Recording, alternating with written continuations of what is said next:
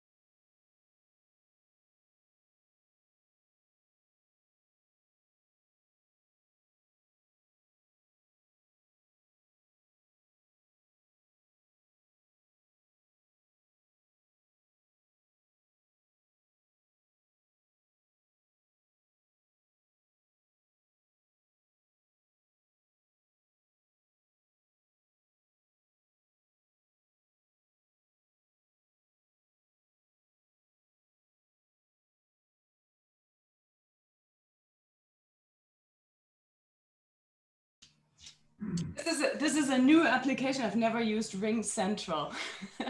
It's the stepchild of Zoom. It's like the low rent version. It's basically the same. Yeah.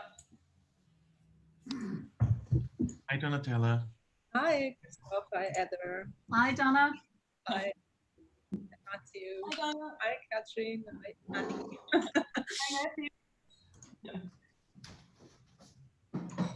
Hi, Christoph. Hi. Is it your birthday today, Christoph? It sure is. Oh, happy birthday. Happy birthday. Thank I you. always forget if it's today, the first or the second, because I know it's always on review day, but because that switches back and forth sometimes. Yeah. I lose track.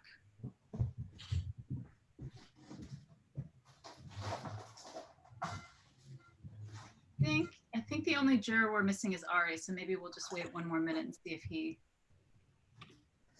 signs on.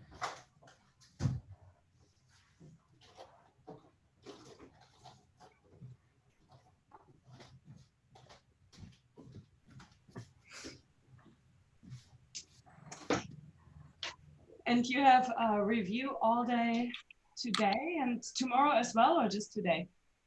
Well, Woodbury has reviews both days. Our department just has reviews all day today. We have 3 sessions. So in total, we have 16 students. We have 14 undergrads and 2 grads. And we'll look at 6 of those projects in this morning session. So cool. Yeah. Okay, well, maybe we can get started. And Ari's a quick study. He can pick up anywhere when he signs on. So Christoph, are you seeing, you're seeing your own screen, right? You're not seeing mine? Okay. I see my own. Now I have, the tiles with everybody. Okay.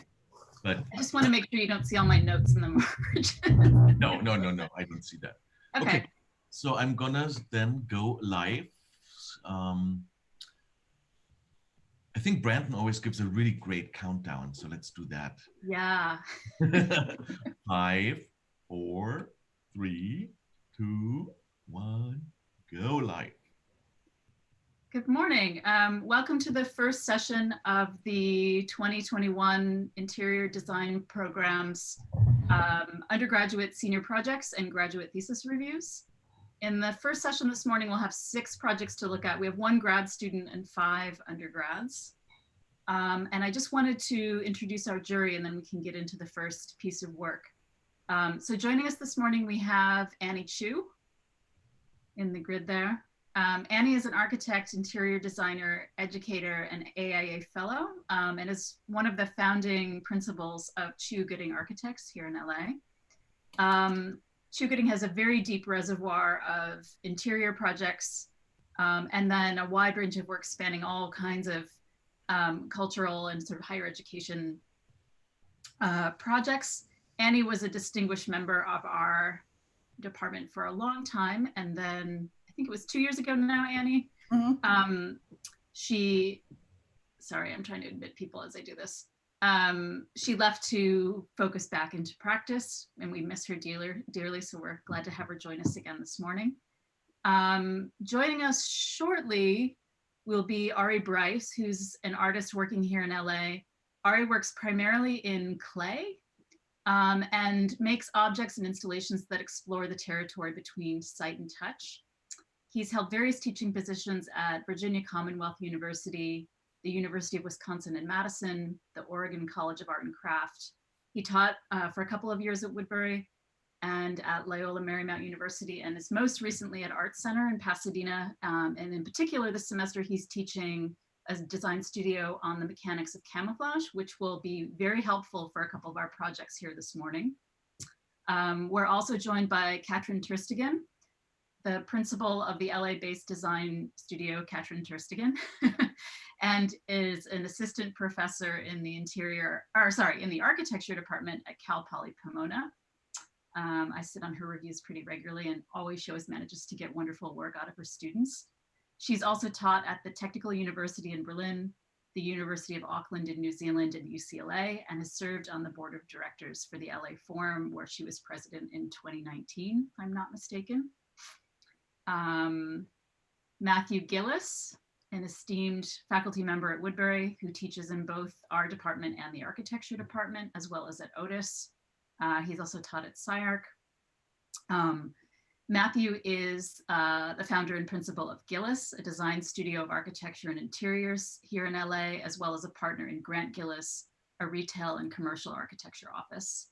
And Matthew was, or maybe still is, the treasurer of the LA Forum and a board member. No, not true. Long Past time ago. tense. Past tense. Okay. And then finally, we are joined by Donatella Kuzma, who's a co-founder and principal at Claret Cup, a design practice working across the human-made environment.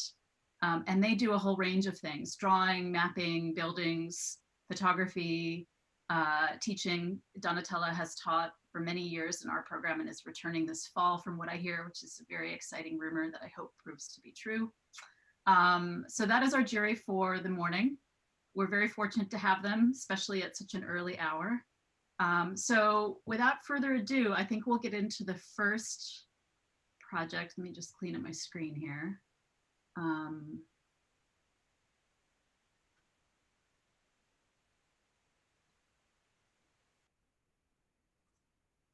think we've got everyone. Hi, Ari. I just introduced you in your absence. Hi. So everyone is acquainted to your many accolades and Oh boy. Well, I guess I got here right on time. yeah. So I was just saying that we have 6 projects to review this morning, 5 undergrad and 1 grad. And we have 1 project that directly deals with camouflage. So I definitely wanted to have you on this jury. And then a second one, which I think you could argue is occupying that territory a bit. So nice. I think we're all set to go. Kimberly, if you're ready, you can send us off and share your screen. Yes, let me share.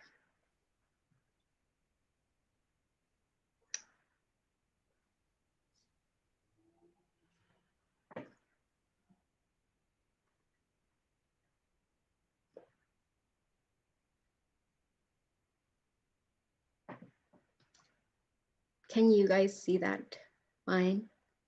Okay, good. Yeah, we can. Okay. Hi, everybody. My name is Kimberly Franco, and the title of my project is Generational Marks. Buildings tell stories about who we are and who we were as people. The spaces we occupy are unintentionally marked from human wear and human participation. Scratched floors, soot on ceilings, coffee stains on surfaces, naturally accumulated in a matter of seconds, minutes, hours, over generations of time. Designers don't often account for or acknowledge these forms of wear in the design process, or they seek to remove them through maintenance practices. In this thesis, I will explore the domestic forms of wear that occur within a house over 4 generations, intentionally designing the relationship between human contact and the architectural elements in a home. Over time, the slow wearing away, breakdown, or buildup of elements will be visible in the house and embraced within the design. I first started off my project by creating time-based diagrams of unintended forms of wear in a domestic environment. The idea was to understand what vulnerabilities are allowing these instances to happen and how I can increase them in my project.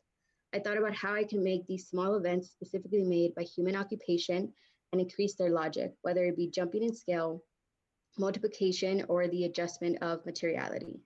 The first diagram explores an instance where a door comes into contact with a windowsill, resulting in a carving from a swing of the door. For my study model, I explored the idea of the door carving on a floor similar to the image on the right.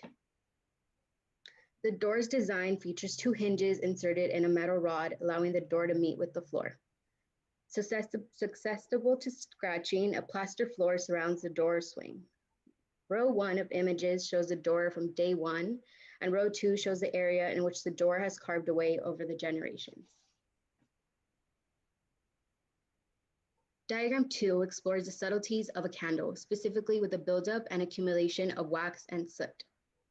In my project, I explored 2 details that would capture the 2 additives, which are usually removed and unwanted in a house.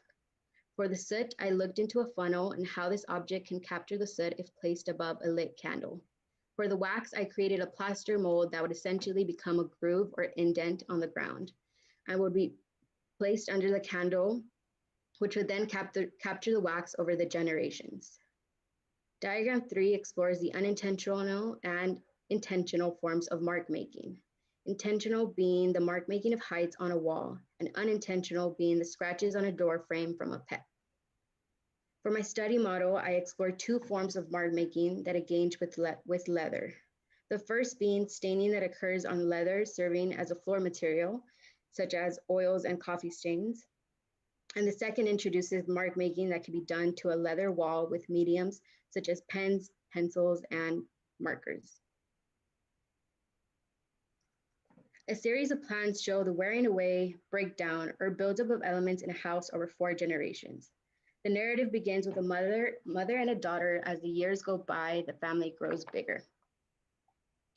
A large copper door becomes the focal point of the house. As the study model shows, the edge of the door carves away to the plaster floor. The more contact the occupants have with the door, the more scraping that will occur, which will then result in a sunken space. A platform shaped to the pivot of the door becomes a sleeping area. Depending on the rotation of the platform, the dining room table serves as a stepping stool to occupy the space above. To the right, the candle appears as a groove with a large cast concrete floor.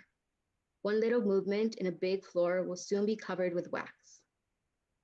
A large counter with a butcher board and sink slowly transitions to a bathtub in a single element. The constant use of the sink and the bathtub begin to leave watermarks on the concrete floor and begin to stain the leather. As the water from the sink falls into the bathtub, it begins to overflow and drain from the edge of the tub to the exterior. Finally, a leather floor surrounds the kitchen, a space in the house that is very subject to wear and stains.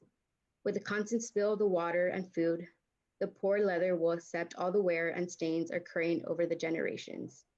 Overall, the subtle accumulations of various kinds of marks are left within the house over time from the 7 family members. The first series of sections explore the door and the bathtub detail. As the large door swings open, the space in the close proximity are affected. The edge of the table and the skylight above are scraped with the movement of the door. The kitchen counter is a subject to extreme forms of repetitive wear. I've extruded the counter to include 3 different programs, which include a butcher's board, a sink that slowly transitions into a bathtub, and 1 single element. From knife marks left on the butcher board, stains accumulating to the use of spices, to the constant use of water. A slab on the concrete mixed with pulverized limestone and copper surround the counter area. As the water runs down the concrete, so does the copper ions, creating a patina to the affected areas. The second series of sections explore the platform bed on the door and the candle detail. The platform of the bed sits at a step above the dining table. On the far right, we see the lit candle dripping down into the groove of the floor. As time passes by, the door moves lower into the ground, whereas the candle detail moves higher to the ceiling to allow for the buildup of wax. Now the platform of the bed is leveled to the floor, and the ceiling flare of the candle becomes covered in soot. Overall, with a series of years, here are the final transformations of the space. Finally, we have a leather floor in the kitchen transitioning into the kitchen wall, allowing the variation of mark making occur within the space. Section 1 shows the wall before any marks are added. And section 2 shows a series of years that have passed by. And all the family members' heights are marked within the walls and embossed with an embossed tool on the leather. At last, all generations that have occupied the house have left their marks with the building, from something as small as a coffee stain on the floor to an embedded mark within the wall. The remaining marks within the space tell the stories of the family living in the house. Thank you.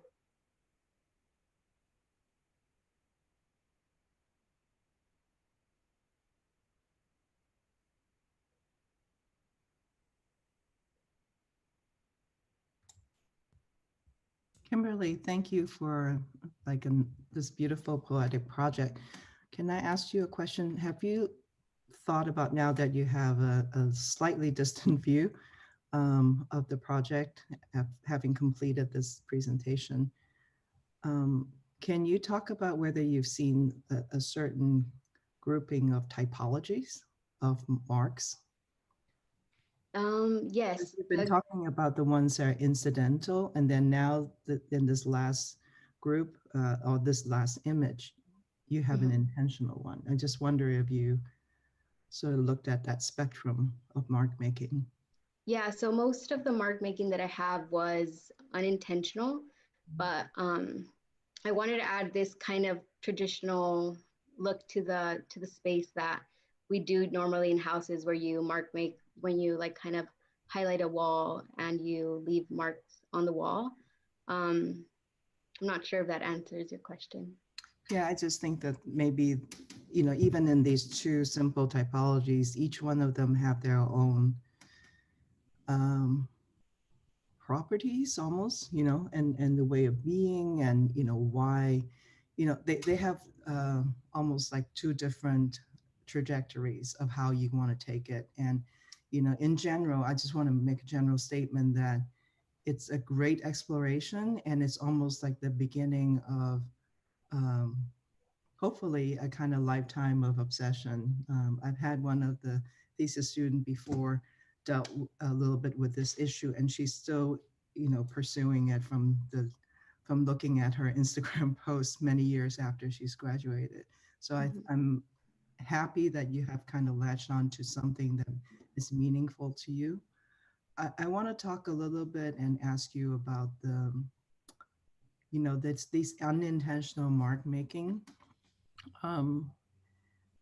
It seems to me that it's there and it's arresting because they are vulnerable. They show the vulnerability of the material that was accepting it. But at the same time, they also come by contrast to the adjacent area of the mark that was made or the stain that was created, showing the resist, of the material. So the tension is there because of the coexistence of what would be pristine and what would be not, messed up, right? So it seems like if you think about this whole house as a kind of total installation, a balance, or a composition, then an unobvious group of materials is in fact the ones that remain fairly pristine. And without it, I think that the materials that, or the marks that are vulnerable, the materials that are very vulnerable, wouldn't have no one to play with. That's my only sort of big question, is how does one handle that necessary but unspoken of group of players here? Yeah, I also really liked your presentation. I think it's really beautiful and it touches upon a lot of interesting subject. I think, first of all, materials in general and the idea of how do you deal with aging and weathering and human marks. I think this is sort of like a broader subject of how the material evolves over time. I think you bring the aspect of time in there that plays a really big part in your project, right? How like something performs over time. And I think the other thing is our obsession perhaps with aging of materials. When you look at, when you look at people's choices, many people would like to have materials that look slightly worn. And there's a whole industry around kind of creating a worn look with materials that are actually pristine and new, but where you artificially create that idea of human marks and aging and weariness. And going back into history, there was a sort of like during the English landscape, highlight movement, people built artificial ruins in the English landscape because they like this idea of morbidity and this idea of decay. So somehow that's sort of deeply rooted in us in a way, this idea of imperfection, the idea of human touch. And I think what might be interesting as like an interior designer as well as an architect, this question of how do you plan for this, or how do you intentionally use materials in a way? Sometimes we're very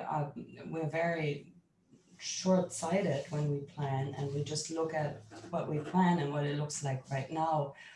And what materials look like right now, but we don't anticipate the weathering and the aging, which can be very beautiful. And I think that's an important aspect to think about how materials weather over time, how, concrete, how it stains. There's a beautiful project, by Herzog and de Meuron, where they don't have rain gutters, and the rain just kind of like just drips down the facade and leaves those traces over time. And that's kind of like part of the project. And some obvious ones is, certainly like the use of copper that sort of like changes over time. So these whole aesthetics of wood that turns silver, that whole like time aspect, I think is really important. There's a book actually about this by, it's called Weathering by David Leatherborough and Moshe Mustafi, about kind of like this performance of materials. And I think it's a really, really poetic thing because it takes this like the time aspect into consideration. So really nice. Thank you. Kimberly, I also really, really enjoyed your project. And I think if this were, like Annie said, to become an obsession and a lifetime of exploration, I think what would be interesting is to hear more or see more about the process that you undertook to experiment with all these materials. I found the presentation really nice and really poetic. It feels maybe a little bit too finished to be able to talk about process and process over time. I think what would be interesting is also to be able to see some of the behind the scenes experimentation with materials, maybe even throughout the duration of your thesis research. Like to see samples of leather exposed to different, to the elements, or to be walked on. I don't know, I imagine that you had like a big piece of leather in your kitchen, and that was what was daily informing your research and your study. So I found it very interesting and really poetic, and able to convey the body of work of your research. The previous images, I suppose, as for instance, this one that is staying on the screen right now, that it feels like really intentional and really staged. Like I imagine if there were kids marking on a wall, maybe the lettering would not be so much in line, or so kind of like straight, and with the indentation all the same. So I think maybe to make your presentation stronger and your research for the future stronger, to use maybe a hybrid between computer graphics and photography and collage of the real objects, of the real material exposed. I think some of the previous images are super strong and really poetic. And I found like, maybe it's intentional, but some of the other images later on feel a little bit more artifact. So I don't know if they are as successful as in conveying your research as the early on. So maybe just think about how you could hybridize your presentation by showing actual real samples, or even a progression in time, kind of shooting a photograph on the same piece over like 6 months. What does it happen to it? I think that could be really nice. Yeah, Kimberly, it was a very attractive, very clear, very well presented kind of study and approach to the way you define the spaces. And it's aesthetically very controlled for something that is looking for a kind of incidental quality or characteristic, and you try to focus those on very specific moments in the habitation of the space, which I like. Your approach, again, that's has been said quite a few times, I think is one that can be practiced as you further your career. But I would want to ask you a kind of expansive question about the materials that were chosen, and how they already are a mark on the larger scale of material ecology. The fact that you're using leather, which is a previously worn by another being, right? And now you're putting it on the wall, and how that has a mark on the culture at large, how the erosion of the concrete, what happens to the eroded part, what's left over. It's very much about removing kind of the history of these materials by imparting a new history on them.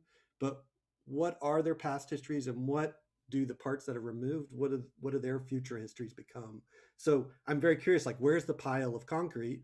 Or after 3 generations of candles, I'm sure it's as big as the door or the table in that room, right? So there's this part that I think just needs to be challenged a little bit, and kind of, it's like it's not really a plot hole, but it's an opportunity, I think, for you to push it a little bit more into your own narrative, not just the kind of imaginary narrative of what might be, but what can those things become.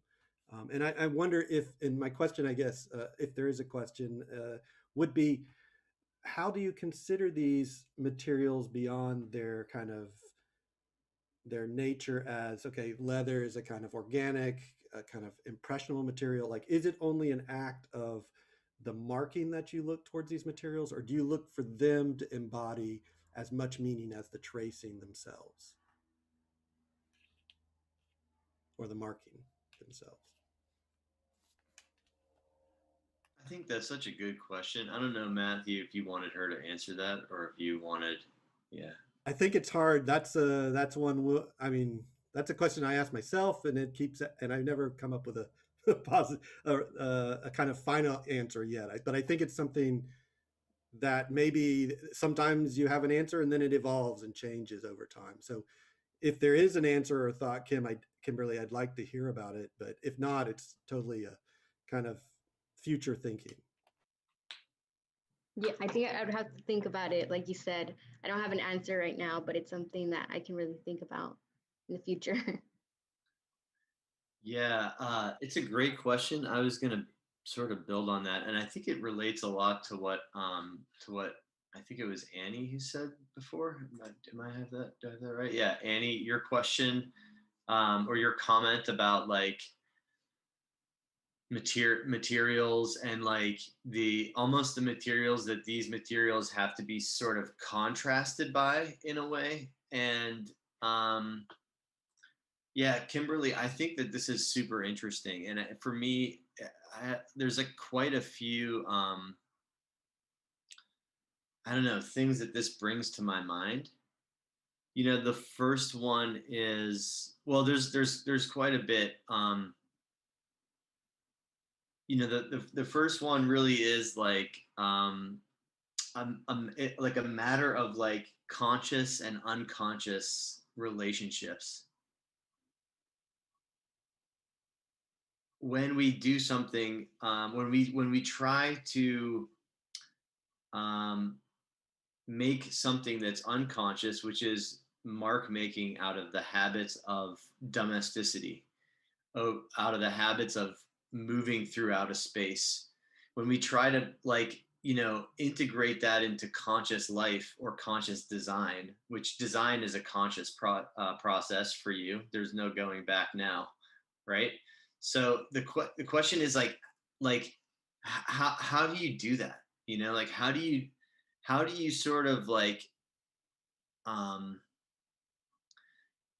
how do you incorporate or transform something that happens automatically into something that like into you setting the stage for something else to happen? You know, and you've chosen to approach that through materiality and through and through like, yeah, basically changing the materials and having it be a change in material over time. And wax happens quickly and leather happens a little bit more slowly. You could imagine materials as like and I'm thinking about this a lot as a person who works with clay. Like you can imagine materials along a spectrum of submissive, of how submissive they are versus how resistant they are to touch. I'm guessing that's why you've chosen leather and that's why you've chosen concrete. I think just in terms of graphically, I want to see, maybe it's an isometric drawing that shows this floor becoming the wall. You said some things about like a sink becoming a bathtub. To me, that's beautiful. And I don't think your drawings really reflect the kind of poetry that you have in mind for that relationship between something that happens at the hand or at a standing position and something that happens at a reclined position. You get really close, but I think you could push that a little further. I also think like there's different types of leather. There's already wallpaper that's made out of ostrich skin, but I've never seen a wall out of leather. And I think that it has seams. And I think where you put those seams are interesting and important to the material. I guess another thing that I would say too is like in terms of the like conscious and unconscious relationship, like that time frame of material is really a big thing for you. It's going to be really hard to show this project and be like, look, marble is amazing after 50 years of people walking into a bank, because it's beautiful, but it's really hard for you to sort of get there with it. And so I don't know. I'm gonna put it in the chat. Like I don't know if you saw Matthew Barney's what was the show, River of Fundament. I think you should check out there's a lot of material use, and it's all about like sort of for him like dealing with material transformations and presenting those to us in the most raw way. And then also just like Rococo painting, I think is a really important thing to look at. And I don't know if you have or not, but anyway, it's a really inspiring project, and it's got a lot of art related, I think, preoccupations. Yeah. Thank you. I'll check those links out. Thank you. Oh, sorry. Go ahead, Annie. I was going to follow up with Ari's comment on the River of Fundament, the Matthew Barney thing. There was a gold-plated piece of turd, and once you've seen it, you'll never forget it. It gets back to an idea of sort of like, as you move forward here, you are a designer, and it's no longer a separation of work and life. What you do in life, what you choose to see and experience in life becomes part of the reference bank for you as a designer. So the reason that, all your teachers continue to keep going to shows, looking at things, reading and stuff like that, is that we have to continuously feed that reference bank. And the more that you can actually connect all these disparate things that doesn't seem to be connecting, but eventually comes out. So for example, as soon as you showed me the door that was pivoting and carving the plaster floor, it just reminded me of, and Heather will be the expert of this because she does it beautifully, is the carver on the tête de moule cheese, which is a block of cheese that's very soft, and you pin the thing in the middle, and then you kind of keep scraping, and these beautiful carnation petal-like cheese comes out of it, right? And that immediately, we looked at that. So like it could have been inspired by that the other way, because it is also an action on the material itself, right? And so how much that material is resistive and giving and yielding, so that you can actually, what I wanted to see is the pile of plaster dust that you haven't shown. So that gets back to, again, Ari's point about understanding the material, like really diving into it. You're just at the surface of it, even though you've experimented with it. Because like Ari immediately talked about, oh, if it's leather, then they come in a certain size and they're hides, and then you cut them off, and then there's seams to it, because when you buy a hide, it really is the kind of skinning of the cow. So you actually have the Yeah. irregular shape of it. I mean, that gets to a kind of ethical thing too, whether we should use those materials or not, whatever. But it also then connects to things that we've seen. So, for example, um, it may be interesting to look at the leather on the wall, but we're used to the placement of leather on the wall because that's how it was presented to us in a cow, right? It's not so Mm-hmm. usual to see the leather on the floor, although this is a readily commercially available product. And in my youth, I've used it. Okay. But what is amazing is when I first saw the shower at a glass house, Philip Johnson's glass house, and this round shower that's part of the, house has a leather tile ceiling. And that's like a total revelation, total shock. So what happens is that you're not really directly affecting and creating marks on that leather by your scuffing of the, you know, your feet or shoes, or by the dog scratching against a leather wall. Now this is the steam of every time that you take in the shower, the condensation up in the on that leather ceiling is creating that mark. So that's what I meant when I said, when you study a material and the properties of the material, there's a spectrum of how to create marks that is still to be discovered by you. The other thing is, and getting back to Ari's point, we really want to see how the sink sort of became the bathtub and all this stuff in a very detailed way, draw it to hell, and really kind of go through that kind of transition of the marks of the kitchen counter and sink to the marks that would be made in the bathtub, right? They're kind of all different. So there's a full spectrum of manifestation of the marking of that wood going from one environment and one set of action to another set of action that really require, and getting back to, Donatella's point too, about how to represent, that's like such an important thing. How do we represent something like that?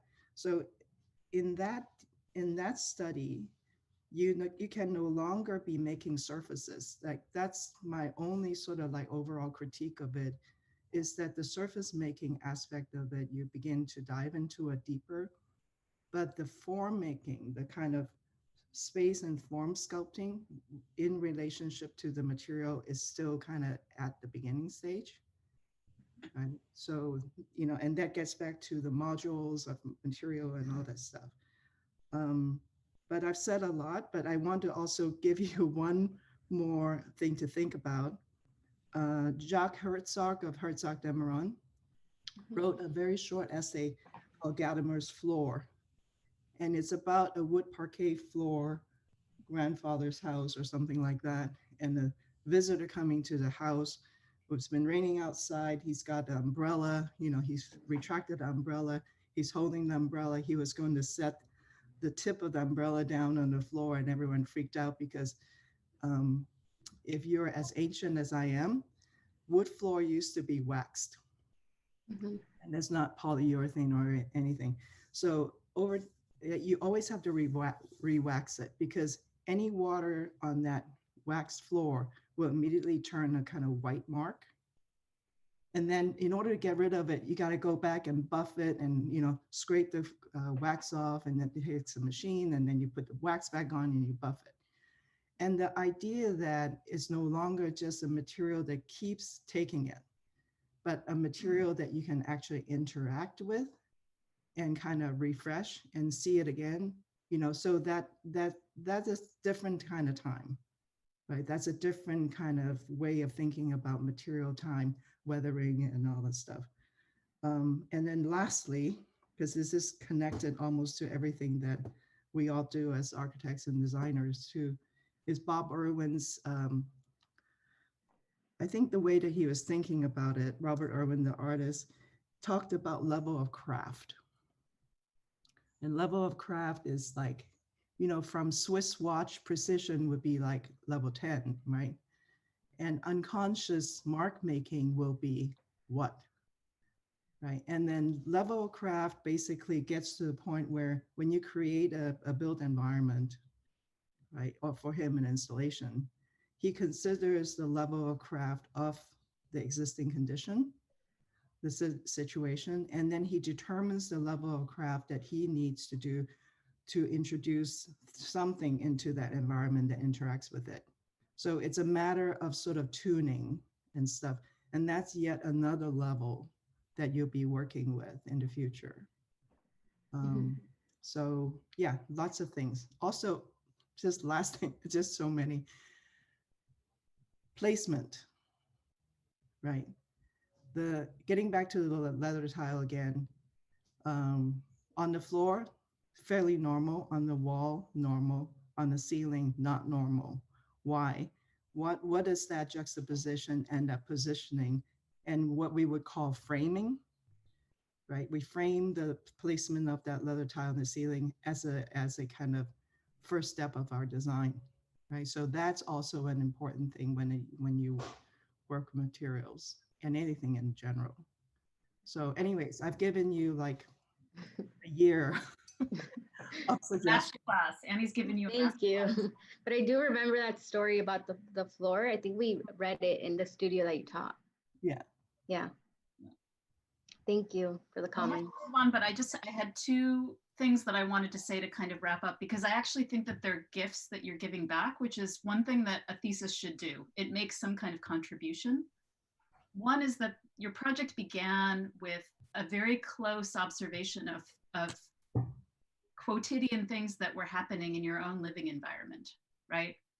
The way that the back door has kind of hit the molding on the window for 30 years and it's sort of carved away this notch, right? And it's maybe ugly or kind of ungraceful, but it's a recognition of a repetitive action that's been happening through use for, all of your life probably. And I think observational knowledge is a thing that is not really on the fore of education right now in design. I think we oftentimes rest a lot on architectural precedent, history, theory, right? Criticism and all these kinds of things. But the idea that we could generate work from a very close, careful observation of simple things that might be happening around us that actually have complexity in them if you dare to look long enough or hard enough, right? And it's really clear, I think Donatella said this to you, if you get obsessed with this, your living environment could almost become a laboratory. You put a piece of leather down somewhere and you just don't even really think about it. It's almost like a bath mat, and you just allow things to kind of accrue over time, and you sort of check in with them and see what new things can be observed. And I would encourage you to start, if you're not already, I mean, to some degree you are, but kind of intentionally living in a sort of experiment, right? Because I think that the lessons could become very profound. Weirdly, I sort of live like this. My house is a strange laboratory of sorts.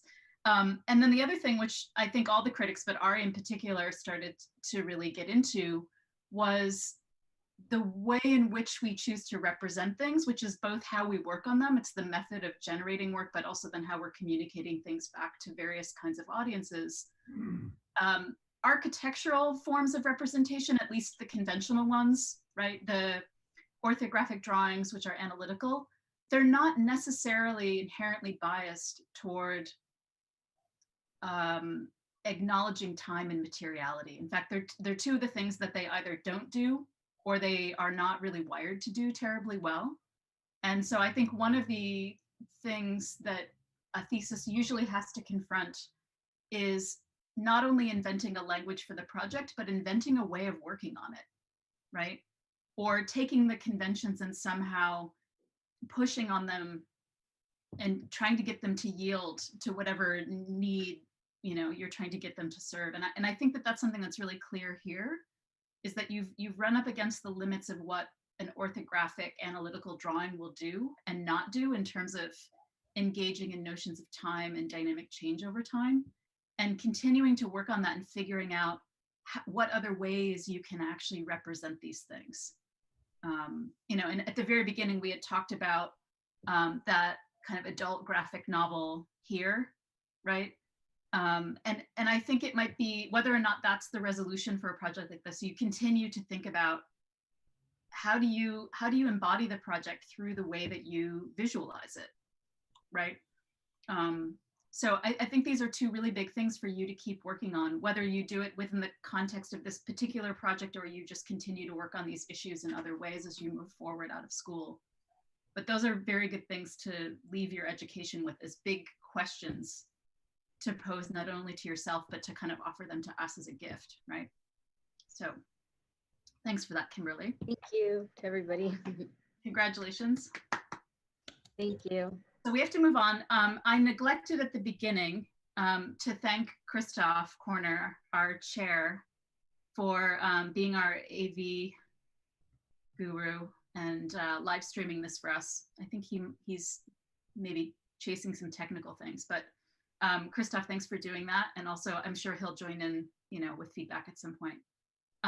Okay, so we're gonna move on to the one graduate presentation that we have in the morning session, which is Rutu. So whenever you're ready.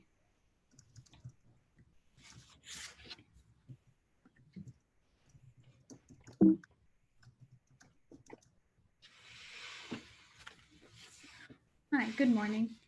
So this semester, my thesis title and what I'm focusing on is called Circumambulation and Experiencing Architecture Through Movement. Our architectural experience is one of a continuous movement and therefore one of circulation. Architecture is apprehended by a moving body in space and time. A designer can therefore choreograph a route to create spatial effects relying on matter of nuances. Hey Rutu, sorry to interrupt you. We can't see your presentation. Oh, I'm sorry. I'm not sure. There we go. Okay. Oh. Now maybe just go full screen.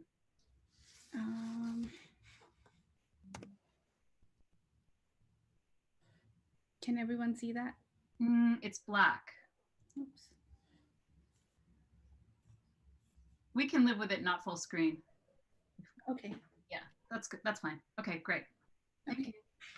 Okay, I'll just restart it. So our architectural experience is one of a continuous movement and therefore one of circulation. Architecture is apprehended by a moving body in space and time. A designer can therefore choreograph a route to create spatial effects, relying on matters of material nuances such as the rate of speed, duration, and the perception of light, atmosphere, texture, and materiality to influence the way a person feels in the space. The intentional design of architectural elements like stairs, ramps, landings, apertures, and thresholds can determine how an architectural project reveals itself to the visitor and heightens the engagement with a programmatic condition. In this thesis, I will explore the spatial components that enhances a person's experience of a built environment through movement. So to start off, I've started looking at 3 precedent studies of museums and what I'm learning through these precedents and how these architects have applied these elements in their design. So the first one is a Sverfen Museum, where he creates ramps and extended landings in his works. Also looking at the section of this building, he has windows where lights come in at different areas and they reveal some areas, whereas they darken out other areas. The second project is the Guggenheim Museum by Frank Lloyd Wright. The museum has a steady downward movement because of the ramp. And looking at the second diagram, we see how the sunlight in this building comes and lightens up only the interior and not the exterior where the paintings are. The third and final project that I've studied is the Taj Mahal. The Taj Mahal has different spaces are created and there are openings and which create these elements of framing the main monument itself. So moving on to my project, I have chosen the Dutch still life painting. I've chosen these paintings because these paintings are quite tiny and they require a certain amount of approach for them to be viewed. They're detailed too. The paintings I've chosen are from the year from 1600s to 1720. So for these paintings, I've used the East Indian Company House to place them in. This the house was mainly a warehouse where for many of these paintings were painted, sorry, not painted, but many of the items that were painted in the paintings were stored in this warehouse. The design concept is also derived from the painting itself. So usually the paintings have a lot of curvatures, and these curvatures are my my influence for the staircase, the ramps. I've also used the same curvatures to create the walls, and merging these two, I've created a space where the ramps meet the walls and where the paintings can be placed. So now looking at the 3 floors of the space, each floor has a different, they're framed differently, and paintings are placed in specific ways.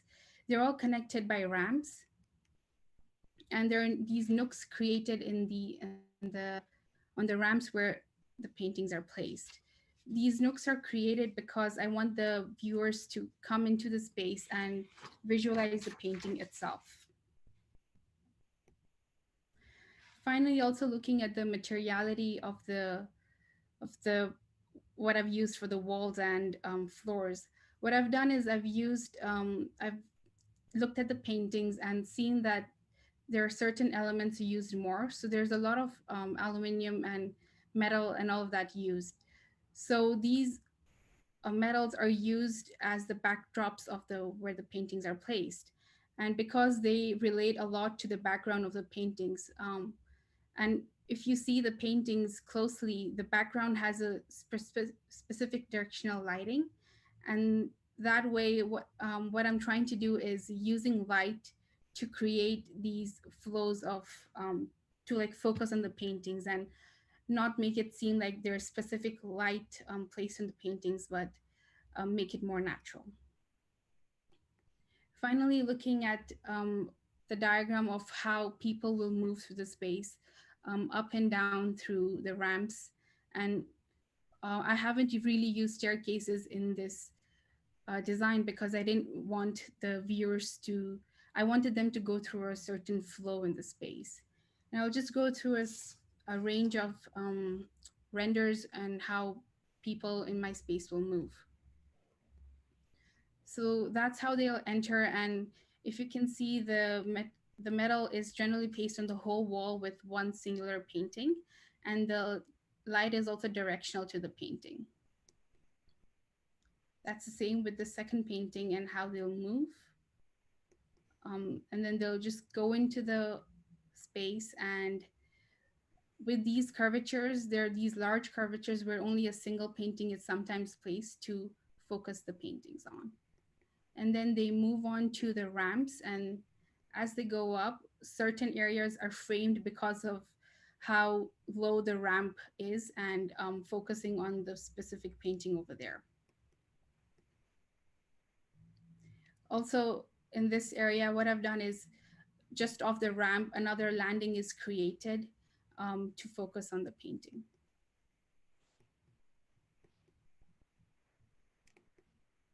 And yeah, so these are just the processes of how the viewers will move through the space up and down.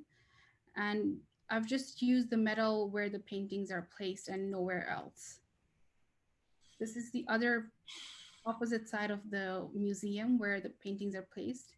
These are the nooks, individual nooks where the small paintings are placed, and how the light is directional.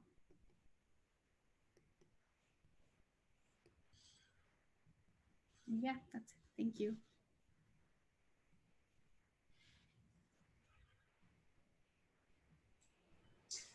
Thank you, Rutu. I want to start with a question to you. Are you proposing like a permanent exhibition that will never change? Like, in other words, do you designate very specific paintings to those specific spaces, or could you imagine that you swap out the paintings? No, the exhibition is only for these specific paintings because I've used the paintings to design a lot of my spaces and the materiality and all of that. Yeah, and that opens up a very interesting discussion about the relationship of architecture and art, and the display of art, and the different philosophies of display of art. So you have basically tailored the space around the specific art pieces.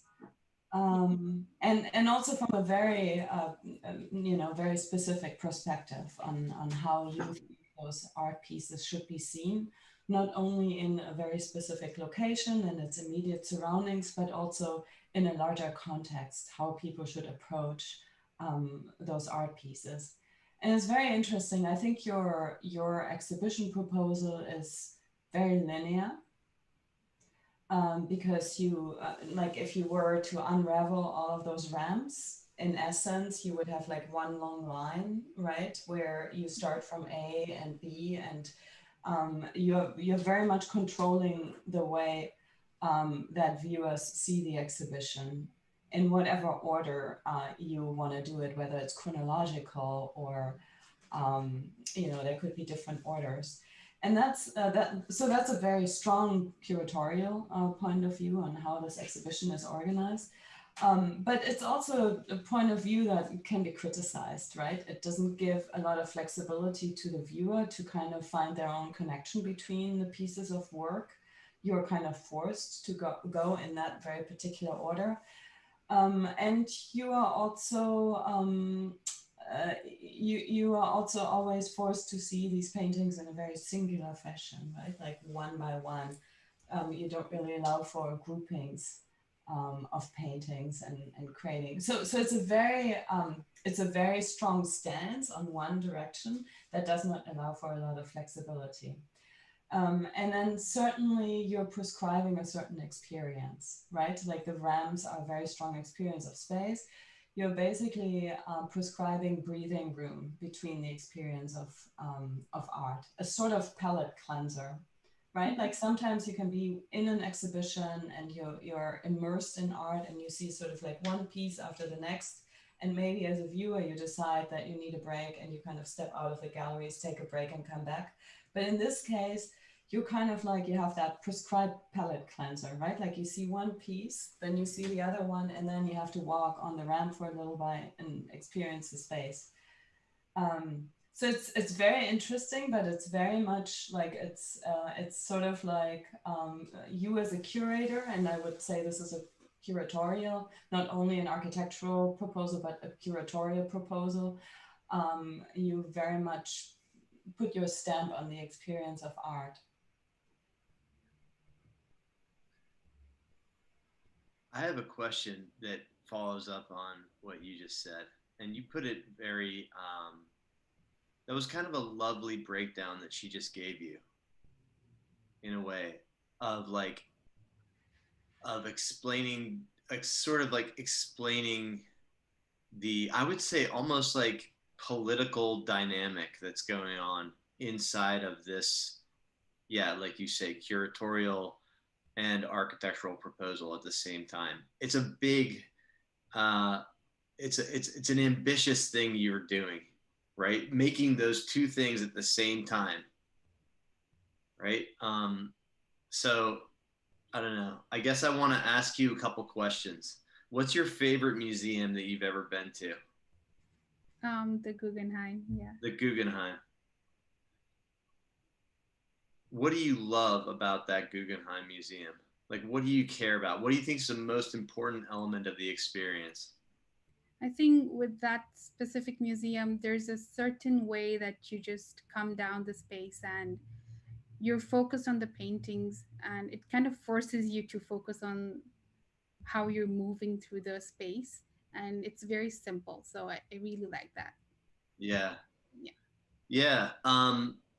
That's cool. It's so interesting when you said coming down through, I was just like, I move up through that museum. Like it was just an interesting difference in the way you brought it up. I guess I'm asking you that, like, that museum is programmable and there's different things that show up in that museum. You know, this brings up a question about like what an actual museum can do, right? I mean, you have like, if you go to Denver, you have the Clifford Still Museum, right? And that Clifford Still Museum, I don't know, your colleagues or you guys will be able to say who designed that. I can't remember the designer. So that museum is only for Clifford Still's paintings. And they show sometimes exhibitions of other people who have either hung with Clifford or whatever, you know, they like have an effect on him. There's a bunch of different ways to say this, or that he's had an effect. They sort of show his, I don't know what I'm trying to say, influence in the world of painting. The point is that museum is only for his paintings. It was built for his paintings. If you go down to Houston, you look at the Menil collection. If you look at the Menil collection, you see Cy Twombly's works in site-specific place. There'll never be anybody else's works except for his there, and same with the Rothko Chapel. So those are spaces that have been designed around paintings. Are you familiar with those spaces? No, not the ones that you mentioned. Yeah, so I'll put it all in the chat for you later on. But I think that it's really important for you to go to places like if you go to the museum designed by Tadao Ando that's for Liu Fan's work. It's designed around his work. It's exquisite. It will never change. No one else will have a show in the Liu Fan Museum except for Liu Fan. It's a very difficult thing even for Tadao Ando to take that on, and there are ramps and so forth that move throughout that space. There's another thing I want to bring up to you. It totally has nothing to do and everything to do with architecture. It's the work of Andrew Huberman. I'll put his name here, and he's a neuroscientist who works on this idea of neuroplasticity. And a big part of what like his work deals with is basically something called path, duration, outcome, which is something that I'm just learning about right now by listening to his podcast and such. This is to him, like, we are all geared towards an experience of path, duration, outcome that is really that really like relates to the amount of anxiety or the suppression of that anxiety when we have a sense of that path, duration, and outcome, or when we don't, right? That is the thing about, that's the thing about the Guggenheim that I think is the most important thing. I visited it tons of time before I listened to an Andrew Huberman podcast, but when I think about it now, I'm basically experiencing a retrospective of somebody's life. I'm moving up through their life, coming to the end. I'm going to experience the last things that somebody made in that museum. And there's an anxiety around that, right? And it's sort of a slow build. And you're kind of on this path. There's plenty of ways to opt out in that museum. And I think that if you present this work and you only ask questions, the whole presentation is only interrogative, mm-hmm. and those questions truly don't lead you down any specific path, I think it will enhance the meaning of this work. Because just the sense I get from you is that you don't want to have something that controls what everybody does. And I think this gets a little close to that. Anyways, good job. Okay. Okay, Sorry on for too long there. There's a lot. No, that's good. I think I'll have a go at it. The first thought I had was, these are all very beautiful representations of these moments in this museum. And, certainly even at this very last view that we're looking at, this is the kind of experience where architecture has a very strong hand in creating an experience of the artwork. So in other words, what you've been working on is a frame. And it gets back to that first thing that you talked about, where the background of these artwork, of the still life, inspired you to think about visually similar, patinaed materials. And you chosen that to be the background.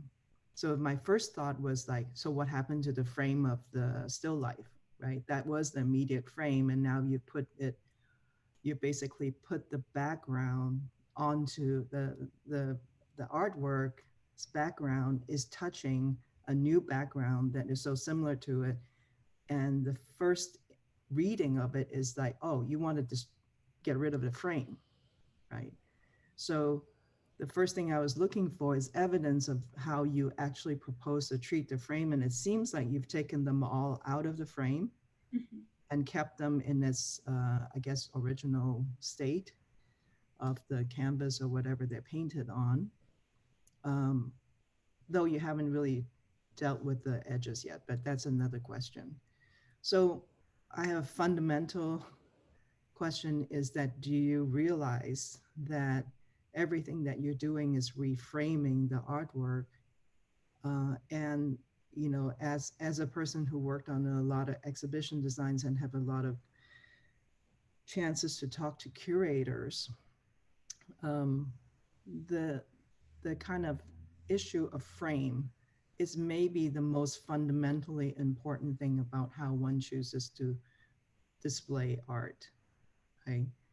There's typically understood that there's a cultural frame, you know, that's understood. Like, how do you want to represent this art in terms of the culture of the situation of where the museum is situated, where the art had come from, and does your installation or your proposal of your frame, meaning architecture and all the stuff that you propose to add to this and situate the work, contribute to a dialogue of the frame. So let's say you're not interested in that. Then there's a kind of a subjective one, you know, are you trying to expand the kind of personal psychological experience of these works into the frame that you're creating? And then there's another one, which is the symbolic of it, you know, the structural frame, which is, you know, art as symbolism and, you know, as language and stuff. And are you interacting with that particular thing? And then finally, there's, you know, a more current thing, which is like, let's look at the inconsistency of the artwork relative to what has been known about and written about the artwork. And I'm going to, as a spatial designer, create a condition by which you can look at inconsistencies, you know, and re-investigate or re-examine what has been known about these artwork just by the way that I have situated them. So I think that one has to take a stance, and maybe this is like something that you will continue to think about. I do think that the first idea, I'm still questioning the first idea, which is so radical, but yet so potent, which is, let's make the wall the same as the background of the painting, right? And what does that really mean, right? And, you know, because typically people would create contrasts or what they think is neutral, which is typically a white wall, which I don't believe in. And you've chosen to do something very radically different and almost like controversial, right?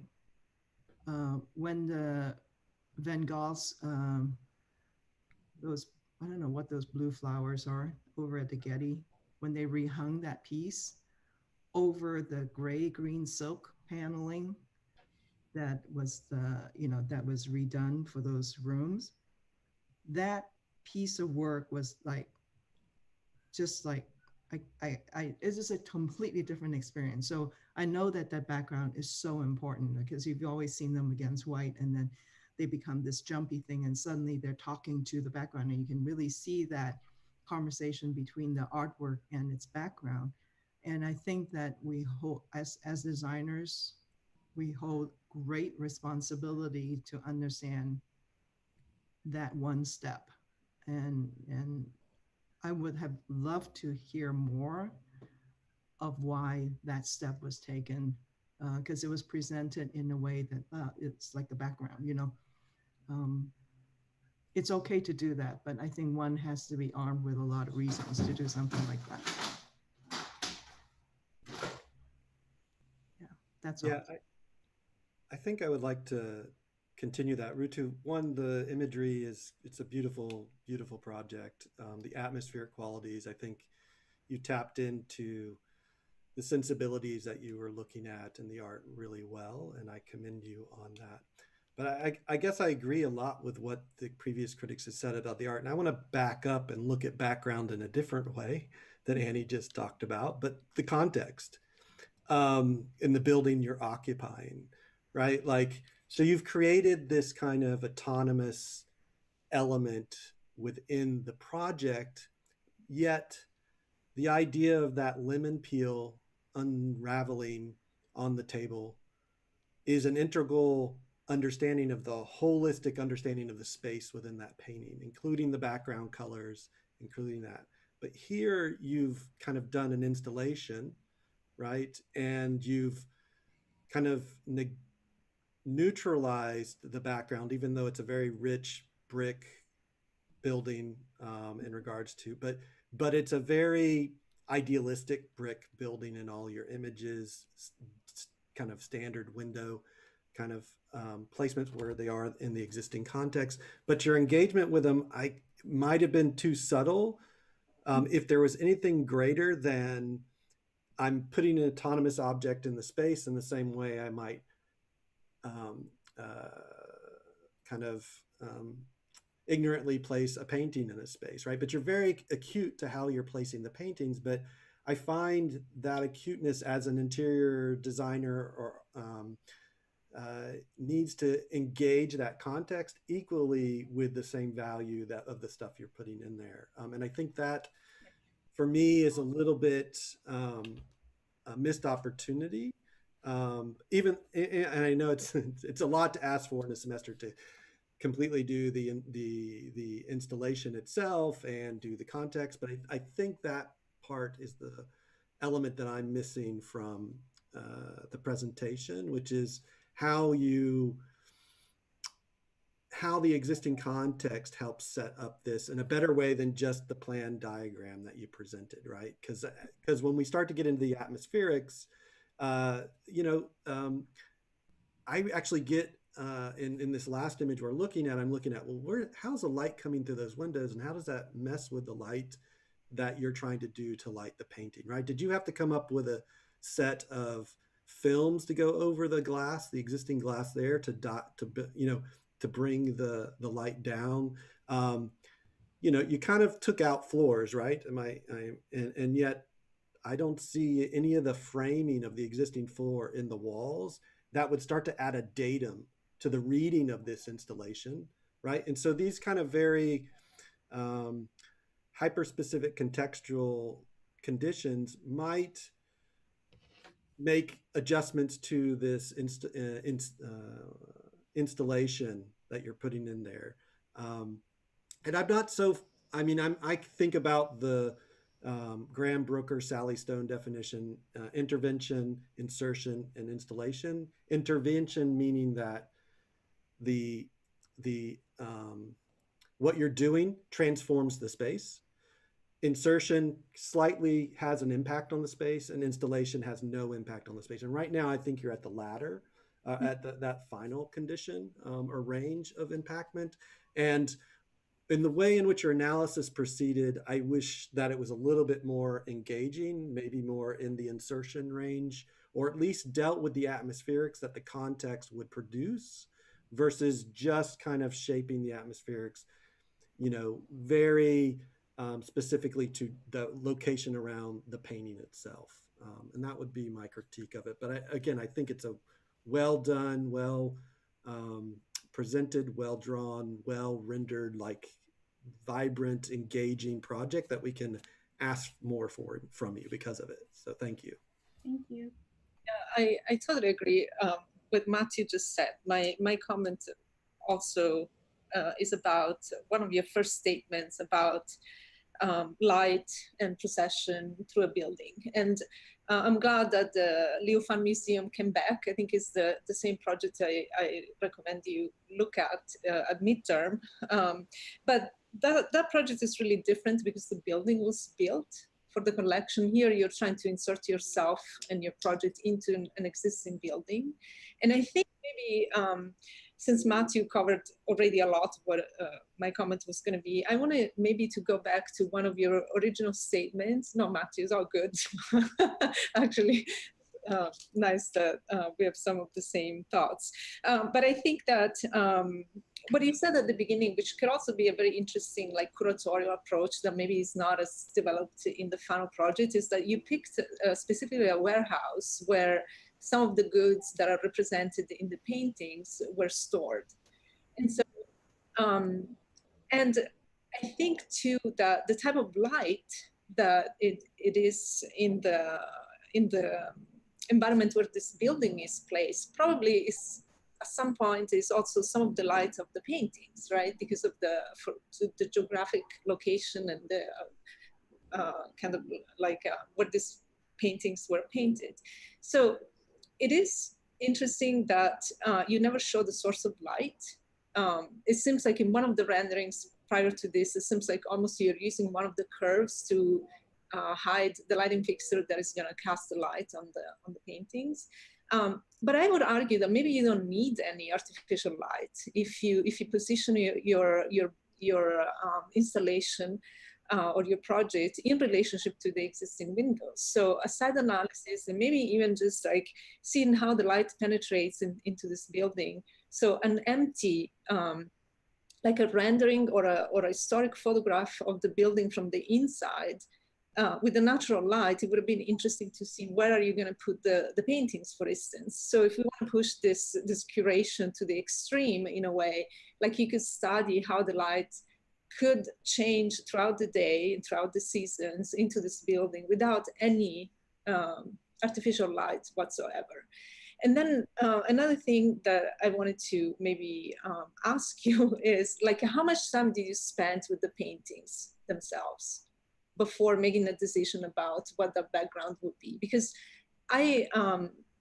we couldn't see very well which one you selected because they're represented, you know, we look in the screen, a small drawing, but I could argue that potentially there are so many nuances, right, in these backgrounds and in these colors. And I wonder if the background of one metal is throughout the project, it's enough to convey those differences, or if they are of interest to you at all. But I would think that even the background would change very much with once a different type of light hits the background throughout the day, throughout the seasons.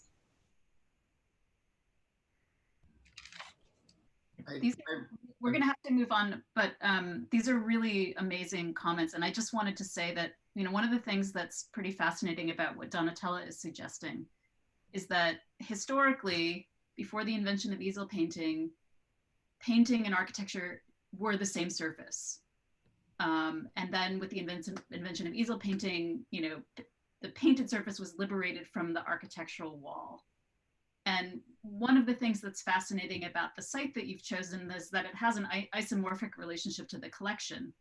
Like literally the day lighting in this space is the same light, apart from contributions we've made to the atmosphere in the intervening centuries, to the light of the studios that these were painted in. And so there is that direct kind of relationship of atmosphere. But also it was a warehouse where many of the artifacts that are the content of the paintings would have passed through.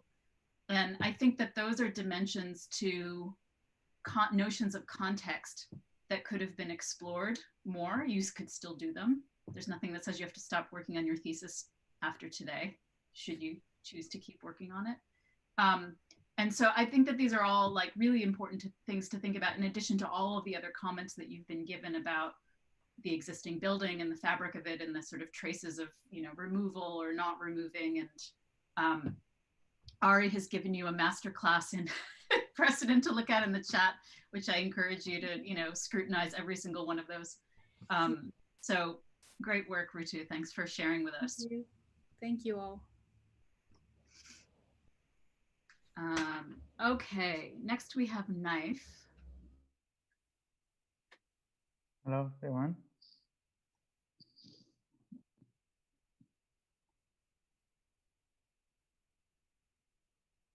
See my screen.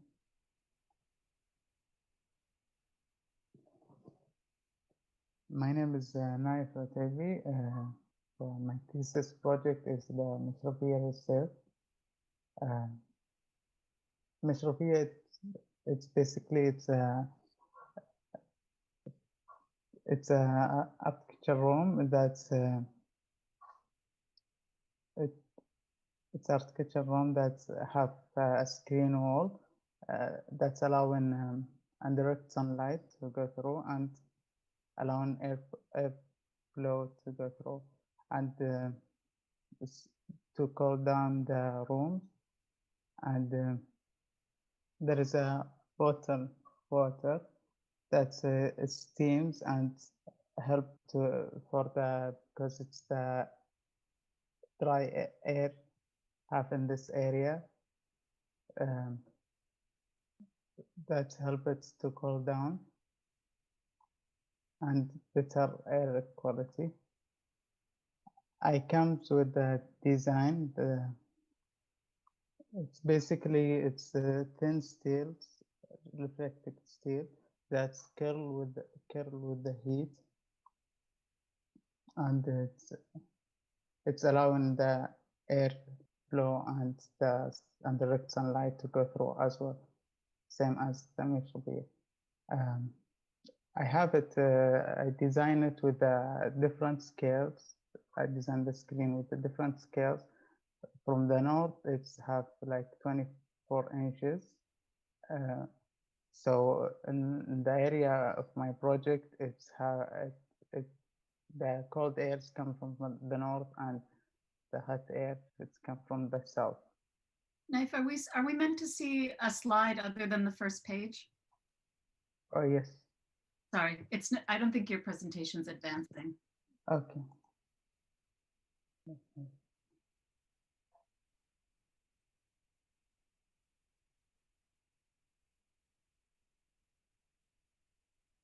You can see the other pages right now.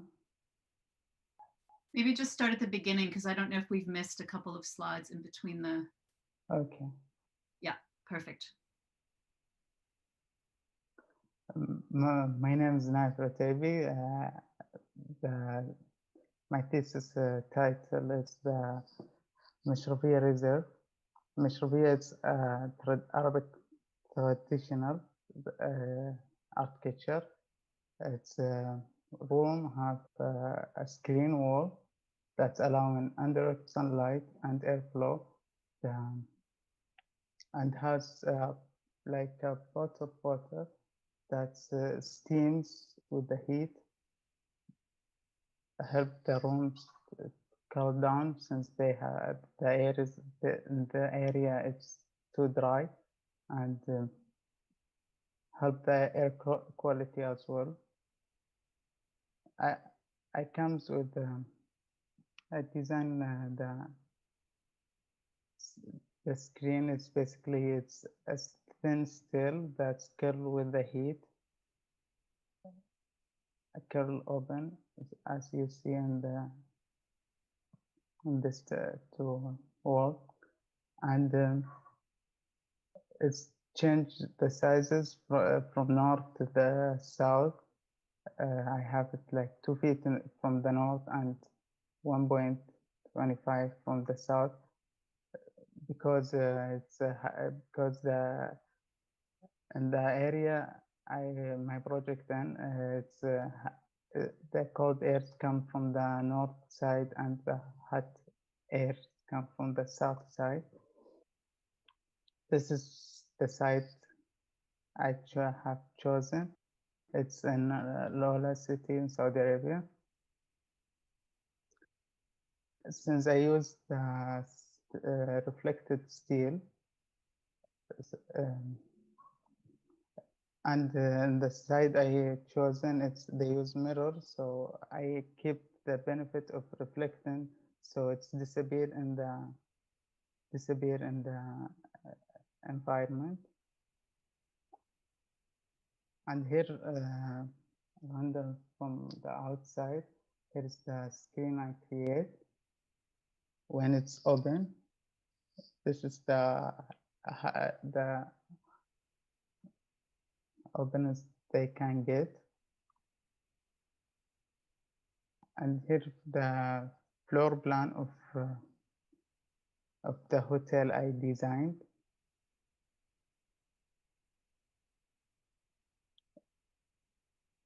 And here's the section. As you can see, this corner is the north side.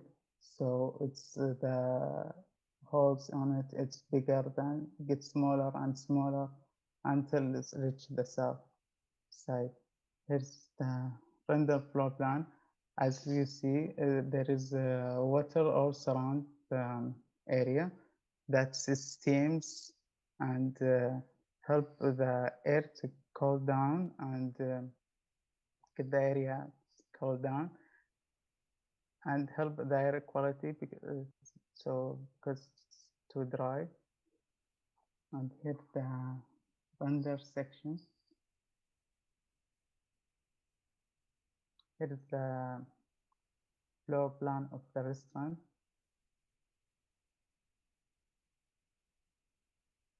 And here's the floor plan of the biggest room and the small rooms. Here you get the day render.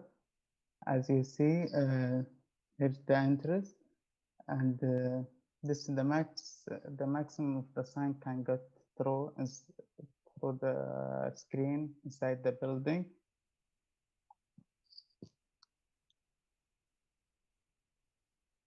And here is the restaurant.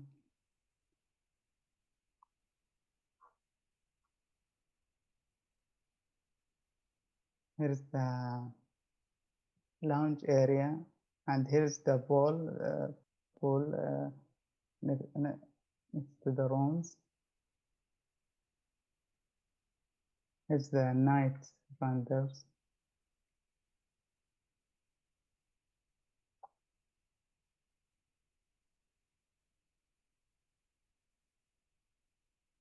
And this is the close-up look for the steel when it's still, and this is the entrance.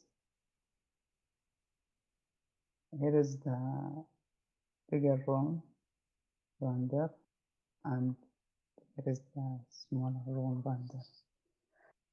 That's all I have. Thank you for listening.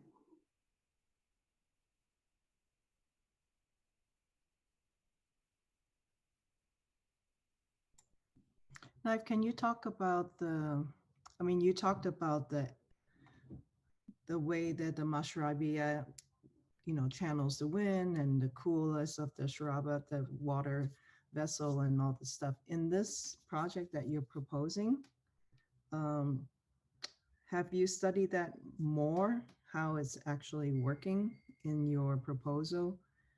The one thing that we're going to just put on the table right now that traditionally, as I knew it from other thesis students in the past who also worked on this from that part of the world, the mashrabia has a great role in the kind of distinction and separation of public and private spaces between genders. So the women interact with the street through the mashrabia. Yeah, since it's have like a small opening on it, so from distance you cannot see through. Yeah. And if you get closer, you can see through from the inside out to the outside. Right. So it's about the woman's place in that part of the world and how they actually interact with the public street. Also,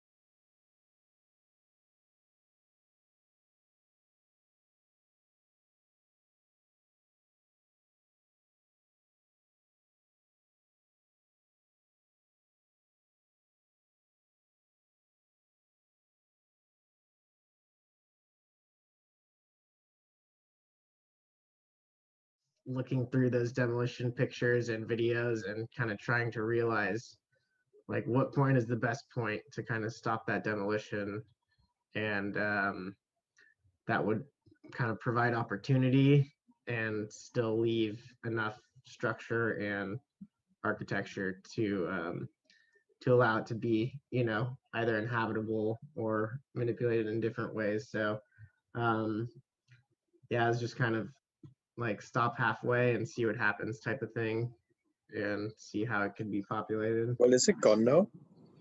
It's gone now, yeah. It's completely gone. So okay. And you document that. One thing I would suggest in your thesis is, as you wrap this up, is all the documentation. I think you should show. Okay. Yeah, because pretty I much think images of it, and that same image comes up again and again, which gives like a little bit the impression of a lack of material that you have. But the way you describe it is that you have a lot of material, a lot of documentation, and would be interesting too. yeah, I have like a library of like probably 40 plus photos of the demolition process, but I decided for time's sake and representation's sake of the project, I would just kind of point out the ones that related directly to the renders I was showcasing. And how did you take the photos? These are actually shots from high quality video, drone videos. Where did you get it from? It was just available online for free. So you didn't go there actually? I went there. I went there and took this photo, and I got to go in for probably 15 minutes. And I told the guy like I was a student, I'm trying to do some research, and he let me. I got the construction guy's number, and he sent me a video of this part of the structure being demolished, which kind of led to me trying to somewhat recreate the way it was demolished and kind of fell down. It's kind of hard to do that successfully in the digital world, but it was definitely helpful and kind of helped inspire which parts I wanted to utilize.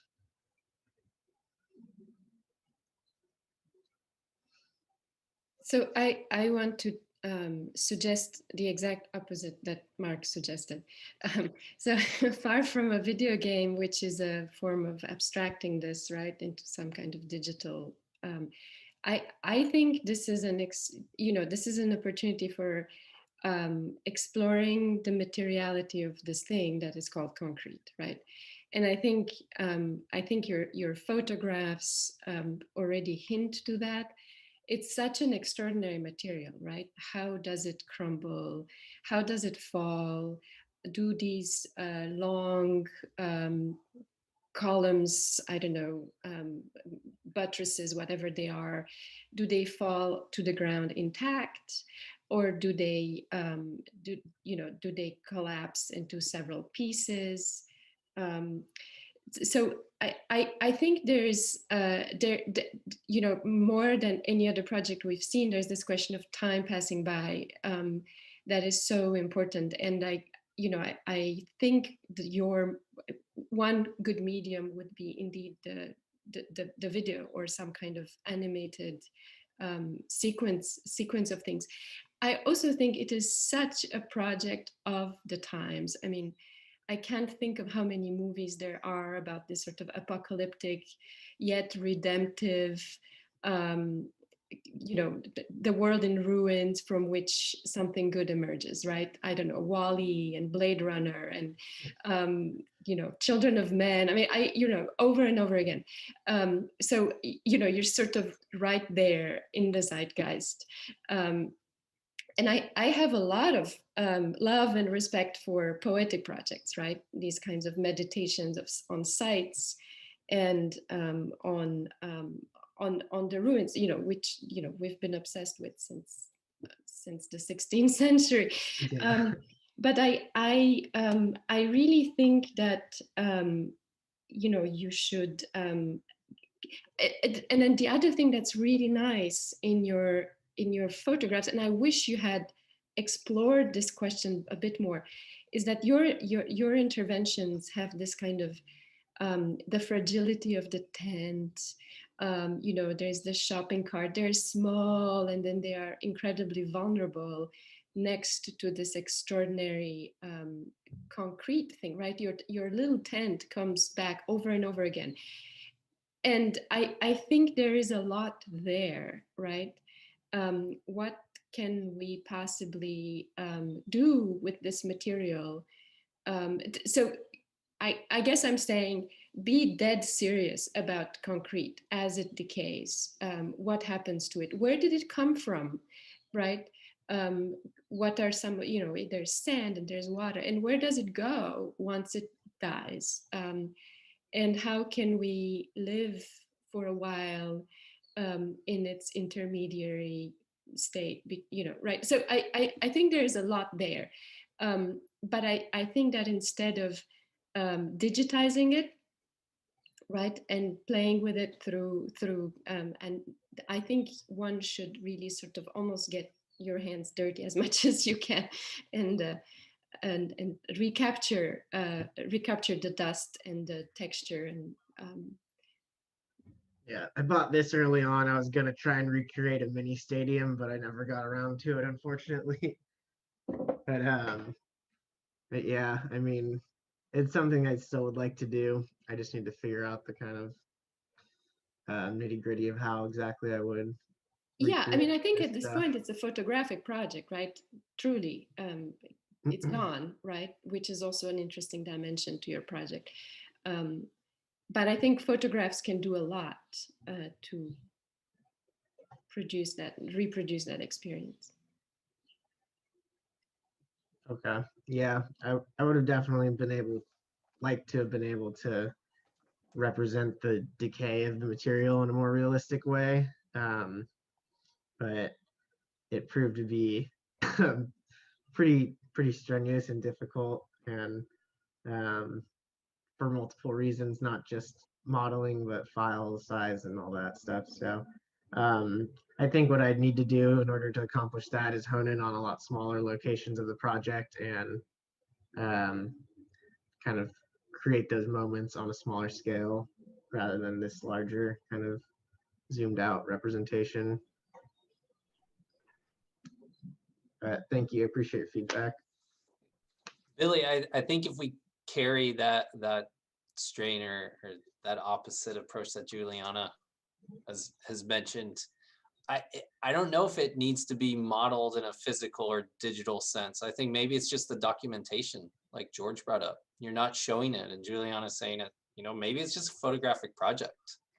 I would like to see these renderings actually have your photographs, and you are with your own hand or in Photoshop, however you want, but you're creating whatever effects and interventions to the image itself. I think the rendering doesn't do you, it doesn't really do you any service because it's lost a lot of that material quality that Juliana's brought up.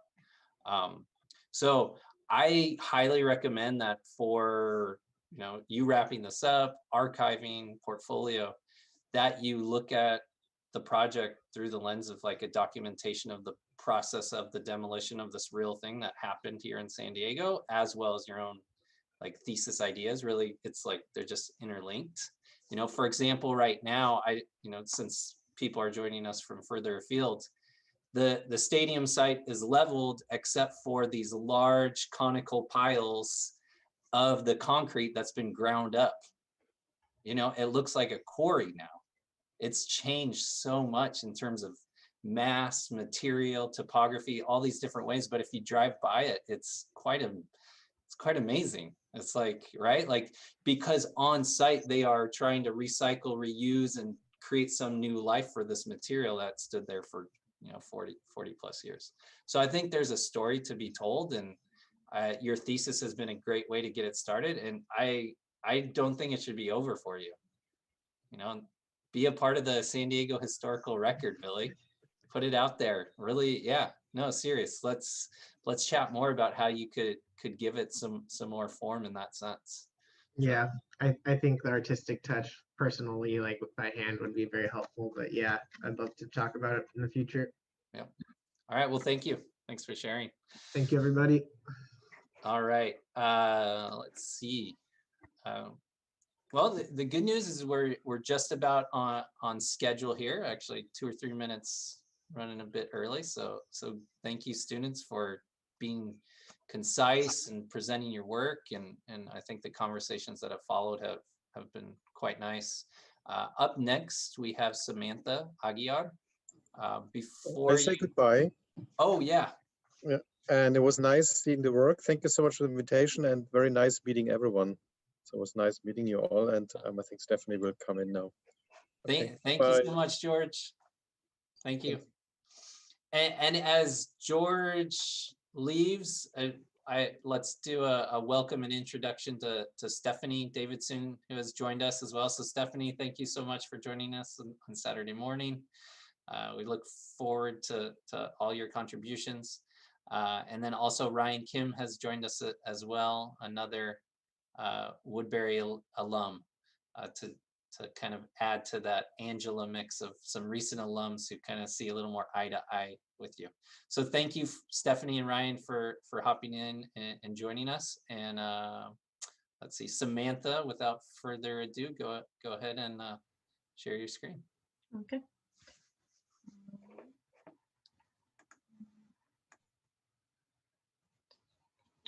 Okay. Hi, my name is Sam Aguiar, and the name of my project is Design with Alzheimer's in Mind. The main purpose of this project is to explore how an engaging environment can provide a better quality of life for Alzheimer's patients. The project consists of an elderly living community specifically designed for Alzheimer's patients. The site is located at Jordan Lake in North Carolina. This location is a busy spot during summer with activities such as camping, hiking, fishing, and access to boating ramps. This site was chosen with the intention of using nature as a form of therapy for the residents. This community includes single cabins, shared kitchen spaces, a diner, a grocery store, and a health center. This place is tucked into a heavily forested area, which allows for the cabins to be part of nature and for the residents to be engaged with the outdoors as an everyday activity. Light therapy is very important for the patients. It keeps their biological clocks working correctly, and it improves their sleep schedule and reduces mood swings and depression. This project also focuses on texture and color, as well as creating a safe environment for the residents, which allows them to stay independent. For Alzheimer's patients, texture and color plays a big role in their everyday life, as it allows them to identify things with ease. For this reason, the cabins were designed to be easy to identify by making them different colors and shapes. The bottom floor of this two-story cabins has the space for residents, which includes a living room area, bedroom, and a bathroom, as well as open space to accommodate for any hobbies that the resident enjoys doing. The top floor is a loft. This is designed for either a family member to stay at for a couple of days or a nurse to move into when the resident needs 24-hour care as the illness progresses to the third stage. All the cabins are designed with big windows, and this allows for as much natural light as possible indoors. The community also includes a 60s themed diner and a grocery store. The diner stimulates the residents' memory by making it look and feel familiar. Stimulating memories is a form of therapy for Alzheimer's patients, as it provokes positive feelings and can help them feel safe, increase their self-esteem and well-being. The second half of this building is a grocery store where all the products are included in the living expenses. It is designed to give them independence by allowing them to do daily errands like they would back at home. By shopping here, the residents experience a sense of normalcy and living a normal everyday life. One of the main symptoms for Alzheimer's is wandering, and in most cases, getting lost. In order to create a safe environment for them, the type of pathways around the community became very important. One of the pathway systems is elevated. This allows for the residents to be able to walk around without being able to get off the path and wandering into the forest. These paths can reach a height of 8 feet as they get closer to the shore. This height allows for ground paths that can go underneath these elevated pathways and create engaging moments for the residents to stay alert and engaged with their surroundings. Another reason for this elevated path is due to this site being prone to flooding during certain times of the year. This height allows the paths to remain functional when the area is flooded. As part of this project, safety is a big concern. Therefore, one of the main forms of security is having a boundary sensor. It goes around the community, and this allows the site to feel open without any visible fences. But when a resident crosses that border, it alerts security by the GPS watch that the residents are given to wear on a daily basis. This watch can also be used as an activity tracker, which is highly encouraged for residents to stay active, to keep their minds and body engaged, as it also helps with mood swings and depression. Overall, just design choices for this housing community for Alzheimer's patients are meant to provide a better quality of life for the residents by giving them back their independence and safety. The pathways create a safe way for them to explore nature, as well as interact with other residents and provide them with engaging activities where they can still make their own choices and give them a sense of normal everyday life for them. Thank you.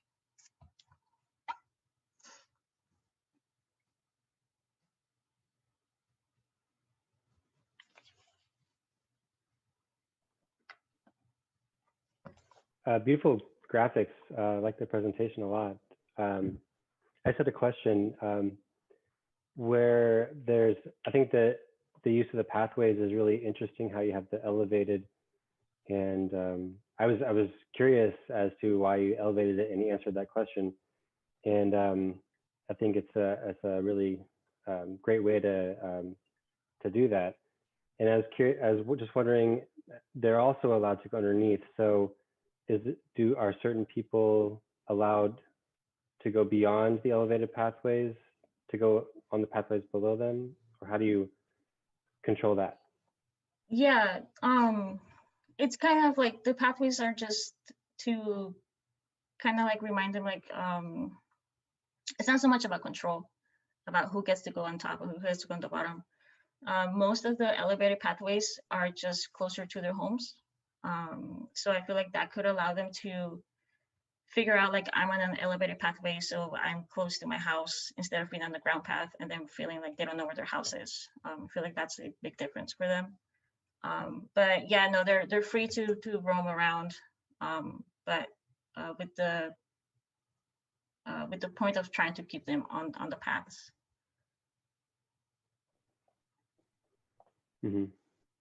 Yeah, I could see that being a really important factor for them as they experience this space. Yeah, being able to know that this very defined path, having it separated from the ground, I think, yeah, it makes it very clear where it's going, and they can see exactly where it's going. So yeah, I think that's a great idea. And just nature in itself, of course, is wonderful for Alzheimer's people. I think I guess because it's very understandable, and so I guess Alzheimer's people are very confused. So like nature you can understand that on a very primitive level. So like that is a very calming effect. So right. I think it's a great place to locate this. Good site selection. Thank you.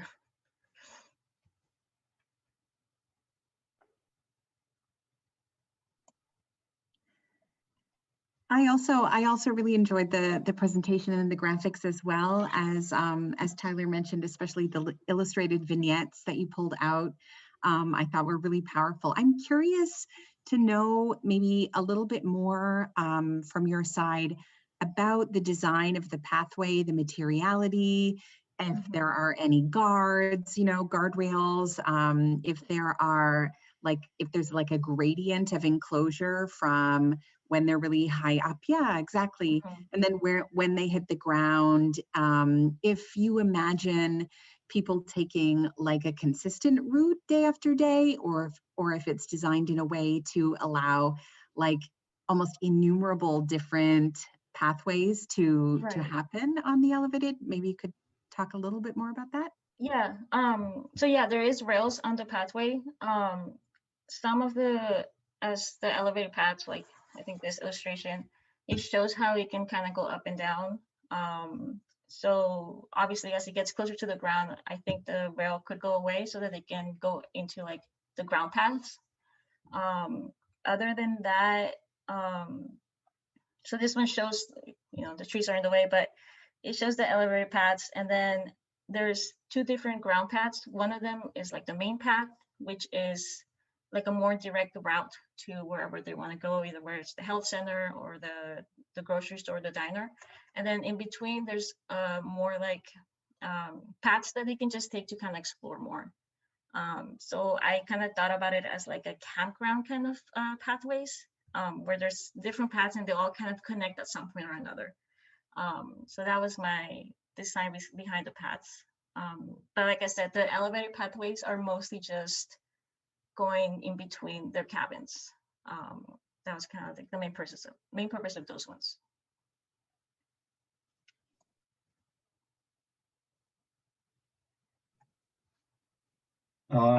Ryan here. I really like the whole topic and the whole idea of creating community. And I really appreciate your thorough investigation. And I think I can see that on your programs and the buildings. But I would like to see or hear more about the path, like if it has any embedded program, or if there's any texture, shapes, colors that you mentioned you actually showed in the buildings. How does that shows on the path? And I think because to me, the path is the most interesting part of the project, how it goes up and down. It's kind of also has kind of playful idea to it. So it would be really nice if you can talk about more about how does the texture of each portion of the pathway affects the program or something like that.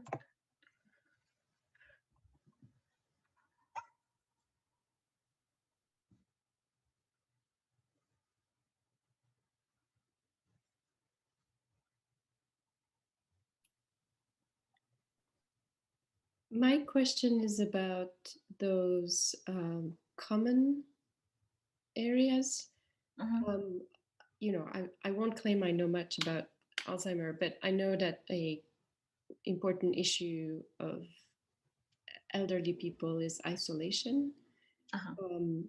Right, the fact that they don't see their families often enough, or their families are far away, or they can spend days after days alone. Right.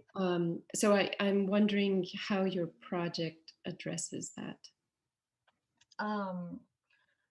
Yeah, so that's why I did like the shared kitchen and like the diner and grocery store. It's like a place for them to like interact with each other. Like, you know, if they want to go get dinner together or something like that. Also, the health centers are also kind of like a place where they can have activities like, you know, painting classes, music class, stuff like that. And like I said, like the residents are like highly encouraged to be outdoors as much as possible. So I think that would also help them interact with each other more instead of just staying in their single cabins. But isn't the path a bit of a single person activity? In other words, could there have been moments along the path where people can sit down, maybe a few benches where they can hang out, 4 or 5 of them? Yeah, I agree. Yeah. Yeah, I think maybe creating those moments in the paths would be good for them to kind of like sit around with their other friends around the site and spend time with each other. So, yeah.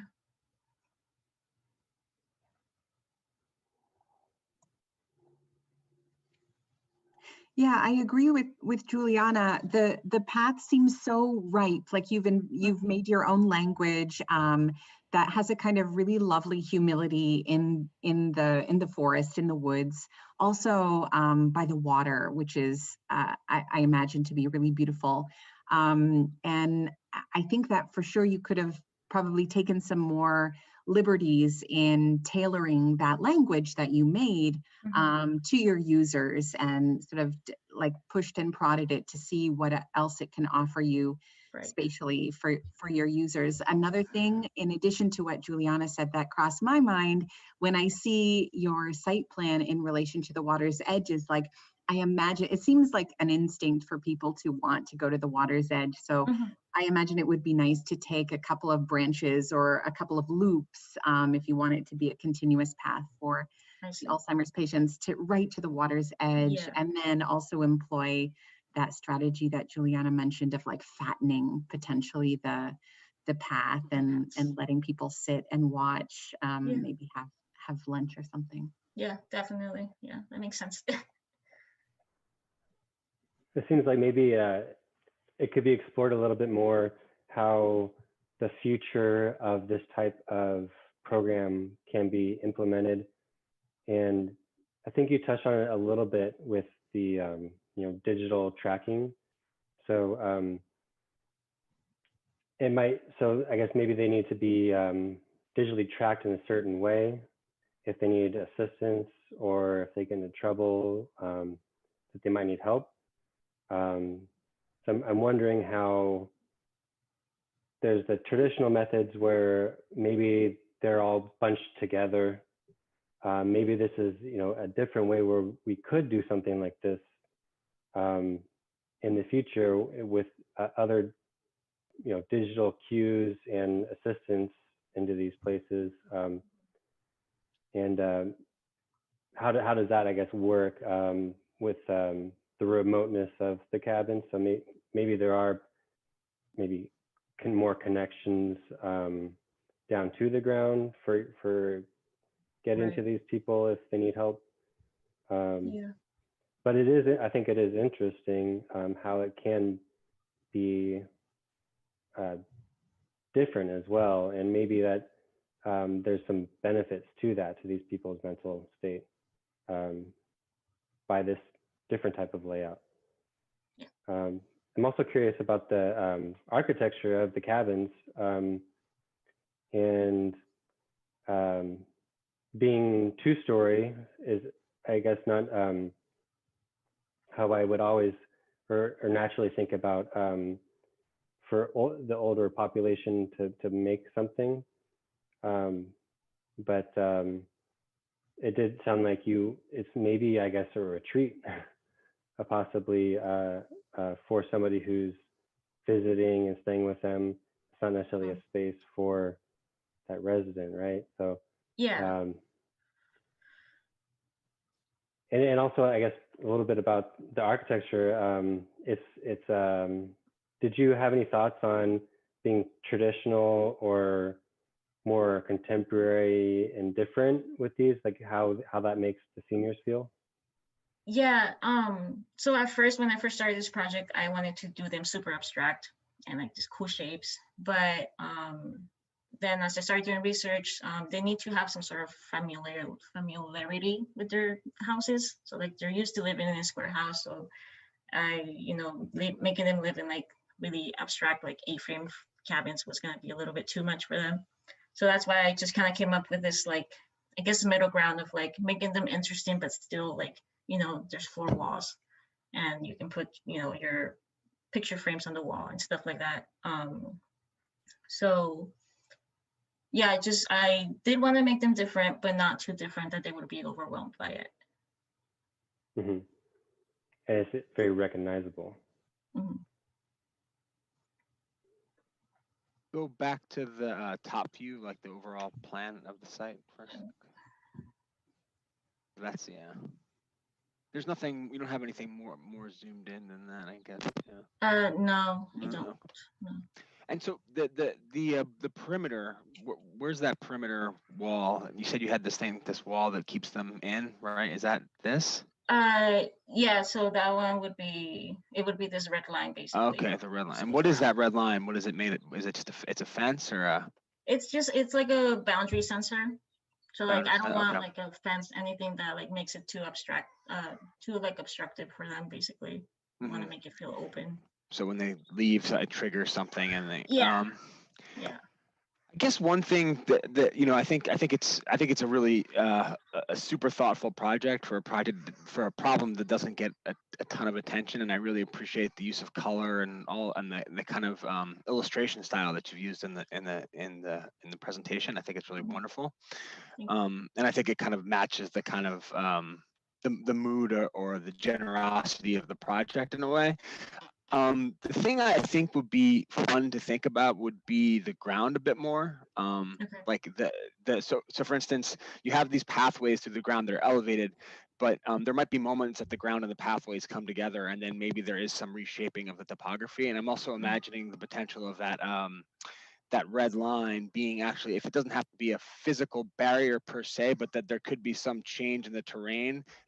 Okay. Maybe that way, maybe alerting or allowing people to know that they're approaching the edge of something. It doesn't have to be a physical obstruction per se, but a rise or something. So I think there's some kind of ways in which, let's say the three-dimensionality of the terrain and the three-dimensionality could be used to start to communicate with people as they're moving through the site, and also open up. And I just echo that other idea about the pathways expanding. I think there's lots of projects that you could look at that look at ways in which pathways aren't necessarily just purely lines, but actually branch out and become moments to engage either the landscape or to allow moments for rest or seating or a variety of things, so that the kind of parallel nature of those two lines that define the pathway, I think could be expanded on. But again, it's a really, really nice project and really thoughtful on a problem that doesn't get like a lot of attention. So an important problem too. Thank you. Thank you. So I agree. It's a very elegant project. I also think it's a bit coy in the sense that I want to know where the workers are. I want to know where the caregivers park their cars. Where is it that they, you've remained quite silent about how these health centers work, how the diner is, right?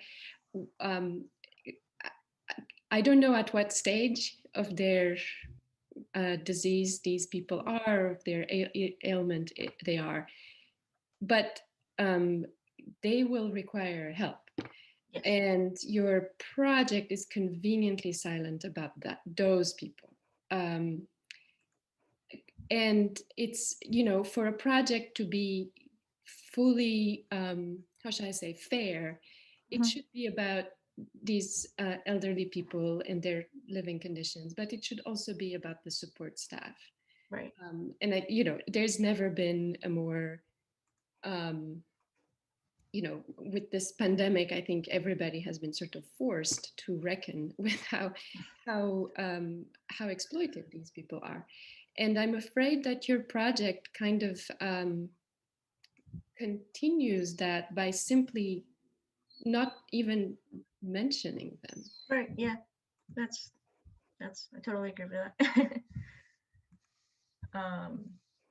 Yeah, it's something that I didn't pay attention to be honest. But it's definitely something that if I keep pushing forward with it, it's something that I definitely need to think about and include in it 100%.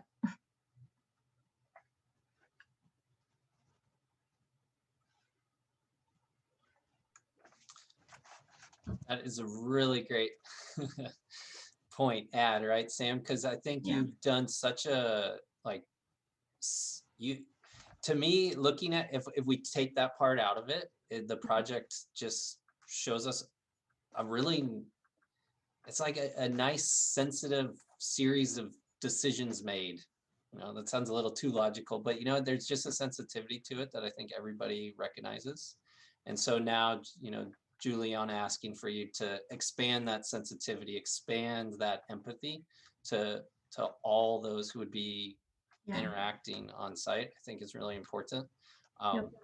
And the only thing I'll add to the conversation, and this is kind of on Michaela's behalf since she can't join us, so kind of thinking more from the landscape and ecology side, and memory, scent, odor is a strong part of what stimulates memories. So I think there is some opportunity lost in that you didn't explore a little bit more about like the ground plane. Mark brought up the ground, but also the ground in the sense of like an understory under all these trees that could flower or change with the seasons and then further stimulate memory. So I think that's another important thing, just thinking of scent and seasonality. But in the end, I do commend you on the sensitive, use of the graphics and the approach to the primary users. And then I'll just like reiterate what Juliana said. Think further on what it is for the caretakers, the staffs, the maintenance crew and all that, because a project of this size has a little more complexity than you've led on to believe, right? Right. And, yeah. I think that's probably something we should have had that conversation earlier. You know, programmatically, this is actually more complex than you think. It's more complex than just a standard housing project, just the acreage and the amount of services needed. So I think moving forward, think of how you could expand on that. Yeah. But again, thank you so much for the presentation and the clarity in it. Yeah. Thank you. Thank you so much.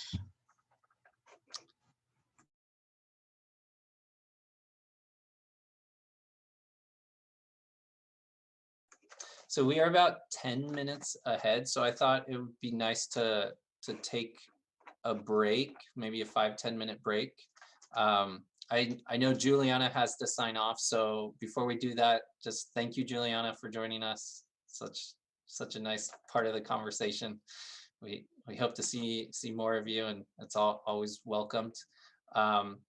And let's see, in terms of other guests, so yeah, let's plan on at 11:20 reconvening. So take a 10-minute break. At that point, we'll have Stephanie, Mark, Ryan, and Angela will remain with us. Tyler has to go. So Tyler, thank you for joining us. Thanks a lot. And at 11:20, we'll have Sophia Kutsenko joining us. So great group of people today for reviews and the conversation. And I know I'm really enjoying it, and I hope all the students are as well. So let's take a break, and I'll see you all in 10. Okay. Thank you, everyone. Thanks, Tyler. Have a good weekend. You too. And congrats.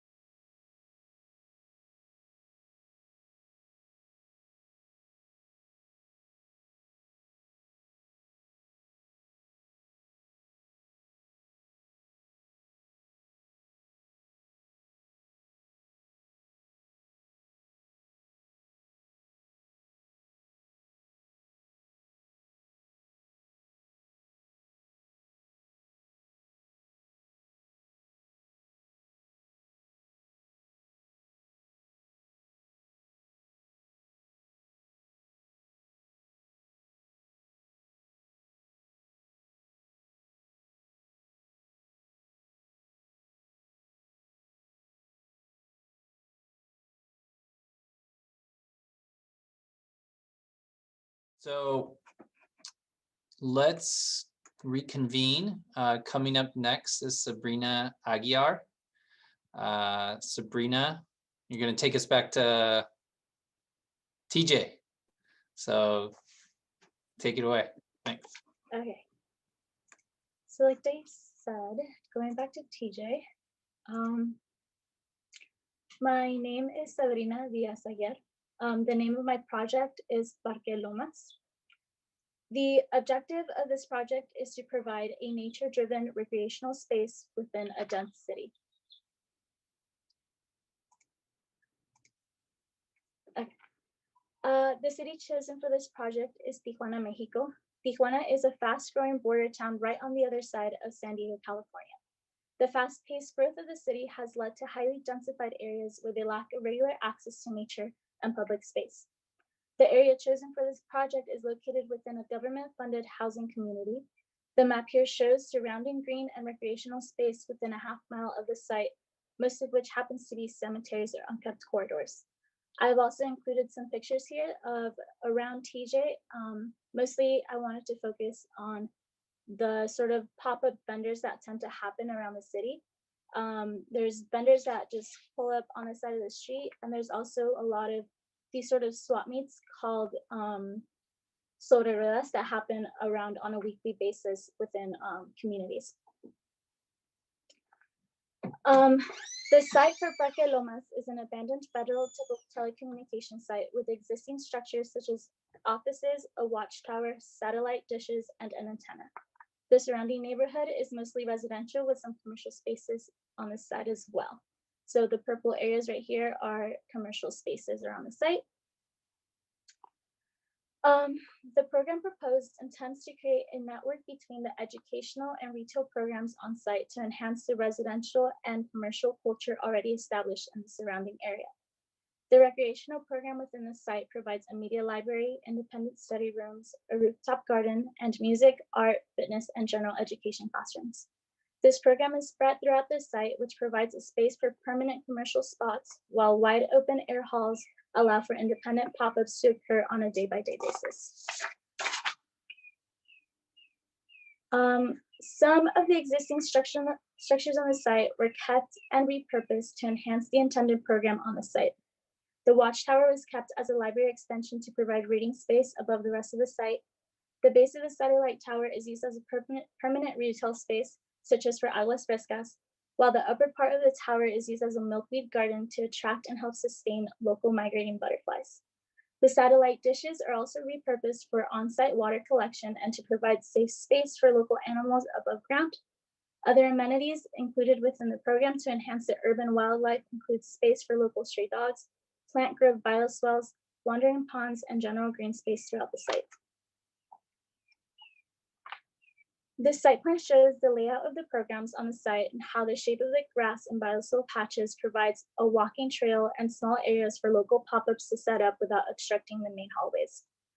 The flow of traffic for the site was also enhanced by providing drop-off and pickup areas on both ends and expanding the existing parking spaces. These are exploded models of the fitness classroom, library, and study rooms on the site.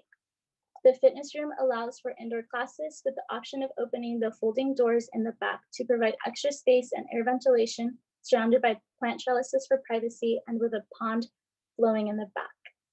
The library is 2 levels. Administration, lobby, and lounging stair space is provided at floor level, while the book stacks, computer labs, and outdoor patio is provided upstairs. The study rooms are built up around a central garden, which provides private study space while still having visual access to the outside. This section perspective shows the relationship between the different programs located on the site. The plant trellis that provides shade for the library patio on the right side of this image is also shade for the central courtyard that is used to bring the different programs together and create comfortable, shaded, flexible space. So in this image, you can see how there is a produce store on the left, and behind there is a rooftop garden, which kind of enhances the produce store for any other retail spaces that are on the floor level. Here I have another couple of images that show the permanent retail spaces scattered throughout the site. So these are just some of the retail spaces on other parts. And this right here shows the relationship between the two towers on site and how the space can be utilized below. So over here, you can see how these areas can be used for pop-up space for the retail. I've also provided some renders just to kind of show especially the scale of how you can fit people in there selling their own stuff while still being able to walk around easily throughout the site through different routes. Overall, Parque Lomas is designed to provide public nature-driven recreational space to enhance the already established local culture. Thank you.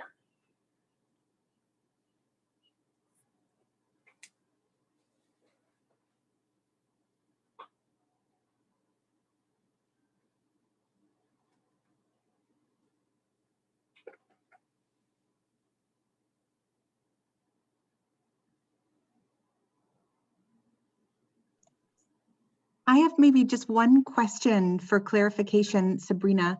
Does anything exist now on the site to which you're responding, or what is the condition of your chosen site right now? You mentioned, I think, briefly at the beginning. Would you mind repeating? Mm-hmm. Yeah, so the site currently is an abandoned site that does have structures on there. They were telecommunication structures from like the 70s. But it is surrounded, as you can see right here, by just a bunch of housing and really no green space. So I decided to utilize this site and use some of the structures that were already there because they're kind of iconic for the area since they've been there for so long, and just kind of repurposing them, but adding new program in order to kind of activate this space.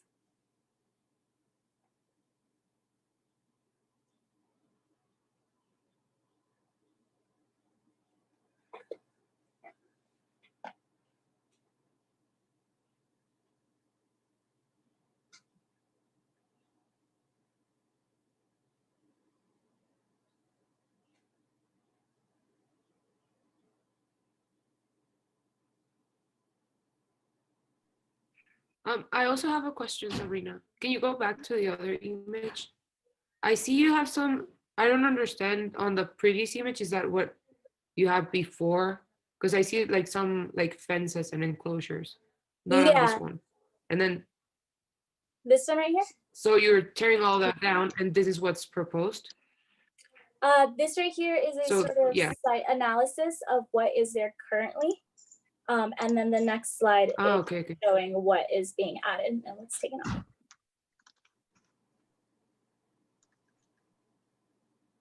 So basically you're providing the community the lack of green space and like public area that they're missing, right? Yeah, exactly. You mentioned about the housing surrounding the site is government-funded housing. Is there something that you did on your project that actually addressed that portion or that idea? Is there programs that are meant for? Yeah, so I guess a way that I responded to what is already the surrounding context is that, as you can see in this image right here, the purple are sort of commercial spots that are there as of right now. So I decided to kind of enhance that with my project and create more retail space within there to respond to what's already going on the surrounding context.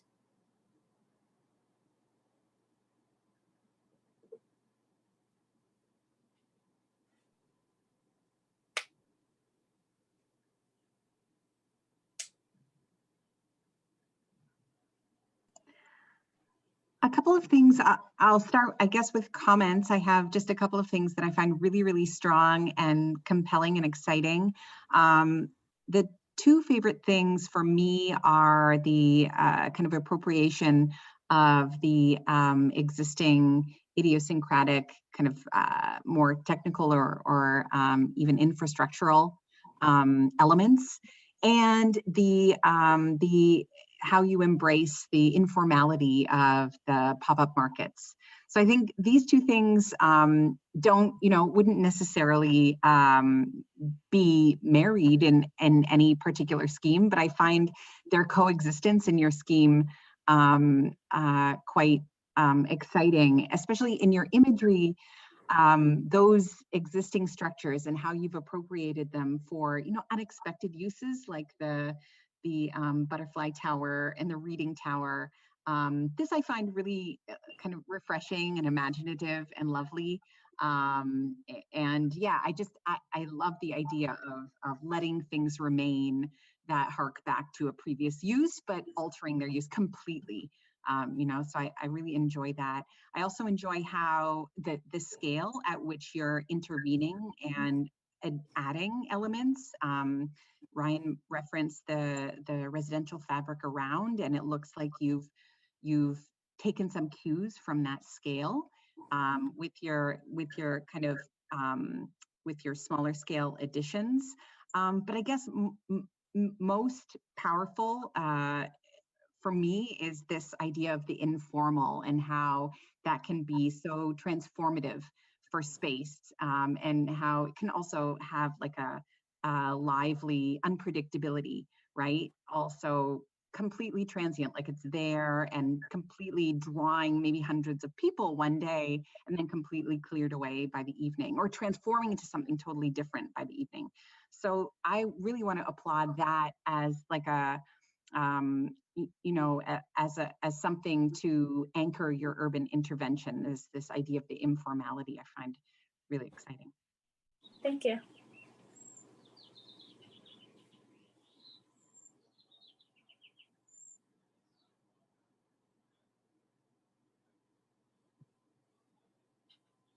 Can you go to the renderings at the last few Yes. slides?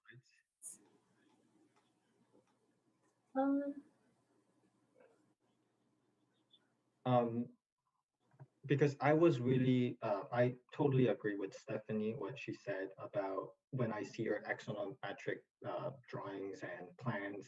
And for some reason on the renderings, I feel like that part kind of gets lost. It looks like this rendering especially kind of looks like could be a mall in the state. So I would love to see on your final presentation if you have a rendering that actually focuses on the elements that you showed on the diagram. Okay. That will really show the strength of your design. Maybe Okay. a shade structure for the market people. It might be too hot for them to just stand under the sun. Yeah. So that would be really nice to see.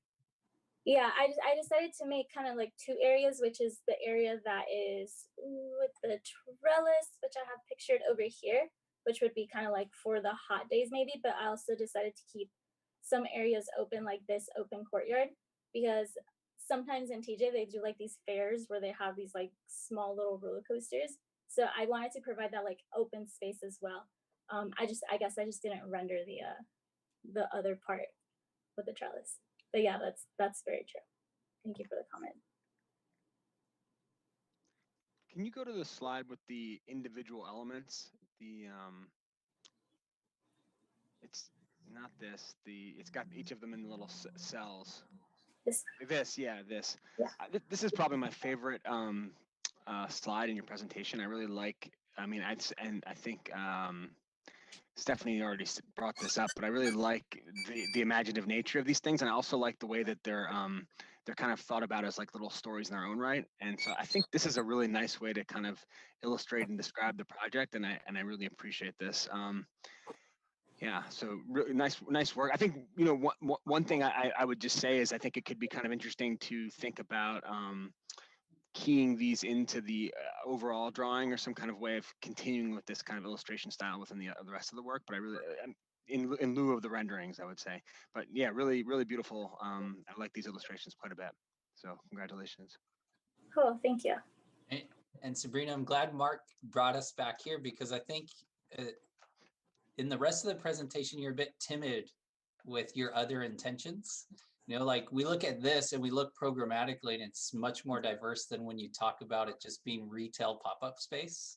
Not that there's anything wrong with that, but like you've got green trellis, a wandering pond, a stray dog space, a butterfly tower. Like, I think you're creating space for more than just human pop-up retail, and you're being too timid. I think that's probably more that, like, you're thinking more broad, and maybe you could just tell us in your own words, like, you know, what are those intentions?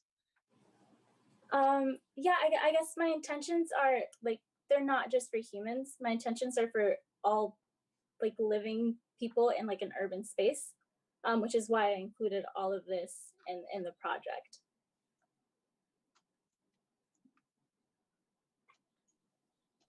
Sabrina, because I remember on your midterm, you were talking about what you were trying to say, living beings, right? Not just humans, right? Yeah. So living things, I guess. Yeah. So I think that was a really important part of your project, the inclusion of not just humans. So you included the butterflies, the stray dogs, and I think you got a comment last time on when you said you wanted like stray dogs to come in the space, and people were like, no, why are you doing that? But I think having a space like so, I think you're actually like nailing it on, like, just having an area for them is not, I think it shouldn't be something that should be frowned upon. So I congratulate you on that. I don't understand where, so the green trellis, where is that located on? It's like next to your buildings, right? Right. It's like so hanging over the buildings. yeah, so this Or next to the buildings, I guess. it's actually creating sort of like a courtyard patio in the middle. This drawing right here at the bottom is kind of a section cut. And then right here, there's a dashed line around, and that is what I'm showing in this illustration up here. So it's actually like a courtyard with a trellis on top. Okay. And could you show us where the wandering pond is in one of these vignettes? Yeah, it's kind of, you can see it like around in the background. So like it wanders through here and then it goes through the back. And then you can see it partially over here. And then it kind of got muddled out with my exporting, but it goes through the back right here as well. And it continues down over here into the library space over here. And it enters into the library as well, as you can see in these sort of exploded axonometrics.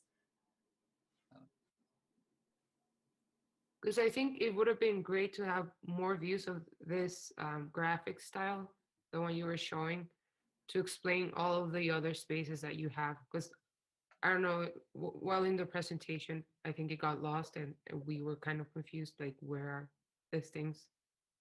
Like, how you are representing them, and then we just saw the two renders. Okay. And maybe if you have time and you want to make some to have your thesis like all come together in the end, I would make those little graphic renders that way. Okay. Yeah, I'll totally try that out. Thank you.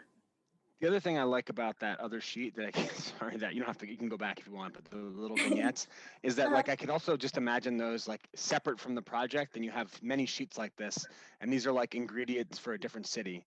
And so you could like almost like a pre-approved plan from the building and safety, but for a wildlife space dish, right? Like, so these things, and then you could just like season the whole city with them. So I feel like that's a kind of, that's one of my favorite things about this sheet too, the kind of way you could just imagine its implication beyond the site. Like if every site had to include a reading tower or a retail and butterfly tower, like what would that be like?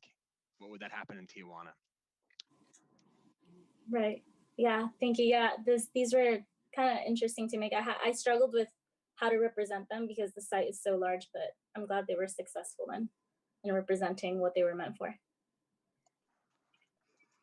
Yeah, I enjoy them too. I mean, everyone has mentioned it, and going back to what Ryan mentioned about perhaps like why the isometric line drawings or the vignettes are maybe more compelling or successful than the renders.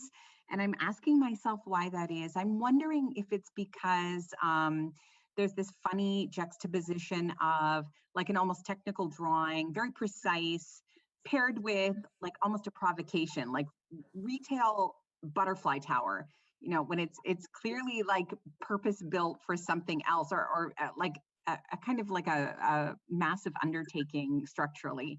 And so those two things together are provocation enough, and the rest is left to our imagination, whereas the renders perhaps like flesh it out a bit too much, you know, for us, and we need that bit left to our imagination, because there is that like underlying really provocative portion of your project, which I think is like, you know, you can really amp up and believe in it, because we're all along for the ride.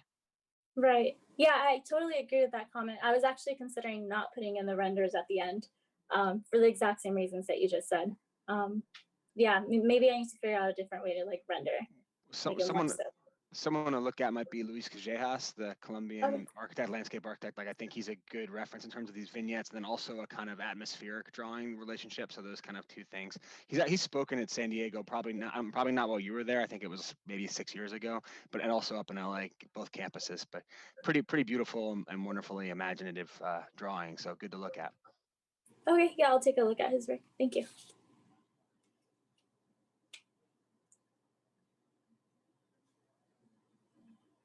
One last thing, I really appreciate you showing the infrastructure underneath for the bioswale and water collection dish.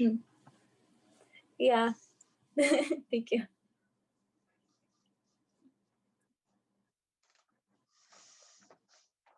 All right, well, thank you, Sabrina, for the presentation. And yeah, I think that the key takeaway for me would be rethinking how you represent it and how you present it verbally. You know, I think there's so many really fun and provocative yet subtle ideas here, and it's just about how you present it that needs to be worked out. So the renders, yeah, I have to agree with Stephanie completely. You know, they just give us too much. Leave us with our imagination going, yeah, like, because what you're proposing in this slide right here is much different than what we're used to, right? I mean, they're wonderful ideas, but like, I don't think I've ever seen someone present a stray dog space. So why try to render it in this like Lumion way, right? Like, such a new thing to most of us, that let our imaginations fill it in so we can work together to figure out how would we implement a stray dog space in the public realm or a butterfly tower. There's such new exciting things. Give our imaginations room to wander. But again, really nice project, sensitively done, good scale. Great. Yeah. All right, thank you so much. All right, thank you, Sabrina.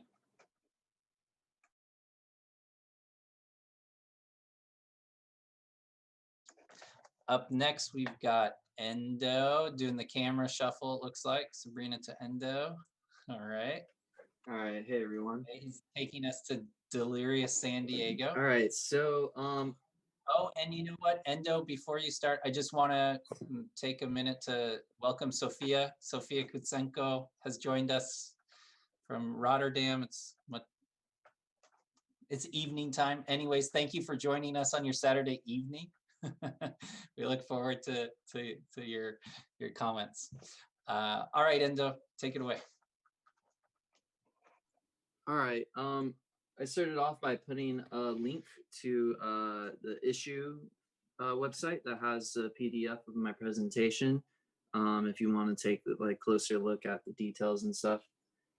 So without any further ado, let me just share my screen. All right. So Delirious San Diego, as I'm sure you guys are well aware, Prop S is approaching soon, the election season. They're planning on expanding the Shamu Freeway. So as you can see, the current freeway connects from Mission Bay down to the San Diego Bay. And the proposed expansion is supposed to go all the way down to about National City. It's supposed to connect its way to some of the lakes out up in the east. Delirious San Diego. Yikes, what's going on here? Student becomes millionaire with architecture thesis NFT. What is this? Delirious San Diego is a gonzo journalism approach towards the exploration of collapsing architectural moments in San Diego history. Let's see. Elements of architecture are explored through San Diego, specific influences such as Irving Gill's work or the cross-pollination of absurd architectural devices such as the Shamu Freeway or the taco shop tank. Interesting. Delirious San Diego is not a proposal for a better San Diego. It is a funhouse mirror that distorts our own reality to create a fiction based in fact. Let's see, people are liars, material is truth. We got a Shamu tube system here. It provides them with their daily exercise. That's interesting. Here we have axonometric of the Pan American Plaza. Okay. Comic-Con Museum seeks refuge in the Hall of Champions. So that's pretty nice. I know that's going to be opening up soon. We got some other stuff. What, craft beer saves the world? All right, what else is new? Okay, so we have a paranoid critical method. It's like a grocery list or something. Final steps. I don't know.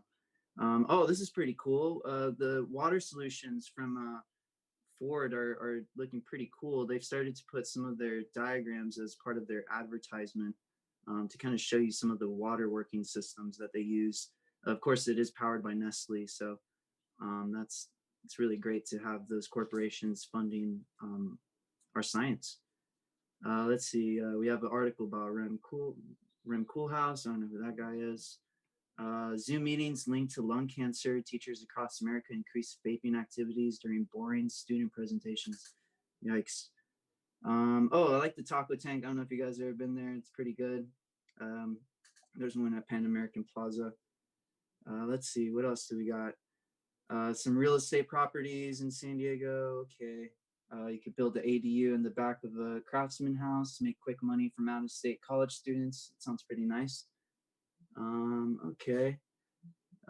Artificial intelligence used for journalism. Technology creates an alternative world. Whoa, that sounds pretty intense.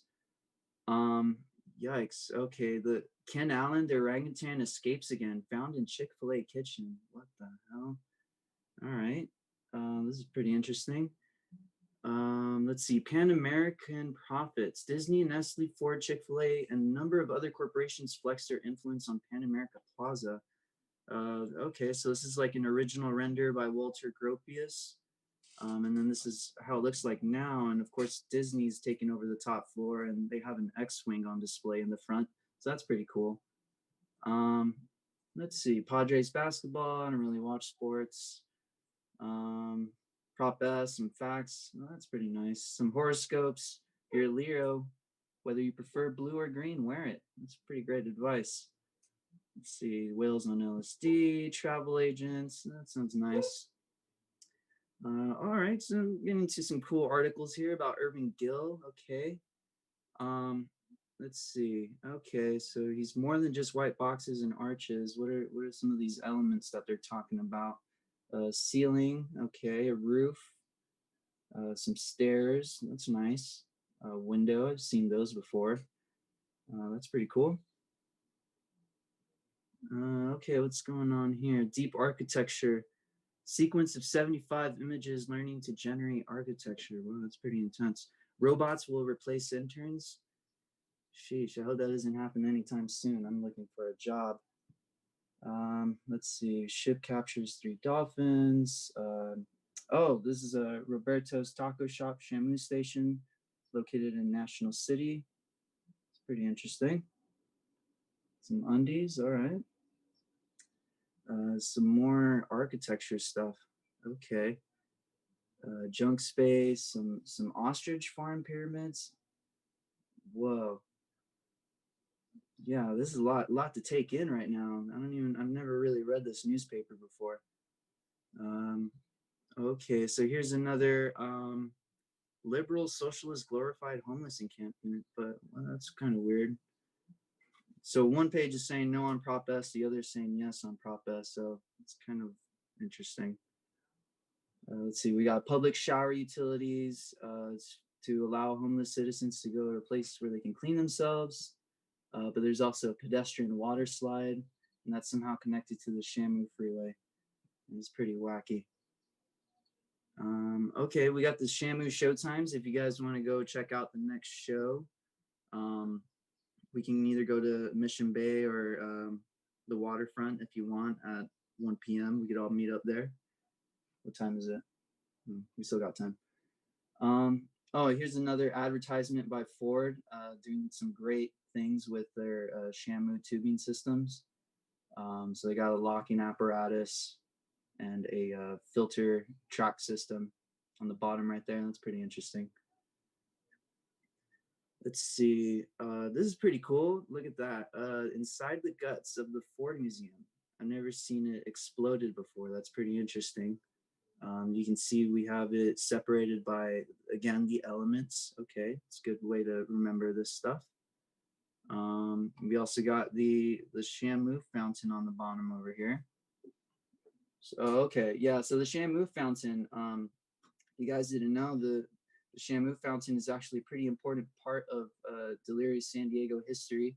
It was unveiled in 1915 during the first Pan American Expo. Unfortunately, it did deteriorate over time, along with the Ford Museum. But of course, as we all know, recent development on the site has caused a lot of major corporations to, put their dollar in and start fixing things up. So that's nice. And okay, cool. We got a little closing slide here. Fantastic. I want to give a special thank you to Michaela and David Pearson, Patrick Shields, and Bruno Mori for guiding me and helping me figure out what I'm doing, which I'm still not really sure of yet. Thank you. Yeah.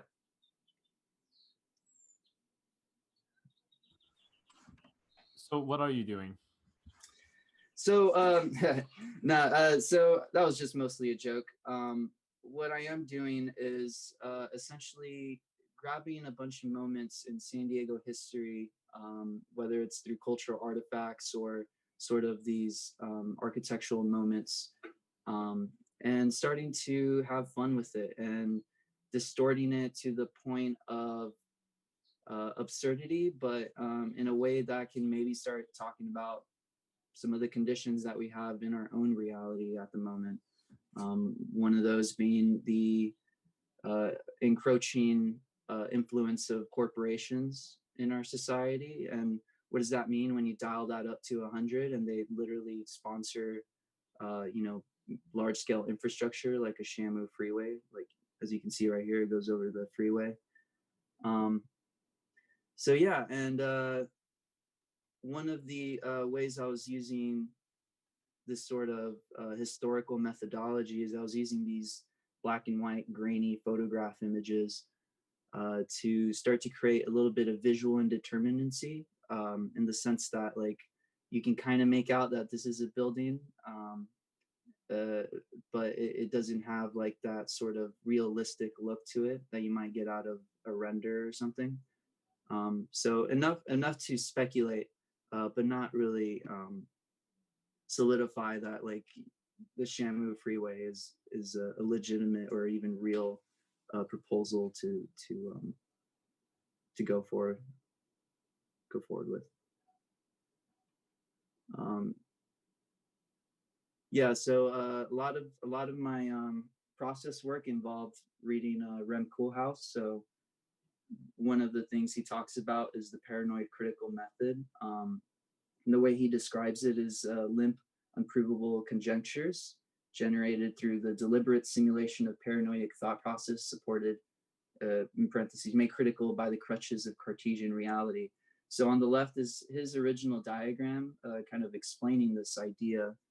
And this on the right is sort of my own take on it, utilizing the Shamu language that is apparent throughout the presentation.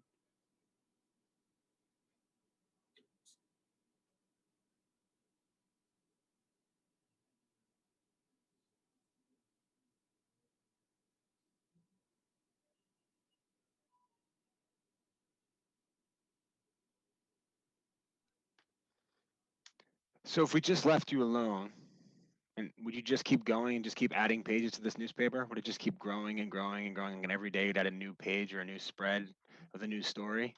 Are you like an AI that generates stories from a combination of like training it on Rem Koolhaas and then feeding it contemporary things that are happening in the city of San Diego? Is that what's happening here?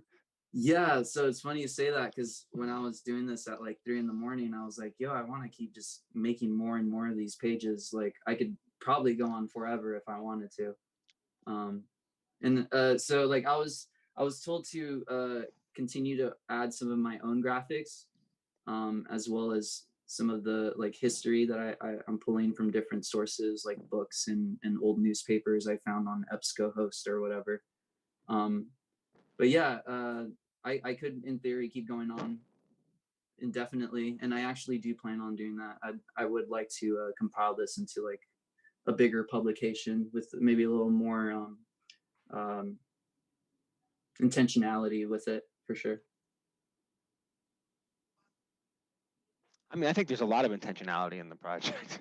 I mean, I think it's super, like, I think it's playful and so forth, but I think that there's a really precise graphic style. There's a really precise way of talking about the things. I mean, we can't really understand the whole project with you sort of mockingly reading it for 5 minutes, right? It's sort of not, and this is not your fault. It's just not conducive to a architectural thesis review, right, or a studio review. It's more something that we need to like sit down with and look at and kind of understand and sort of get the tongue-in-cheek jokes and then also the seriousness of the things that are in there, right? There's definite there's both of those things are happening at the same time. And I think that's really wonderful. So I guess for you, like the question is, I think, in terms of how you present this, so I think you sort of, I mean, I think your presentation, I mean, I'm a big fan of the project. I think the project's really great. Your presentation, maybe, I think, but you have to think. I think there's a decision you can make. You can make a decision. Do you want to give a presentation where it's very formal and you kind of lay out what the project is about, and then you present the project, which is more of like a conventional architectural project, or is it kind of a performance piece, which seems like maybe where you were going, right? And then how does that work, and or what do you want to concentrate on? So I think those two questions are kind of open for me right now. Like, so if you think of like Delirious New York, there's the whole preamble, which really talks about the history of Manhattan, and then there's the crazy projects, right, that ends with the Russian swimmers in the pool, right? I mean, all of these things happen after there's a kind of preamble about the history of the city and the grid. So I think, is that something that you want to put in here, or is that something you want to exclude and you want to make this much more playful and performance based rather than kind of the analytical aspects of Delirious New York? Right.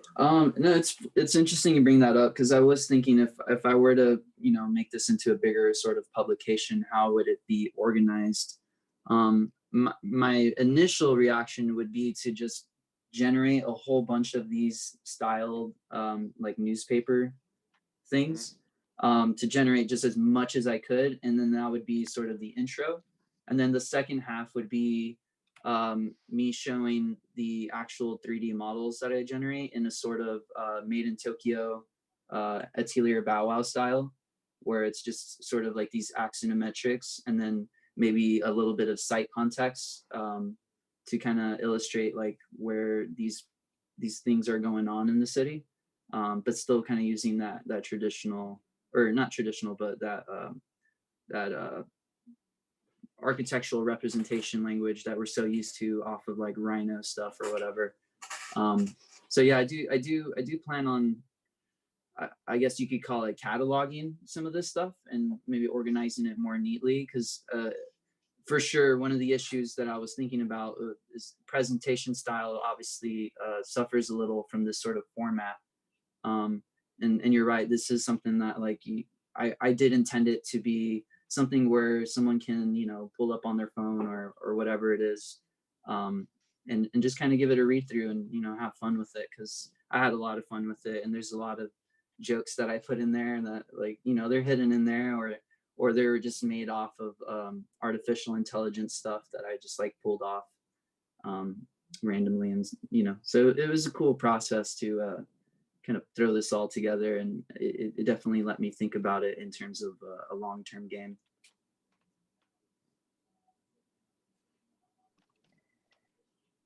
sorry, maybe, hi. Maybe because this is kind of really interesting to start with this, I guess, as my first presentation, because I actually have no idea what to say. And I guess, like help me out a little bit. Yeah, absolutely. I know it's a bit confusing. If you don't mind. Is the project this thing, or is the project generated by something inside of this thing? Like, what is like, is this a means to an end, or is the means the end itself? Like, I'm not really sure. So I guess I'm kind of using it as a premise to generate ideas. So I guess it's a means to an end. Yeah, so using the city as my canvas and thinking about it in a way where it's not confined to any sort of historical precedent in terms of like linearity, and having a bit of creative freedom to manipulate facts is kind of the way I'm using this to generate like my own sort of ideas, or maybe they're just variations of things that already exist, like the taco shop tank. I mean, it's like two ideas that already exist, but I just sort of put them together, and they both kind of have their own historical importance in the history of San Diego. The tank related to Sean Nelson when he took that tank over in 1993, I think. And then you have Vaqueros, which is the barrel, as it's famously known for, the 24-hour taco shop. So I'm sort of having fun with these historical ideas, and I'm just, using them as a way to generate space. Like, what does a taco shop tank look like, or what does a Shamu freeway look like? Yeah. So okay. So this is like I mean, it's clear this is like an approach, no? Mm-hmm. Yeah, like, definitely. It would be an approach to doing stuff for sure. But like doing what stuff? Overall, I do want to create architectural spaces. So my first sort of test dummy was the Pan America Plaza, which is a spot in Balboa Park, where the Air and Space Museum is at. And it's actually not this tall of a building. It's way shorter. So originally it was planned to be 200 feet. So I kind of used that little nugget of like information and history to speculate, all right, well, what if it was the original height it was supposed to be? And that's kind of what started to lead off on that idea, is this idea of just kind of going an alternative route with architectural buildings and stuff. Mm-hmm. Okay, but so the idea is that, let's say, in the next step, this kind of approach that you've kind of derived through this book, let's say, is something that drives spatial explorations later on. Right. So I'm using the text as a way to world build, and through the text that's world building, it's also helping give it legitimacy, in the sense that if it's written, it exists, at least on the paper. So I'm using that as a way to generate ideas. I mean, I guess what would be interesting for me is actually to think also outside of this thing at some point, because I think in a way, indeed, like someone commented, I believe it was Mark, that this could be an endless thing, which is fine. It's a nice thing to do, but I think that also at some point would be interesting to bring in some other factors that are not like self-generative, you know what I mean? So whether that is like I don't know, more concreteness in terms of generating an architectural space, let's say, that is useful, unless that is not what you want to do. I don't know if that's clear what I'm saying. Yeah, I mean, I don't know. I'm struggling understanding what you just said. But, like, I mean, it seems that you're kind of like you have all the ingredients. So what else do you need? Like, do you have all the ingredients? Like, what other what else do you need? Like, let's say, what do you want to have at this point? What are the unknowns, or are there any unknowns, or is it sufficient inside of this document, everything, to be able to do the next step? It's funny you bring up the analogy of the ingredients, because like I feel like I have enough ingredients to make lunch, but I want to make a buffet, and I feel like this is sort of the starter course in a sense, like where I'm teasing out like what it could be, and thinking about it in a visual language that's consistent. So I'm not just like putting random images together. They're all following a certain style, and they have a particular look to them. So yeah, I mean, really, like I just need to keep producing more and more and more, and through that work, I hope to find stuff that might lead to other sort of conversations. And the idea with Delirious San Diego is that I have the whole city as my canvas. So if I wanted to stray away from this site and focus on some small houses in National City or whatever idea it is, I can start working on that too, because I've essentially created a world that I can create in my own fashion. I mean, everybody has that ability, but trying to put it into like a way that's also kind of rooted in a bit of history was, I think, one of the biggest challenges for me.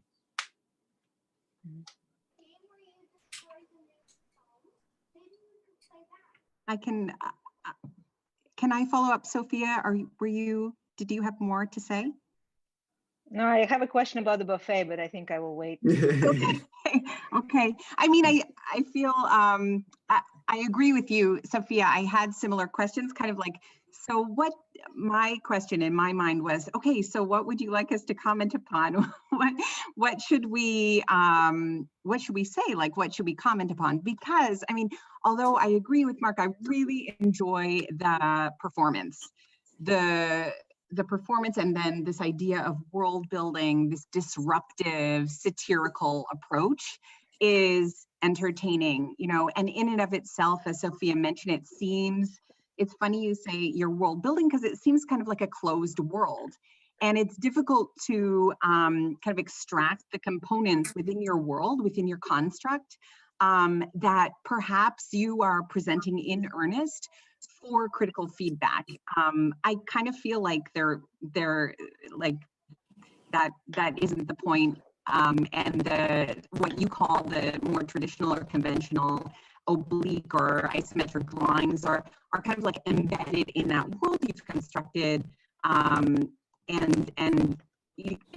don't offer themselves up for critique. They don't offer enough kind of context like your colleagues have for us to say, maybe you could have made the pathways wider, or extended them to the water, that type of thing. Like you've invented your own context, which is totally not just fictional, but also like sarcastic, it's satirical, So in a way, it's closed. It's like a closed loop. And also from a person who is like not even in the US, an outsider to San Diego, also it's like very insider to San Diego too, which it just is. So it's not even a criticism, but I think just like for you to hear, also it reaffirms that reading that I have when you say that you can do it on and on and on forever. There isn't like a conventional problem you're looking to make a proposal to solve or answer. It's like a method or a response to our current kind of like, let's say even your conditions in San Diego, your skepticism toward corporate control, maybe even skepticism toward the role of architecture, and your response is this kind of mock newspaper, right? So I think that it's fantastic. I really, really enjoy it. And I think it's also like graphically just, it's like, it's restrained and focused and consistent and enjoyable to read, but in a way super difficult to critique. Okay. I mean, Yeah, I maybe feel like I you would- definitely hit the head on that one with that comment for sure. I will just also add one thing. Sorry, I'm delayed. Oh, you can go.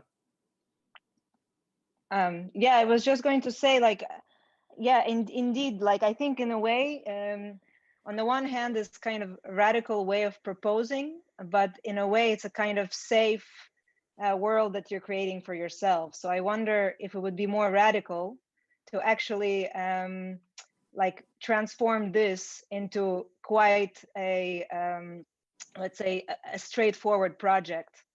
And actually that would be the most tricky part about it. And so how do you generate a project out of all of this that is like really like, according to the norms? Like, so I think that there's and that actually would be an interesting dialogue between, in terms of the juxtaposition of the process to the actual thing that you realize at the end.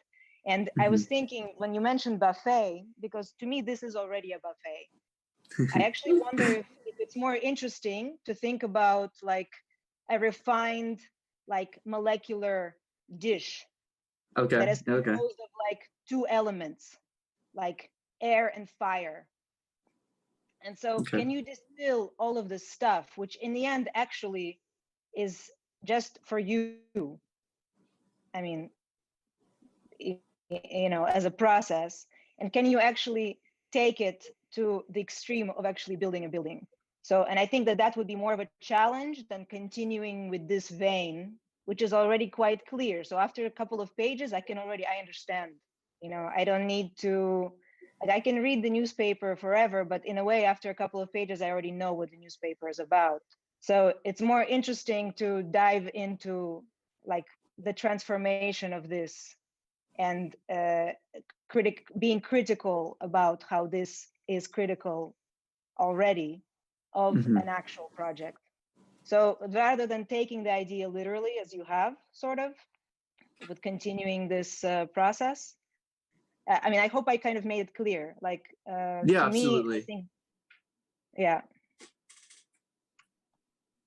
But I also think that the project sort of opens up the possibility of saying, what else can you do within architectural education, and like what are the potentials, what are the extra disciplinary potentials of what you've done in school, and so sure, maybe you could go into practice or whatever, but maybe this is pointing to something else that you're interested in, right? Like, so architects have an impact on a certain percentage of the population, but there's other mediums of communication and ways of dealing with the city that may have nothing to do with architecture, but also impact the city, right? So there's ways of thinking about this, and this is just one thing that you've done, but I think it might be pointing to some other interest that might not be in the built environment per se, but references the built environment. And there's a lot of stuff out there that deals with this. So I just like I think sometimes we do focus on like the education of the architect to end up you end up becoming an architect. You produce a building at the thesis, whatever. But then there's also the other potential that you have another set of interest, and that there's this kind of exciting potential of interdisciplinary work or extradisciplinary work that could fuel a career in something else, or fuel a set of ideas in something else. And maybe that's what this points you to. So I would encourage you to think about that, because I think you can easily jump into the sort of default, or not default, but the kind of mode of moving towards that. But I think this demonstrates an interest in other forms of communication that I think have potential. Thank you.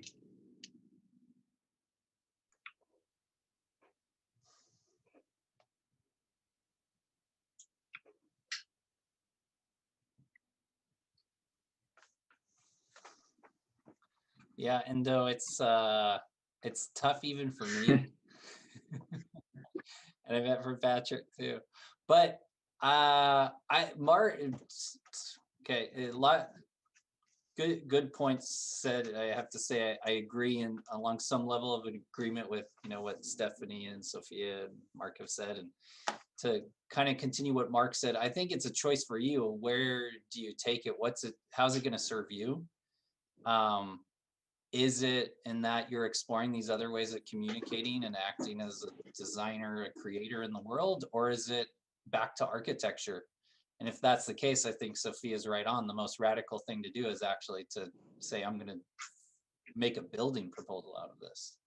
So you can look to like Koolhaas's trajectory of how he worked at this beginning, you know, how he did it.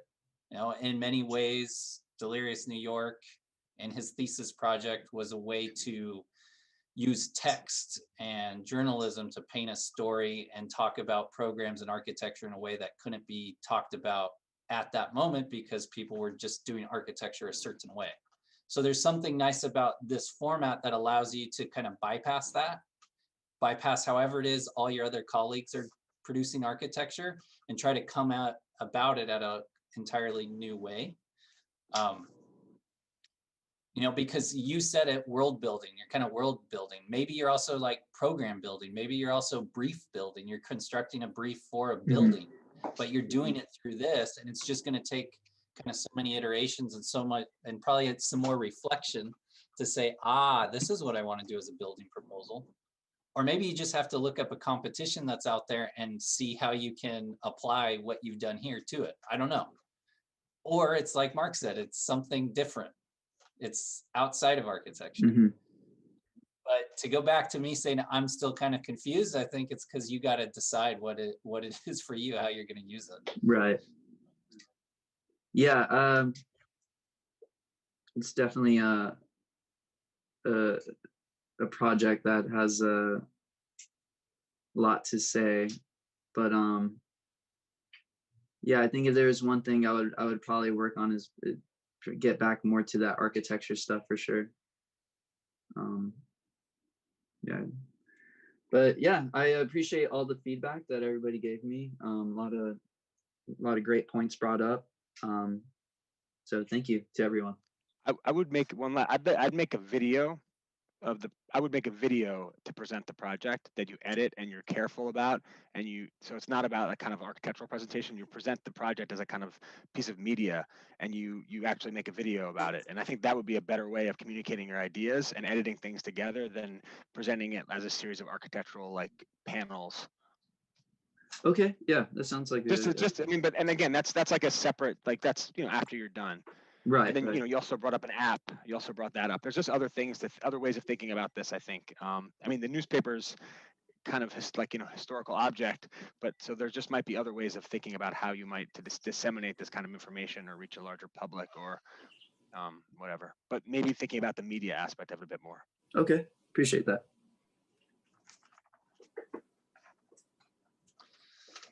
All right. Okay. Well, thank you, Endo, for taking us on your journey here, and thank you to the guests. We are at a moment where we have a planned break for a lunch, and then to begin again at 1 p.m. Pacific. So I think before kind of adjourning, I'll just say special thanks to Mark, who's joined us for the morning. Thank you so much for spending the time and engaging with us. And also thank you to Stephanie for taking some time this morning as well. It's much appreciated. And then let's see. Oh, Ryan Kim, you'll also be leaving us. So thank you, Ryan, for taking time as well. So we will adjourn and take a break, get some lunch. When we come back, we'll be starting with Ryan Rosen. And let's see, Sophia, you're coming back with us. Thank you. Stephen Sun. And then we'll have Mary Luster joining us, as well as Marcos Rojo. So we'll have some new jurors. And yeah, again, thank you so much, Stephanie and Mark and Ryan. Congratulations, everybody. It was really nice to be on an architecture review. It hasn't been on in a while, so I really appreciate it. So congratulations. Thank you. Bye. Bye. Yeah, same thing. Congrats to everyone. Thanks for the invitation. Take care. All right. Hey, David, in how much time is that, the coming back? Just Oh, I what's don't 40 have minutes? 40 minutes. Okay. Is that okay? Perfect. I know it's so quick for you. You like popped on and then, sorry. Yeah, it's okay. It's okay. Okay. All right. See you. All right. See y'all.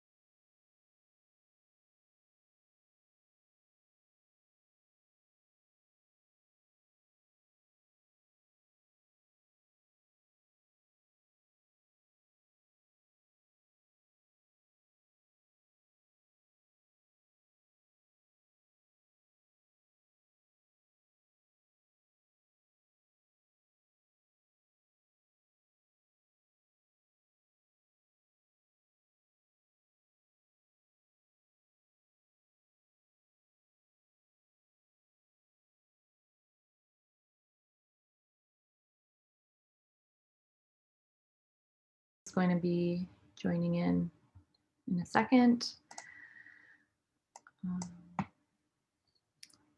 Hi, Carl. Nice to meet you. Hi there. How are you? Okay, great. So I'll just do like a brief introduction of you guys and then go through the class. Garrett should be coming in a sec. So.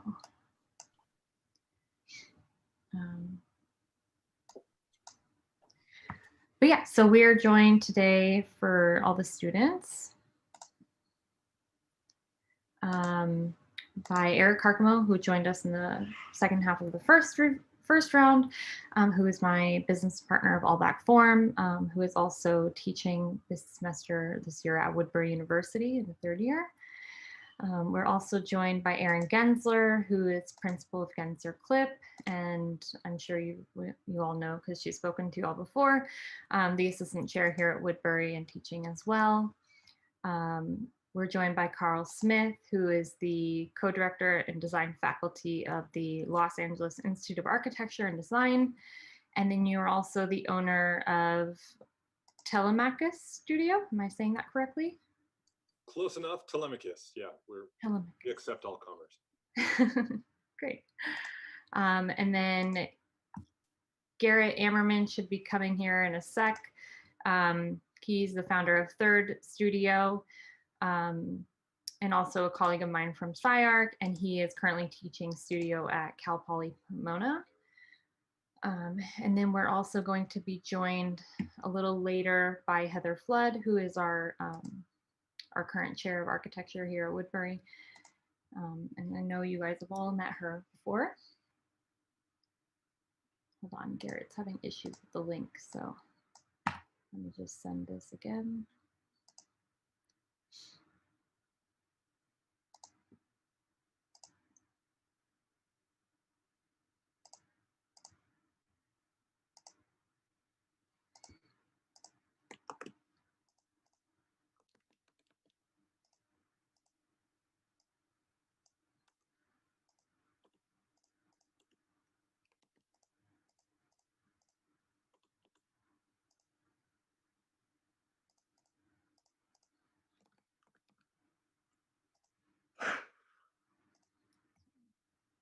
Making sure everybody can get in here. Erin, have you watched any of the other reviews? No thesis reviews yet so far, but I'm on 2 tomorrow, so. I haven't seen any of the other work yet, so I'm sure we'll all, at least I'll try to come watch some of the live stream tomorrow. I'm sure the students, you guys should also watch some of your other colleagues' reviews tomorrow as well, right? I'm sure everybody's curious what everyone else is up to right now, so. And you'll be done. And then you're done. Yeah, you have nothing to stress about, so you guys will have already finished. All right. Great, so Garrett is also here as well. Okay, great. So I'm just going to give a brief kind of overview of the class before we jump into the presentation, just to give everyone an idea of you know, what the students have been up to before they start their presentation. And so the prep started with a lot of exploration and comparison between cinematography and architecture, and how the cinematography plays a role in how the students would envision a new metropolis. So for the actual site of their projects, there is no specific site. The site is basically a made up new city that they have been essentially kind of developing. Each student was given the task of developing their own manifesto in which they explored an existing city that they were each given. And then from that thanks, Brianna. And then from that, we're basically taking their kind of favorite key components to the city's that they wanted to basically inherit and include in their own kind of manifesto. And so instead of giving them like a city, just a broad city that they would be designing, because they're not going to design a city, I gave them the constraint of 9 blocks. So from 9 blocks, they worked on the zoning of those 9 blocks and basically including the ideologies from their manifesto into that. And then from those 9 blocks, worked on a process of basically picking a site based on their program within those 9 blocks. And so thinking of the future city, they should also be thinking about the future of transportation. So they weren't limited to 9 blocks being constrained to like the Earth's plane itself. The 9 blocks were encouraged to be in the vertical direction as well. And so the idea between the cinematography and this is that they were looking at kind of different components of either atmospheric qualities, framing of scenes, personal space, building itself, the city or the grid. And so all of these kind of components brought together, and they've each kind of taken on their own focus. Each student picked their own program. So they will either have building or buildings within their actual project. And the idea is that they picked an existing program already, but they are always to think about their program in the future. So each student probably has their own time frame of what their future is, what year that they're actually working in, and they'll elaborate on that each individually. And so because we also, again, looked at the cinematography, each student was given the task of designing a movie poster, which everyone should have the concept board link. Yes? You can see, okay. So they each have a movie poster, and then they've all created about a 1-minute trailer, which they'll play at the beginning of their presentation as well. So we have about 25 minutes per student. They'll talk for about 5 minutes, and then we have about 20 minutes of review, okay? And if there's any other questions before we get started? From anyone? Are we good? Good to go. Okay, then we are going to start with Leo. You can take it away, okay? All right, everybody. So my name is Leo, and I'm going to share a quick video with you guys about my project.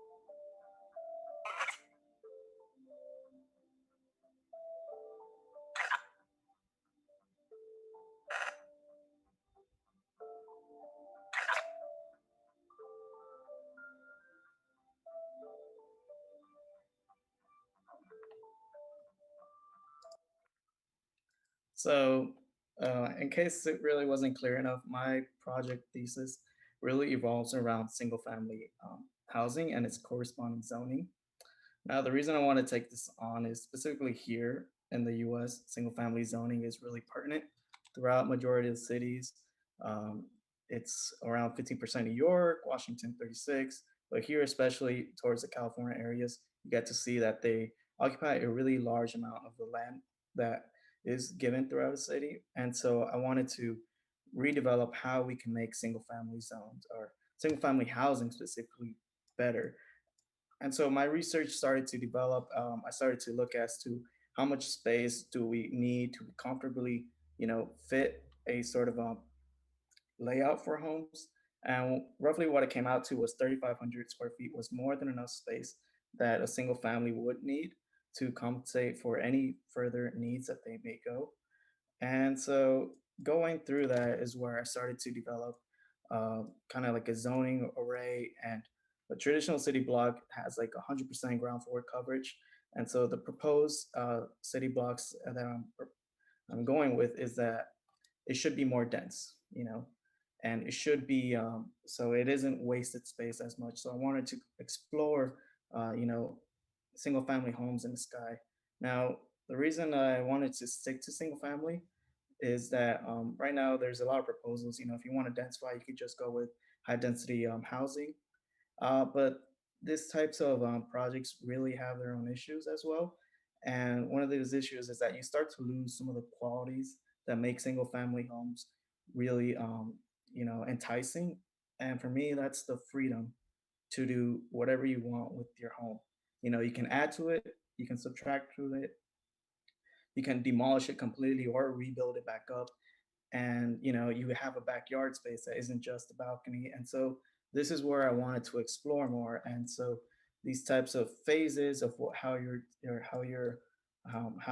needs change over time is something that I wanted to explore.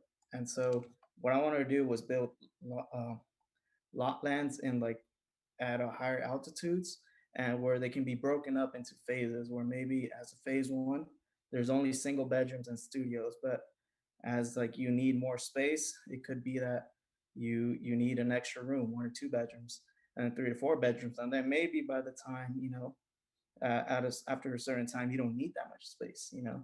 So maybe having extra bigger backyards for you to have other activities is something that I wanted to highlight throughout my projects. And so there's a constant glitch going on throughout my project. And this glitch has to be with the blending of these two typologies. I wanted to showcase that a dense urban environment and a suburban lifestyle can coexist in a single lot. And for that, I started to develop a system of how I could keep aggregating single family homes in a more consistent environment. And so what you're seeing right now is an axiometric of the neighborhood, of how I envision a future city neighborhood to look like. And it is dense, but there's also a lot of qualities of open air and, you know, light and form going throughout the project. And we can see just more chunks of what a future neighborhood can look like. Now, the reason I'm calling these neighborhoods because I started off with a module. So in this module, I wanted to take basically provide 4 single family homes per module. Now, the modules were inspired by these parties on the right here, and I wanted to show how you take more and more modules and you start basically aggregating them until you get a city, a neighborhood block. And so what you're seeing right here is a specific more in-depth view onto the modules that I used to create the neighborhoods. And I wanted to really highlight a lot of the spatial qualities that one can achieve, even though they are modulated.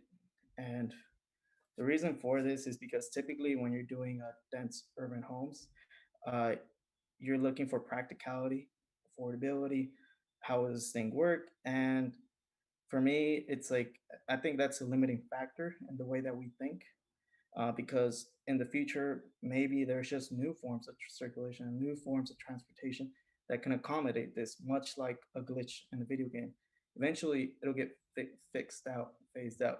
And so I really wanted to instead focus on the qualities of form, space, and light, which is often not really thought about when doing a lot of these really high dense structures. And yeah, overall, I just wanted to really focus on these qualities and have it show throughout a lot of these renderings and the drawings, continually showing that in the future, homes don't have to be just linear, and they don't have to be, yeah. So that's overall my projects, and I welcome any further questions you may have. Yeah. Thank you, Leo.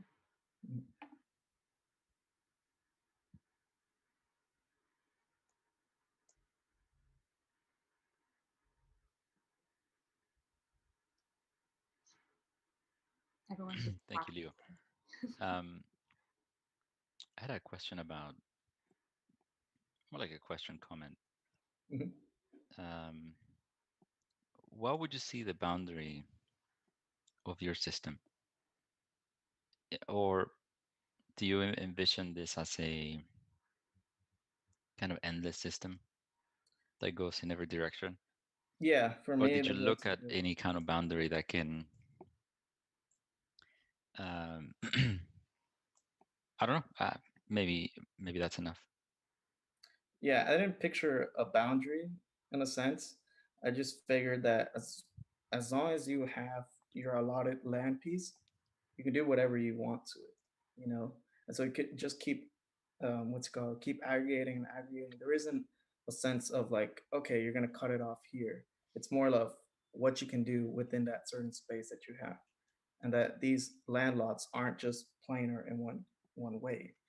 There's multiple levels that you can go up higher. And I think from our conversation that Leo and I had throughout the semester, he was always pushing towards this idea that this being a kind of prototype, right? And that it would actually be able to be kind of implemented on multiple scales if the city were to continue to grow outward.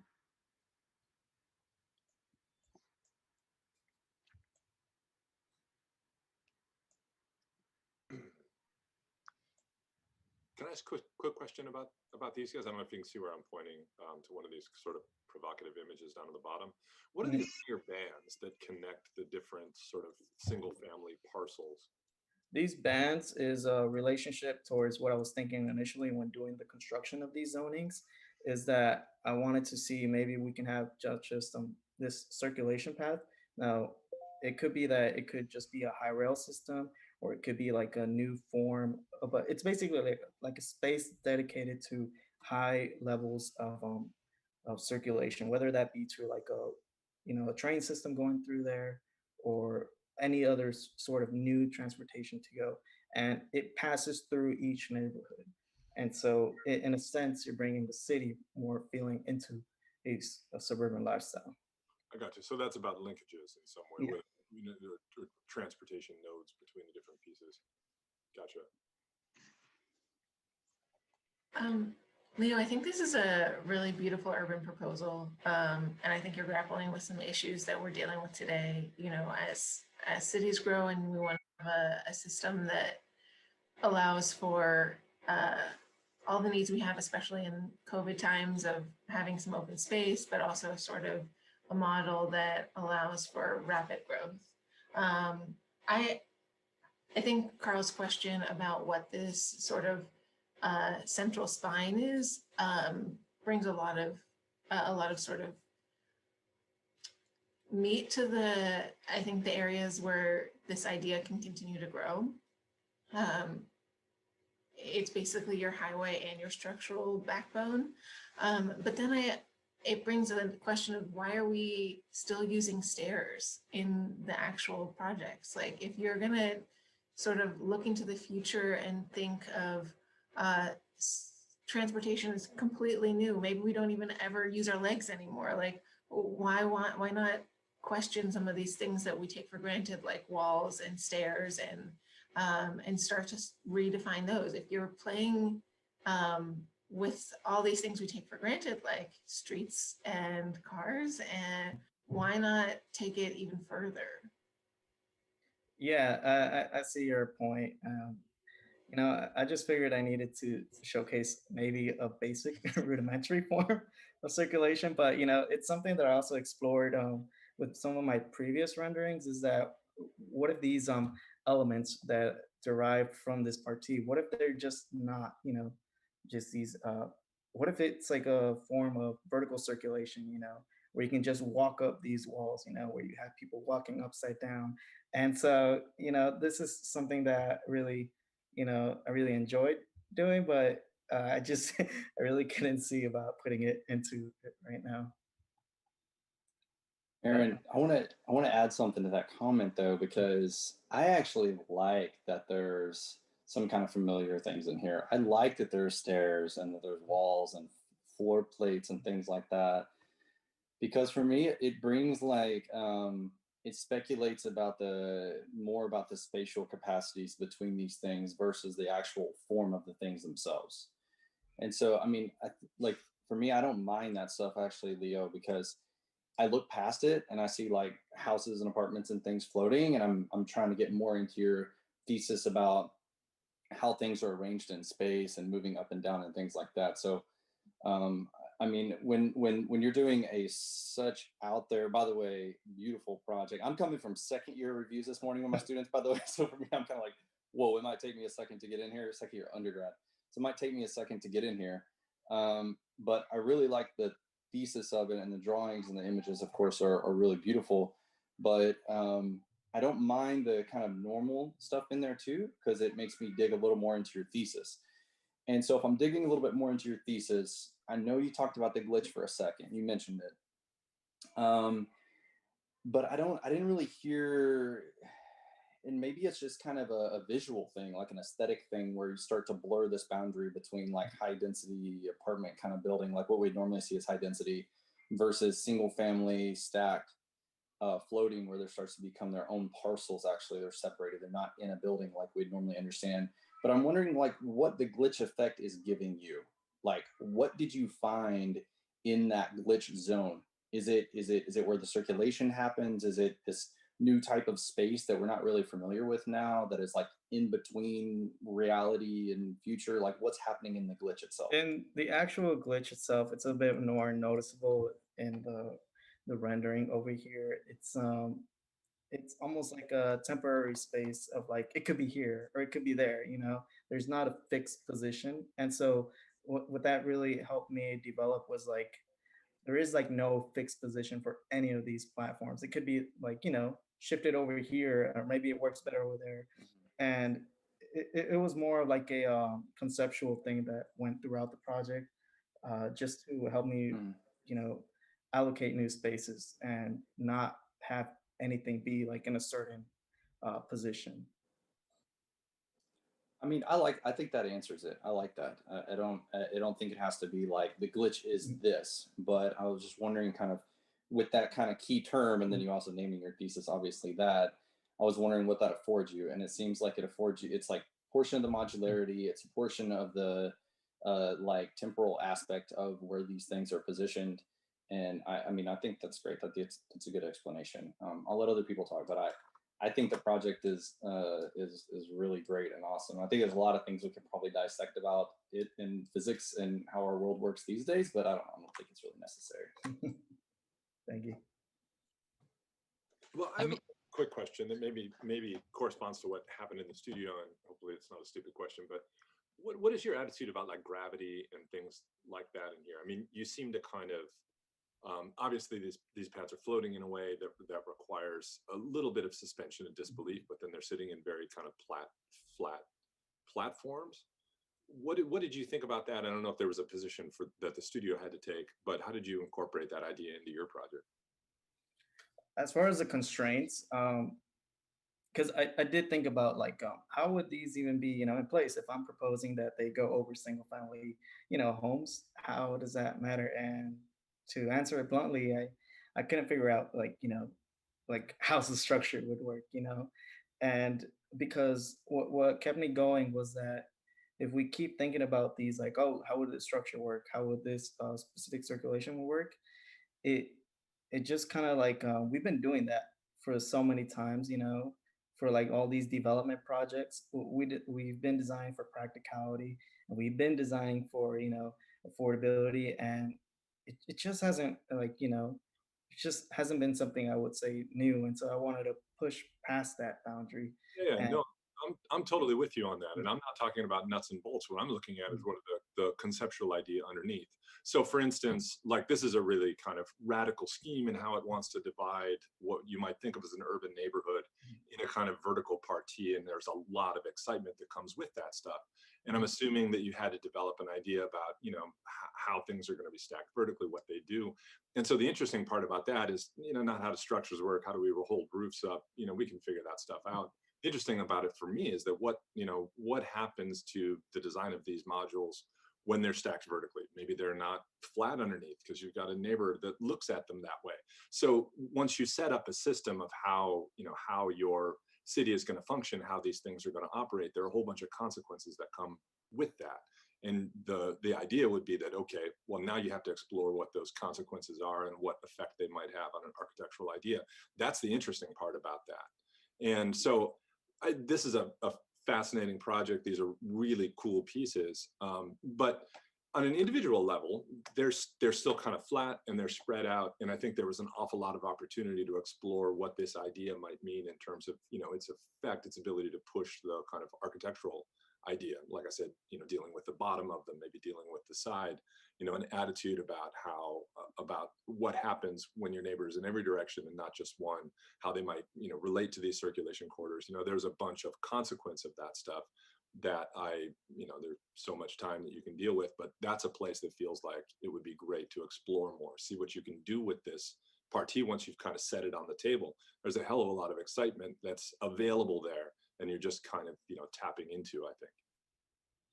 Yeah, I see that about your comments of how everything still is relatively flat. It's for me, it was like a little bit way to keep it grounded and not just go completely crazy forward.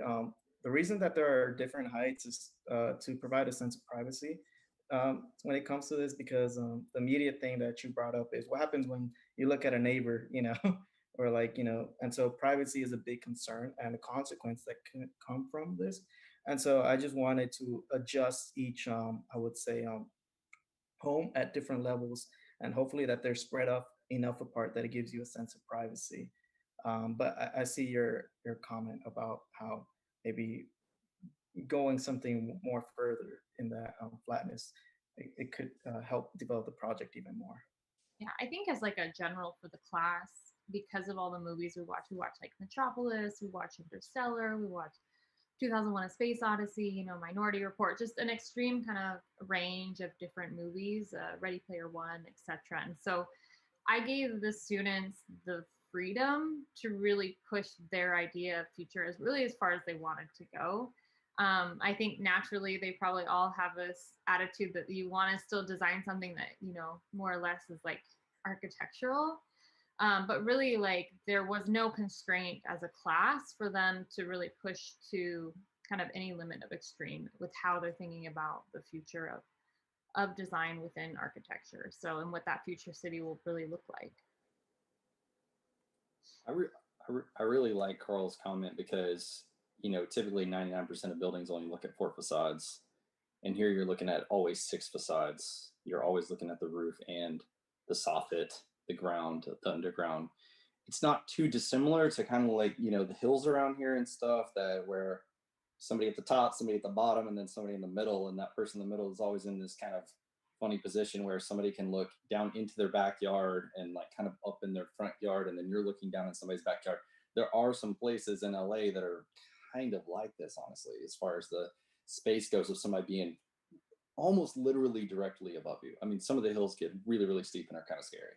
And then somebody being almost directly below you. So it's not too far off from something we're kind of familiar with in LA, but there is that opportunity to design the soffit and the roof in a kind of a much more serious way that we usually design just the the normal facades. Yeah, I mean, I would add also along those comments, I think they're great to point out the idea that the system itself, at least what you have designed, Leo, is how it's not quite a question, but it's more like, how do you envision a typology moving forward? Is it always staying like this, or is it changing as things change over the years? In other words, if I think, Gary, what you're referring to is like, if you're in the hills, like the topography is going to allow you to kind of set the different types, and you can see in somebody's yard, and or you're below, and so on. So you're dealing with a specific constraint or ground or high rise or an area, right? So in your case, Leo, you don't have a site, you don't, which is fine, right? You're developing in a vacuum in a way, but with the underlying intuition that the system itself is going to develop its own typology. So I wonder if you looking at the one that you have the lines that you pointed out here, partie A, is how do you envision this changing any other order? Do you envision or any of these bending in some way, or thinking of ideas of growing a city, right? So is it like the Barcelona exemplar, like the very gridded area, which is a kind of newer thinking 100 years ago. But coming from the more of a old city of Barcelona, which is more like crevices and there's more like little paths of ant paths and so on, very medieval. But that kind of medieval had a past, right? It kind of everything grew from the other neighbor, and the other neighbor built more, and it built differently, and so on. So the city starts to create this really very medieval kind of metropolis, because it didn't really have, one of the reasons is because it didn't have any way of the city, advising anybody who's building to a particular, let's say, code. So going back to your party, do you imagine this as, how would it change, or would it always be this way, or are you okay with that? I guess I'm just kind of bringing that kind of differentiation between the growth of, obviously looking at the single family home, but how does that change? So what about any other types of homes, for like a couple's home or like a single home? How would that change as a party? Well, for me, it happens to be the way I looked at it. It was just, what do you do when you're given a piece of land? Like, you can construct maybe just what you need at that time. And that's why I kind of wanted to break it into phases. So, like, what if everybody in this neighborhood only needed, like a 2 bedroom or like a 1 bedroom, And so you could just keep adding to it. You can build it as much as possible. You make it as dense as possible as you want, or you can take away from it. And so I left that, ambiguity in there, because it's not for me to decide how people what they want to do with their piece of land, and I think that's the intriguing part of a single family home. Is like, you just do it, you change it, and I mean, that's the way that I approached it. And as far as like changing the party, I mean, it was really a lot of inspiration from, I know you guys could probably recognize it. It's the Mies van der Rohe parties, but it was also, a lot related to the steel pieces of artwork where there is no, boundary. And that's why, like, some of the elements that I've included in my drawings, they just extend farther past it, and so I'm not exactly like glued to like, this is the definition of it, this has to be it. And it more, it's like a conceptual thing where it could just keep going and going. I mean, one last thing I'll mention about the glitch, which I think is super interesting to have, although you don't rely on it too much. I mean, it has become more of kind of like a visual effect, where I feel that the glitch can actually answer a lot of these questions, or even propose in different avenues for what you're saying. Because when you see the glitch, I like the image of the glitch, but that almost seems like, I mean, usually a glitch is an error, right? It's a Yeah. digital error. But here you're using the glitch as an actual design tool, and which therefore is not an error anymore. So which in a way loses the effect of what is a glitch, because once you have control of that glitch, then it's no longer a glitch. So using the capabilities or even formal aspects of it, or conceptual aspects of an error no longer being an error, then maybe this is the area, there's a gray area within the system that you had set up so clearly that it develops, all your plans and sections and all this. But there are moments within that, and maybe this is what I'm trying to refer at before. How do you change that? What would happen? What would it take to happen so this starts to look slightly different? Not that it needs to, but I think if you've set up a system so clearly and you're introducing a glitch, then that would be the moment where it's more unpredictable. And this is where things could start to take multiple different turns, right? Because the glitch starts to become now a something that you can't control, but you're starting to control. But then there's this kind of underlying mistake or error which you're using as a design tool. Just it's cool. Like, I think that's so interesting. I feel like the glitch is almost the, and sort of, Leo, how you set this up is the glitches, the human choice is like, you could get median buildings, but you also could get like some horrific buildings in this if you're giving people the ability to do whatever they want on this space, right? So like, as you move through this and you say, okay, this is your kit of parts and you're allowed to do whatever you want within this like plot. And someone's like, actually, I'm gonna just do like a Spanish style, like, and then everyone else is like that, like, and you're kind of going through this whatever tunnel of circulation we have, and then you're like, oh no, that's the glitch, is the human being is within the project and choice. Yeah, I like that. I like that. The choice of going against the system, you know, and then it starts to glitch up, but then it starts to look different as well, right? Yeah, I think what would be really amazing is to start to see this like as it's pure, and then as people start to put their like spin on each of the spaces that you're in, like a GIF that aggregates this timeline of imperfection, and then as it's really lived in, it's like you go through a neighborhood in LA and none of the, like, even if everything was sort of this ticky-tacky cookie cutter buildings, and then people start to paint their doors green, and you know, and so as this aggregates and grows and becomes a usable space, what happens then? Yeah, that's a part where I haven't really gone even further past. Is like I know, like, leaving it up to a person to design what they want, you know, you're always playing with like, oh man, what if they design something horrible? You know, and I have to look at it for like so many days. But I mean, I think that's the fun part, you know. It's like nothing is ever going to be like a organized, you know. Life is full of grays, you know. It's not black and white, you know. And so I think that's the exciting part, you know. I mean, I don't know how to exactly, I don't know if I answered your question, but I mean, that's the way I see it.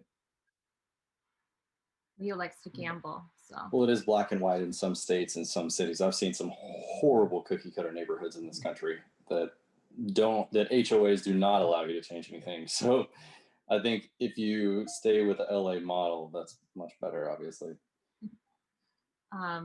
Great, thank you everybody. We're gonna move on to the next project. Thank you, Leo. Yeah, thank you guys.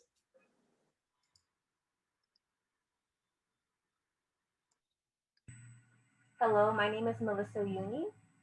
I'm going to share my screen right now and show you my trailer.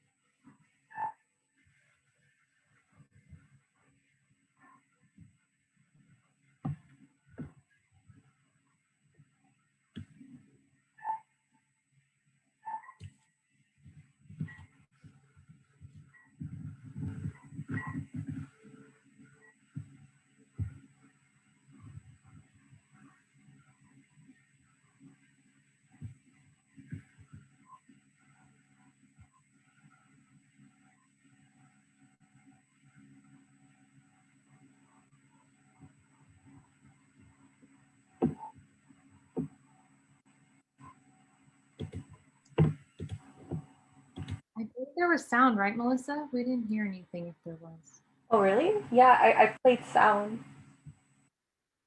That was a little glitchy, but that's okay. Everybody can click on any of the links there to watch the videos on Vimeo after. So, and we're now just joined by Heather Flood. She was a few minutes late, but she's here now. So thanks, Heather, for coming. Thanks, Bailey. So for my project, I decided to develop a new future city for the homeless youth. So to begin, I started off with the 9 city blocks and break it down into 6 different types of zoning. And then from there, with those 9 city blocks, I've chosen one block in particular because I envisioned my project for the buildings to be separated from each other instead of being together as a whole, and then for green spaces to happen between like the buildings throughout the site. And then with my selected block, I use like the massings for mainly the housing and the building to create the form of my housing units and the building. So for example, like for the housing, I simplify like the volume from my block, and then from there, I evolved it by making 2 iterations by having a total of 3 different types of housing units, and then the same process for the building by simplifying the form and compressing it, and then breaking down like the program for the building. The first floor, I wanted to have like the program that are essential for the youth, and then while the second floor are like the necessary needs for the youth. And then the pods, which are like the housing, are the living like spaces for the youth. And then like here kind of shows how much space I am using like for the housing within each of these 3 units.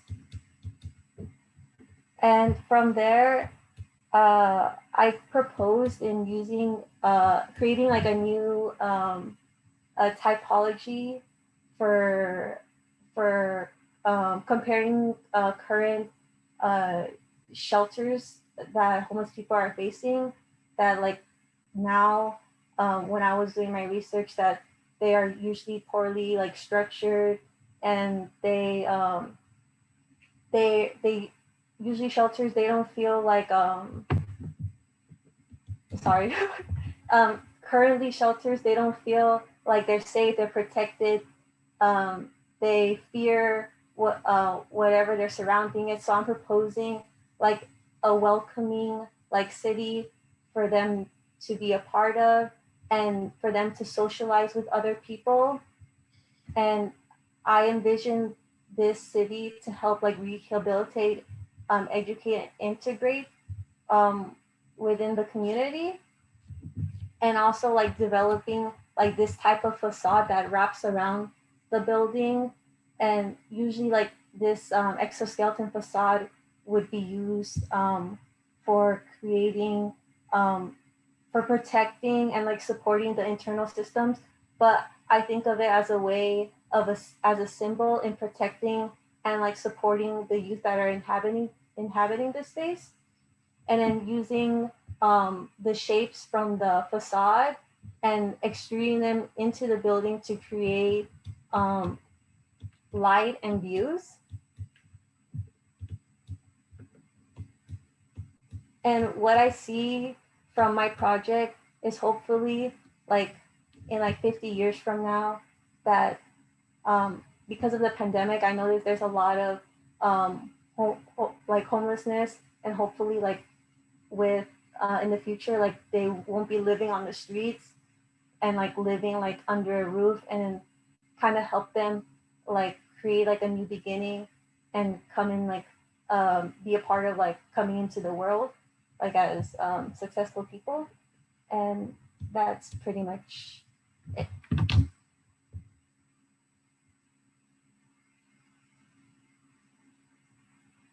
Heather, you didn't hear the intro, but if you have any questions on anything, please let me know. Sure, thanks.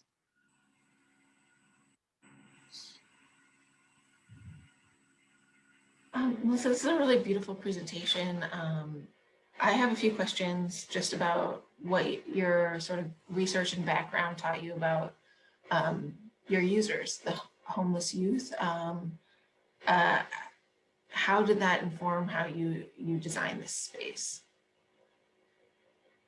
So while I was doing my research, I noticed like a lot of like homeless people, like in general, like shelters, like they're not in a safe environment, and also they don't have like no privacy, or sometimes like they even like have like problems, like mental problems, and they don't feel safe, or they feel like isolated like from the world.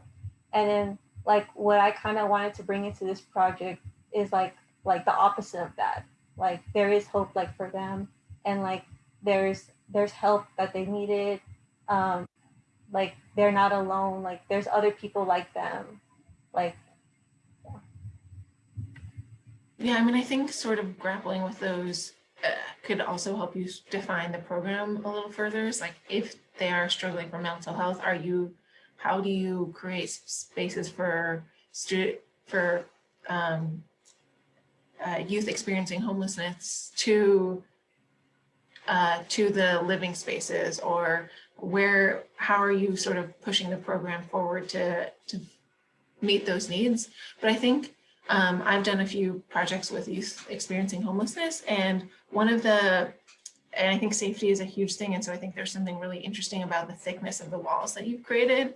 It feels like a medieval version of safety, like it's almost a castle. But I think for youth experiencing homelessness, I think it's really important that you bring in the light, which you've done, but also often dark, confined spaces become a space where people who've experienced homelessness or mental health issues don't feel comfortable. And so I think when you start to think about what these walls actually are, maybe they're more translucent or transparent, so you can not only just get light in through these wells, but also not feel like you're isolated within a built space.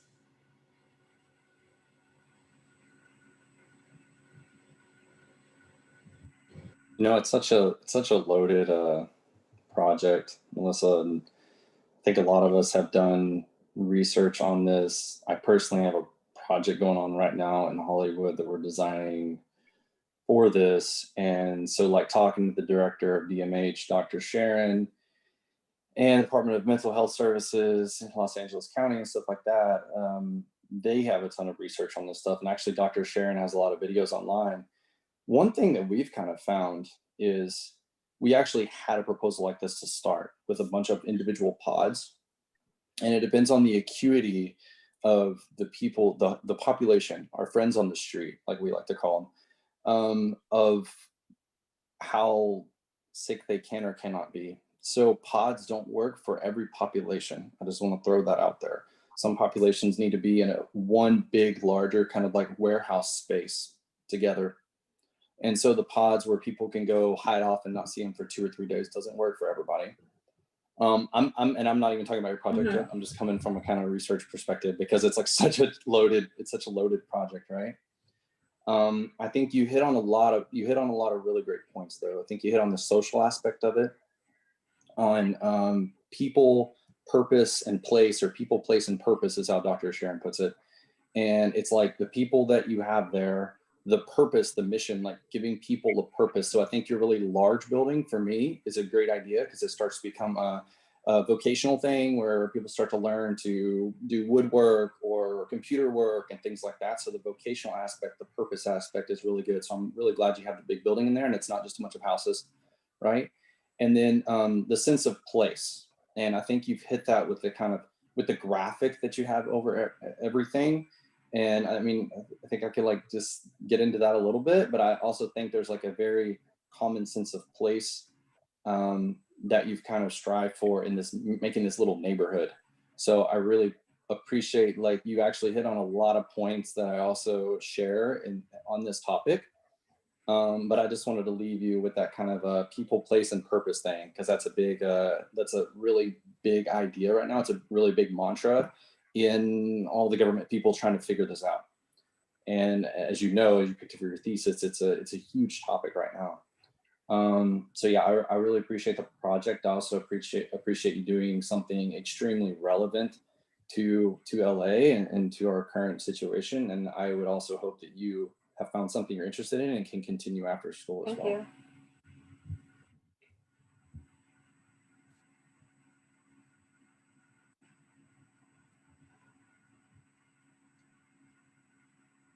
Melissa, congratulations on making it to the end here. That's amazing. Wow. Thank you, Heather. Yeah. So, you know, I agree with the ambitions of the project and the scope of your programmatic concerns. Very, sensitive and worthwhile thing to pursue. I'd like to shift the conversation to the architecture a little bit and maybe poke at you in a few places. So let's talk about the kind of giraffe skin pattern that we have here. And in particular, I have a very simple question, Melissa. So you've got 3 different massing types, right? And the small and the medium are repeated across the site. And then you have this one large mass.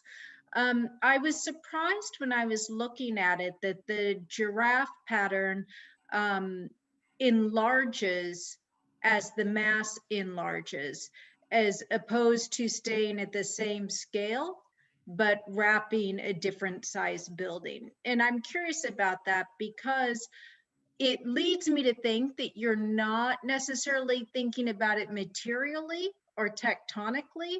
Otherwise, I don't think it would have that shift in scale the way it's played out on the large building versus the smaller buildings. So I'm wondering if you could just touch on that for a minute.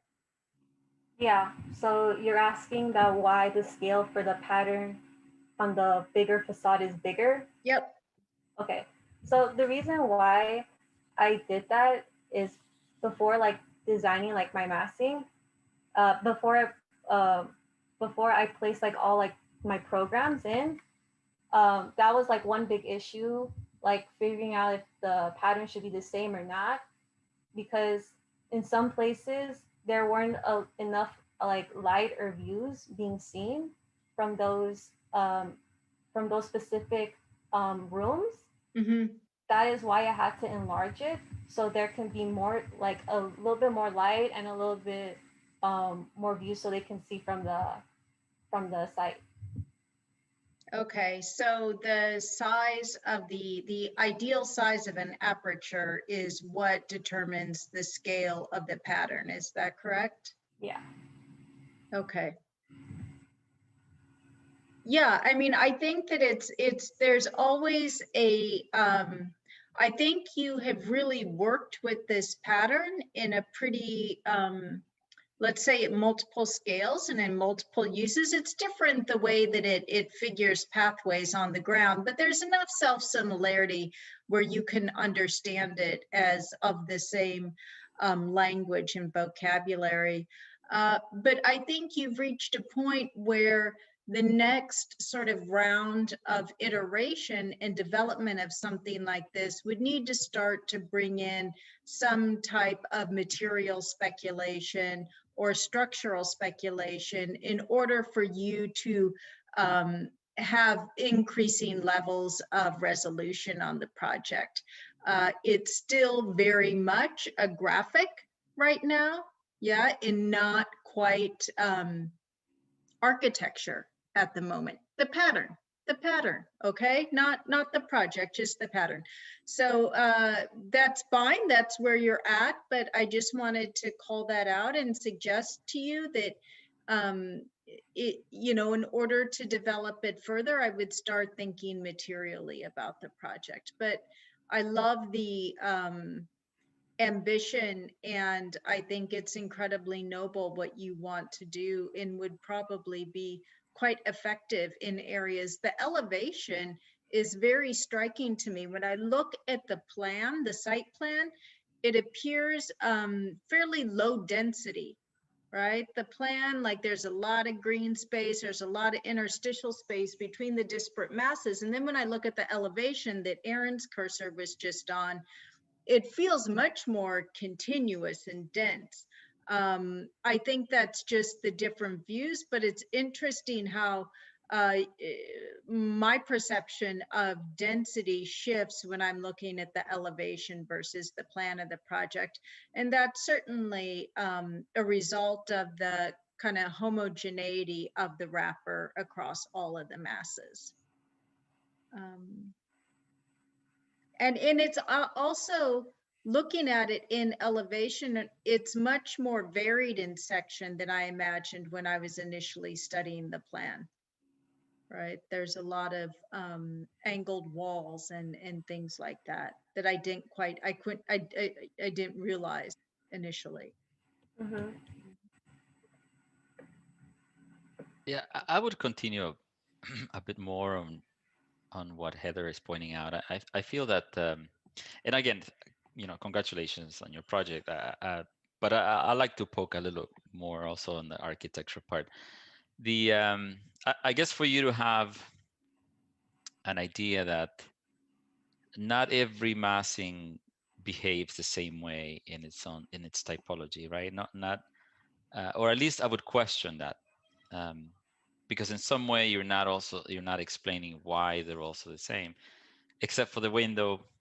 But I feel like it could go much deeper into the ideas of what type of building and what activities happen there, and how the architecture could start to help you and inform, or even make you feel different in that space.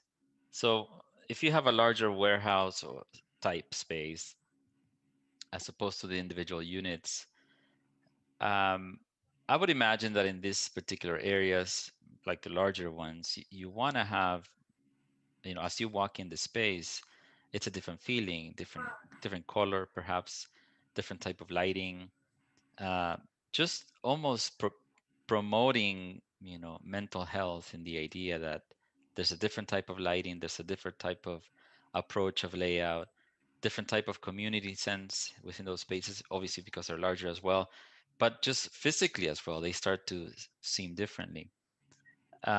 The idea of the poché that you're proposing, you didn't say much about what that poché, and I think somebody kind of touched it at the beginning. I would imagine that it's already changing the typologies of the units, right? Because some units are small in the interior and they have a very thick poché. I would ignore for now the pattern, like the zebra, not the zebra, the giraffe pattern. But thinking that maybe some of these spaces, actually that poché is inhabitable. Maybe there are areas where this is back of house somehow. Like there are moments where you deal with very delicate situations, and then there's these moments where you can come in kind of unannounced in some sense, or things happen around that space that are not truly visible at the beginning. And I like the idea that the poché starts to take a part of that. Going back to my first comment is, you know, what if the poché starts to change the typology of that space from its exterior, and, you know, going from exterior to interior. And this is why I would promote, or I would ask you to promote the thinking of, you know, the different masses start to say something according to that typology. And I think you're touching on some things maybe intuitively, but I would just kind of, you know, suggest that you can take that on. To echo a little bit Eric's point, there's so much space in here that still can be used, not just in the poché, but even in your plans. You start to just the circulation takes up so much space. So how do you program that and make it the most useful possible? As you move into the profession, that's going to be something like making space count. I'm not saying that your thesis project should be about like the bottom line in terms of like how you like cost per square foot, but if it is a program for youth experiencing homelessness, like you want to make it the most efficient cost model possible. And so how do you, in building floor plan 2, start to activate what's in between, not both in the space that you have in your plan, but also in the poché. Is the poché then a space for people to, are they reading nooks? Are they conversation pods? Are they, I think you have a lot here that could be even more. Great, thank you guys. We are going to move on to the next project. But thank you, Melissa, and everyone for your comments. Thank you.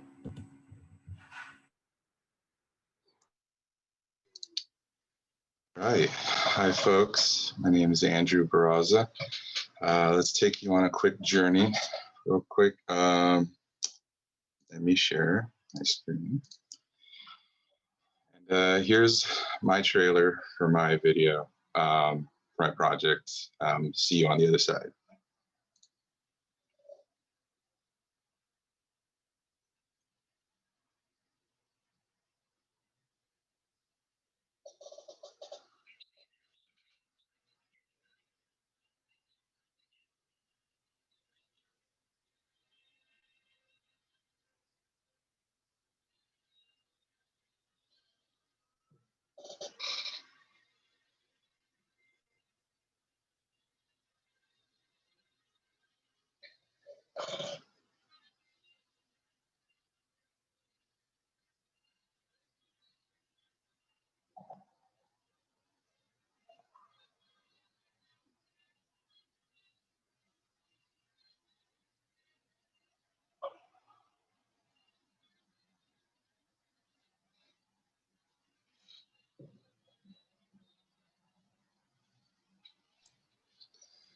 All right, so Andrew, come again? was there supposed to be sound? There was sound, yes. I think if you, for the rest of you, if you have your headphones in, I think it doesn't work because you're listening it through your headphones. We don't get to hear it, so. Oh man, that took a lot of style points away, but I'll move on. Okay, well, besides that, essentially the trailer is trying to introduce you to what I've been thinking about this whole time. And essentially, I've been thinking about a future where technology is now advanced 100 years into 2121. One of the big things right now is this Neuralink, where our mind is essentially going to sync with machines. And so through that lens and that normality that will come by, I'll touch on that a little more later, but for now we'll go through the massing and the zoning that went out throughout the project. So if you follow me over here, there are the different phases of the project. In that, I created the zoning that kind of similar to what exists now in terms of a building space and open space and circulation. And I'm getting, Andrew, I'm interrupting you. I'm getting a lot of feedback or like kind of pixelation with your verb, like with your voice right now. Maybe just try turning your camera off while you present. Sure.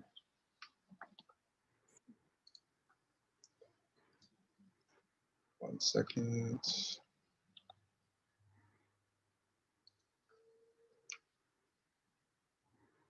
They're not an option. Once. Oh, there you go. Okay. Is that more clear? So far, yes. Okay. So essentially, we went through the initial zoning exercise for our project, figuring out where in this 9-city block grid our site was going to be located. And strategically, I kind of set up this zoning here where different parts or programs of a city are located in my project, or at least in my 9 blocks. And then through that, being that my project's a recreational center of the future, I thought the optimal location happened around these different points here. So these were essentially parts where I could place my project. I ended up choosing this section right here just because based on intersections where it was located based on the zoning, such as building space, parks, green space, and circulation. I thought that was the most optimal place to place it. And then when it came to massing, essentially this is what this building's made up of. All the programs, how much of it, and where they're located in relation to one another. And that started forming the overall massing of the project itself. On top of that, I thought of factors such as lighting, especially in now a vertical city. Lighting is going to become kind of scarce if buildings are too close in proximity. So kind of utilizing a shape or a slant here that takes advantage of the different parts of the sun entering into the project itself. And on top of that, a different type of circulation here that I started looking at that kind of follows the shape of your building and could potentially connect you to other nodes of the circulation of the city. But for now, it's on the project, on the facade of the project itself. So the circulation also becomes part of it. If I can zoom out. Now, going back to the virtual reality aspect, trying to create an architecture that incorporates a fake reality was essentially blew my mind in trying to figure it out. But I didn't want to dwell too into the virtual and still create a recreational space that was safe, that brought in nature and wasn't too far condensed into the virtual reality itself. So ultimately, you have most recreation centers are flat or they're parks, and they kind of take up most of the X and Y axis. Going into the Z axis, you are able to stack more programs together and simulate different types of recreational activities that essentially are more beneficial to our lives. Being that it was the pandemic, that's the main thing I thought about. Couldn't go outside, couldn't do activities, couldn't really interact socially, being that we're social beings. I had to dwell into this type of project itself. So again, trying to incorporate all ages and utilize sunlight, nature, and try to put them together and create a polymerization of the three through the lens of architecture. Ultimately, this was just kind of an experimentation on how technology and nature can be brought together through architectural design. So if you have questions, please fire away. I'll do my best to answer.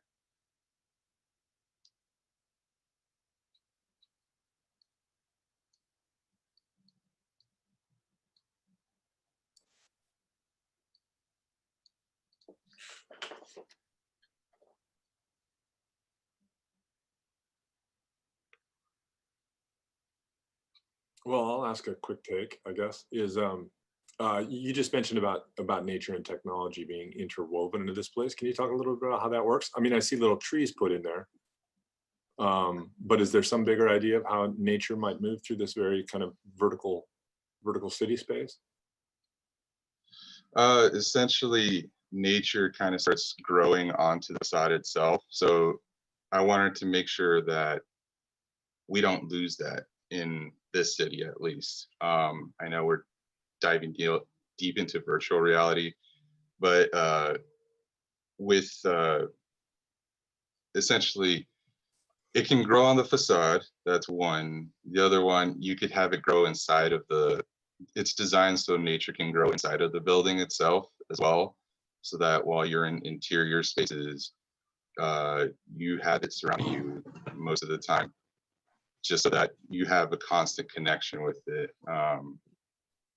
and a reminder, because you're still going to be in this virtual space inside of this building, but you still have nature there to kind of try to balance the two.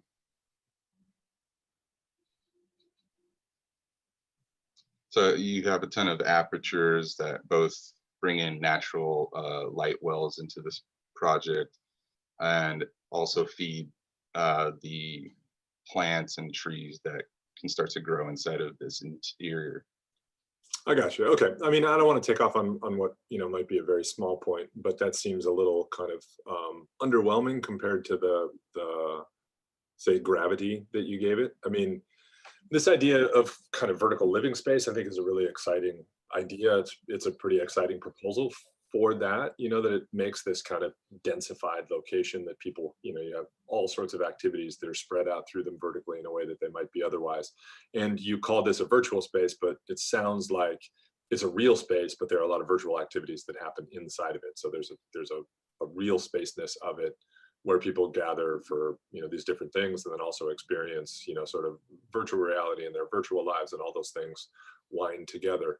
Given that stuff, I mean, when you talk about like the nature component, to me it would seem like you've taken an investment into what this means for technology in this kind of format. It might also be interesting to see what it would mean for nature in this kind of format. Like nature is a bigger player that winds through it in its own way.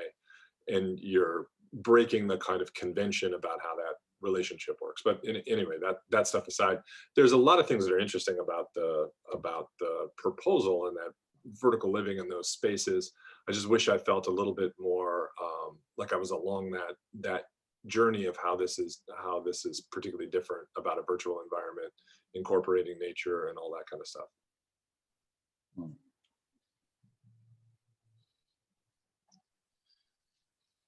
I mean, understandably, I get that. Wrapping my head around it was a little overwhelming at times. Just designing a recreational center and then adding a component of virtual living into it. I thought I would create these kind of like these virtual arenas that could go inside, and essentially it's a mind shift that, you know, you have actual sports happening on one side and this whole space is kind of in your mind tricked to believe you're in this entirely new different space. And the angles and everything are kind of both go with the shape and the sun angles as well, but also the different screens, at least in my research, in order to feel that immersion, to kind of bring the audience in that arena into that same space is kind of what I was looking for, at least in that particular area. But the whole recreation center was just bringing back to the community, letting everyone interact and socialize again, and then trying to bring back nature into it as well. It was a good amount of things to tackle, and hopefully with future iterations, I hit the nail on the head.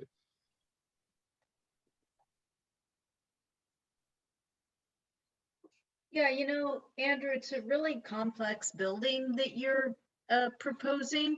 And I've been sitting here for 5 minutes in concept board, looking at different sections, different elevations, trying to put this thing together in my head 3-dimensionally. It's just an overall object. Like if I looked north, south, east, west, what does this thing look like? And I'm having a hard time. And I think there is a level of complexity to it that makes it a very 3-dimensional object. You can't understand it from any single vantage point. You really have to kind of get around the thing in order to piece it together. So to me, that's always a mark of an interesting object when it has that kind of 3-dimensional intensity. And then I look at the material expression in the rendering, and it almost looks like two things interlocking. You have I believe they're glass, gridded facade, and then these folded white planar sheets. And so there's a lot of interesting things going on physically with the building. And I like this idea of the virtual space and the, I don't want to say non-virtual, that sounds really simple, but when you look at the section of the project, and you look at these kind of binary differences in the expression of the facade, and I'm wondering if that relationship of difference from virtual to non-virtual could help you further refine the differences in expression in the building from when you're in the kind of folded plate zone to the rectilinear grid. And I think it doesn't seem right now that there's a relationship between the programmatic difference and the tectonic difference in the project. And I think that if you were to start to make alignments between those two things, it might help you kind of further rationalize the project. I could just imagine a section where, is the top floor is virtual, the 100% virtual, the bottom floor is I don't know, 100% not virtual or something, and you just read through the section the spatial differences that manifest themselves in different types of aperture conditions, wall thicknesses, etc. So I think you have a lot of DNA here in the project.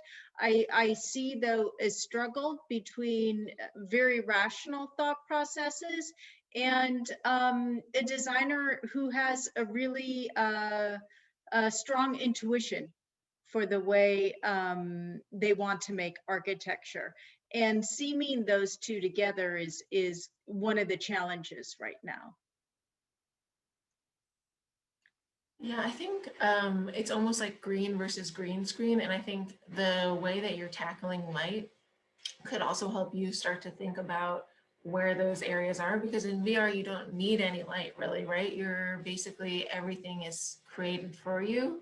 But when you're talking about nature, nature does need light. And so as you start to sort of develop where those activities can happen in structure, I think you, like Heather said, you have the DNA there, but it's not, we're not able to see it clearly. And I think also structurally how this works, like I know you're like, you don't have to be the structural engineer for this, and you've put a really beautiful form together. But I think then you can also think of those are the spaces, like maybe there's an exoskeleton or some sort of idea of what it can be that will allow either light or sort of an enclosure to give a little bit more weight to what you're presenting to us. I was also thinking a little bit about the idea of nature and VR, and instead of, I particularly love the way that you've sort of created this virtual climbing wall, because I think that's all it really needs in the virtual world is just a wall. So I would think about like also all the mechanical and electrical aspects that you might need to include in that. It's like, how would you create nature in VR? You probably need like a wind tunnel, or like how does it smell and how does it look, and how do you start to use that in your architecture as a means of helping you program or helping you sort of understand, because if that could all be underground, that doesn't need to be anything architectural. And so you can hide those in the interior spaces, and then as you sort of go to the exterior, maybe that's where you really get to experience nature or light or any of these other poetic things that you're bringing to the table. Yeah, if I could jump in, Andrew, I was actually going to ask you if you were for the 100-year off thing, the Neuralink VR, or you were trying to push back against it and say, we know we still need basketball courts and swimming pools and all this stuff, because they're kind of being treated the same in the project. And it's like you go into this room and it's a crowded room, basketball court or whatever, and then you go in this room and it's in the VR space and all that. So I have like a really similar comment. I won't stay on it. I really enjoyed this section of this project. I think that's kind of where the project is. And it's like in this relationship between the different things that we do in those spaces. And just like to echo the other comments, I'm not seeing what the kind of spatial repercussions of those programs are yet. Also in like, just on the light thing and on the nature thing, like we actually don't need light at all, because we have artificial light, so we can actually control a lot better for growing things. So I'm also wondering about all the kind of corporate looking glass. Like I would think that the building might look different than something we already see like in Beverly Hills or something like that at the Pacific Design Center. You know, I'm wondering like what the architecture looks like in 100 years, or what you're proposing. It's obviously pretty hard to design something that far in the future, right? We don't know. But I'm wondering what the spatial repercussions of this program is that you're tackling, and of your research of the Neuralink and all that stuff. Like, I don't know much about that. I'm wondering what the spatial opportunities are there. And I'm wondering what the kind of, even the material and the massing I think there was some really good comments about the massing of this thing, but I'm also just wondering about actually just the materials of it that seem kind of very familiar. It's like, it's a rhetorical question. It's not something you need to answer, but that's just like where I'm a little bit hung up on the project.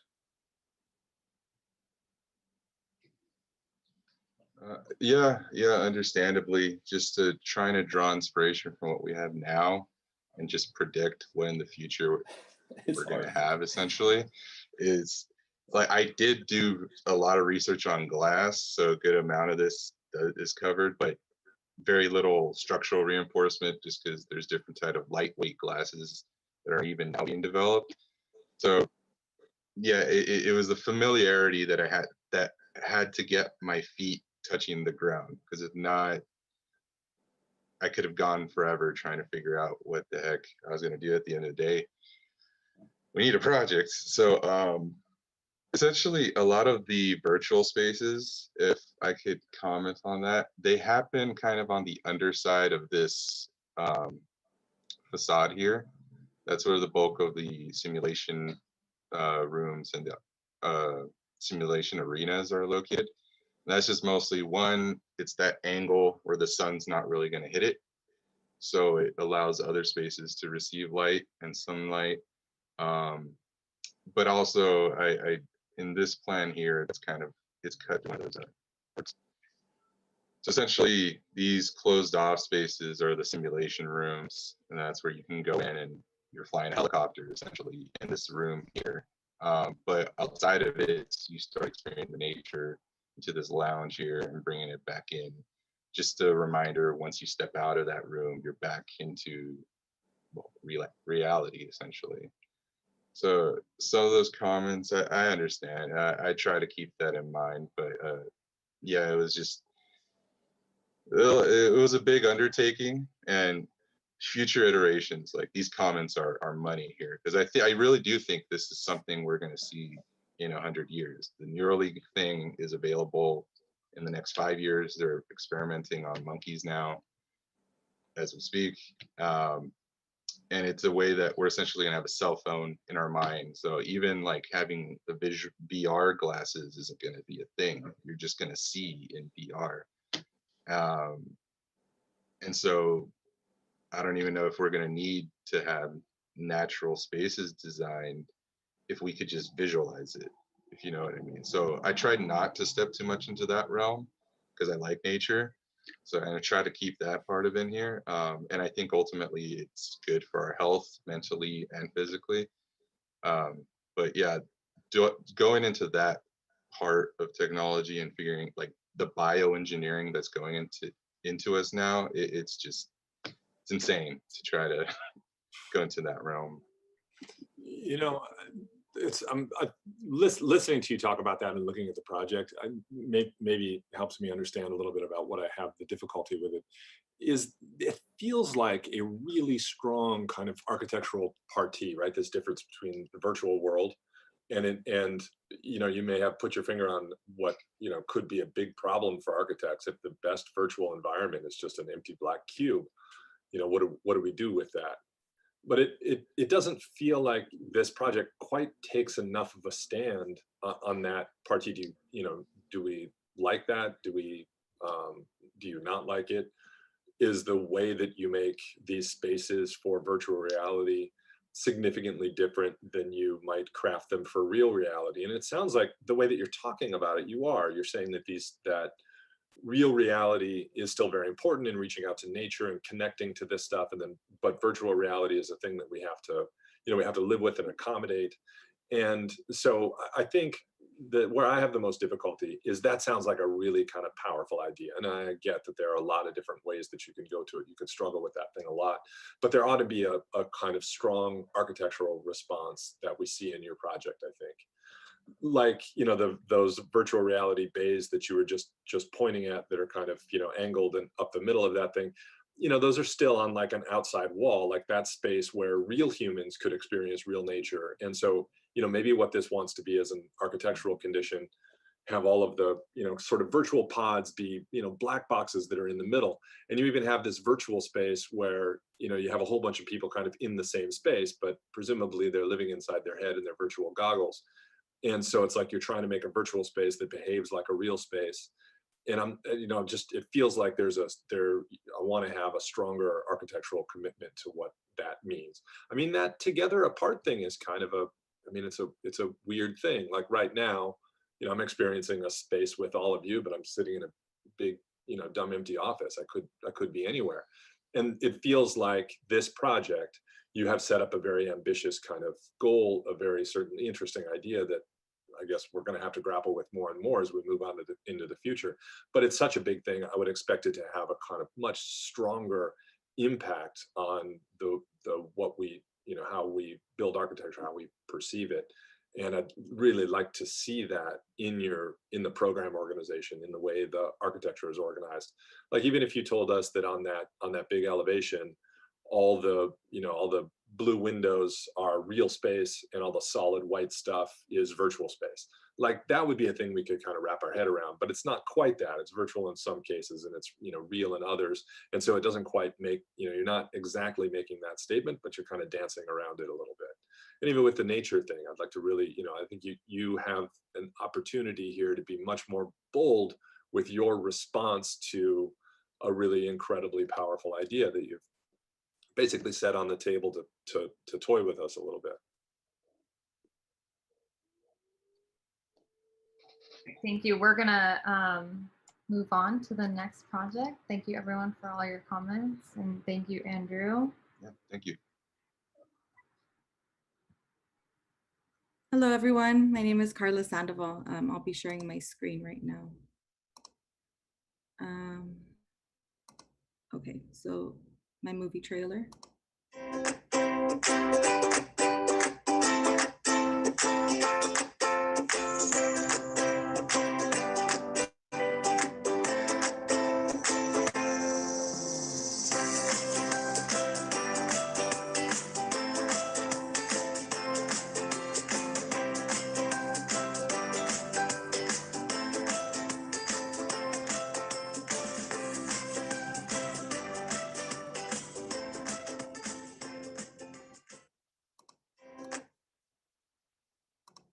Okay, so my thesis is titled Polychromatic Characters.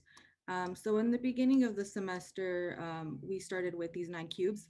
I broke them down in these categories: circulation, building, green space, and renewable energy. And so that's for the city, the 9 cubes for the city. In particular, my site right now is located in this cube, this purple strand here. So moving forward, I decided that the program would be a youth center that encompasses all of these spaces inside of the building. I started looking at the interaction between learning activities and outdoor physical activities, and the connection with them, and how that potentially can lead to organizing the program within the building. So once I had that, I looked into color theory and learned what all these colors meant to children, and what kind of skills each color enhances in children, and also the ways in which children look better, not just like in a classroom and academic setting, but more of like hands-on actual sports as well. So this is the breakdown of the program in the building. Variety of meeting rooms, playgrounds, libraries, game rooms, ball courts, and pools. And then the circulation within the building through a series of stairs, ramps, elevators, etc. So the program is really spread apart. Some spaces are open, others are enclosed, and others are completely outdoor. And I say outdoor because they're outside of these individual characters, which are their own identity.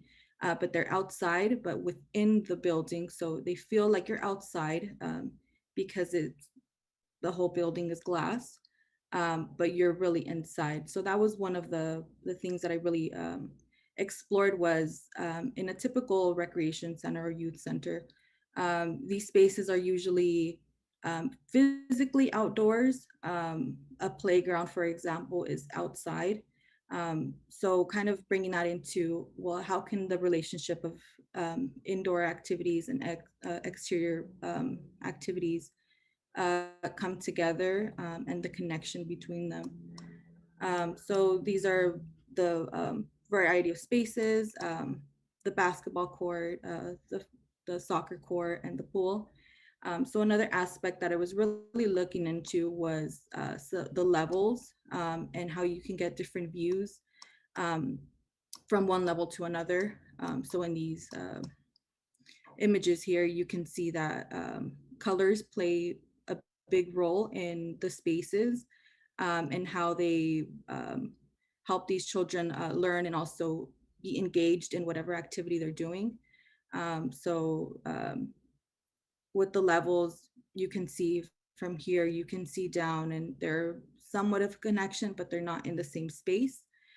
Same as here, the two pools, you're able to be experiencing this space or this space without physically being inside. So the connection of the levels, the colors, and the indoor and outdoor environments was a really big idea in this project.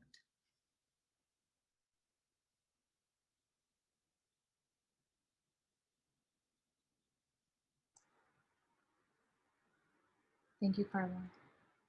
Carla, sorry if you mentioned this before. Hi, by the way, nice to see you. Congratulations.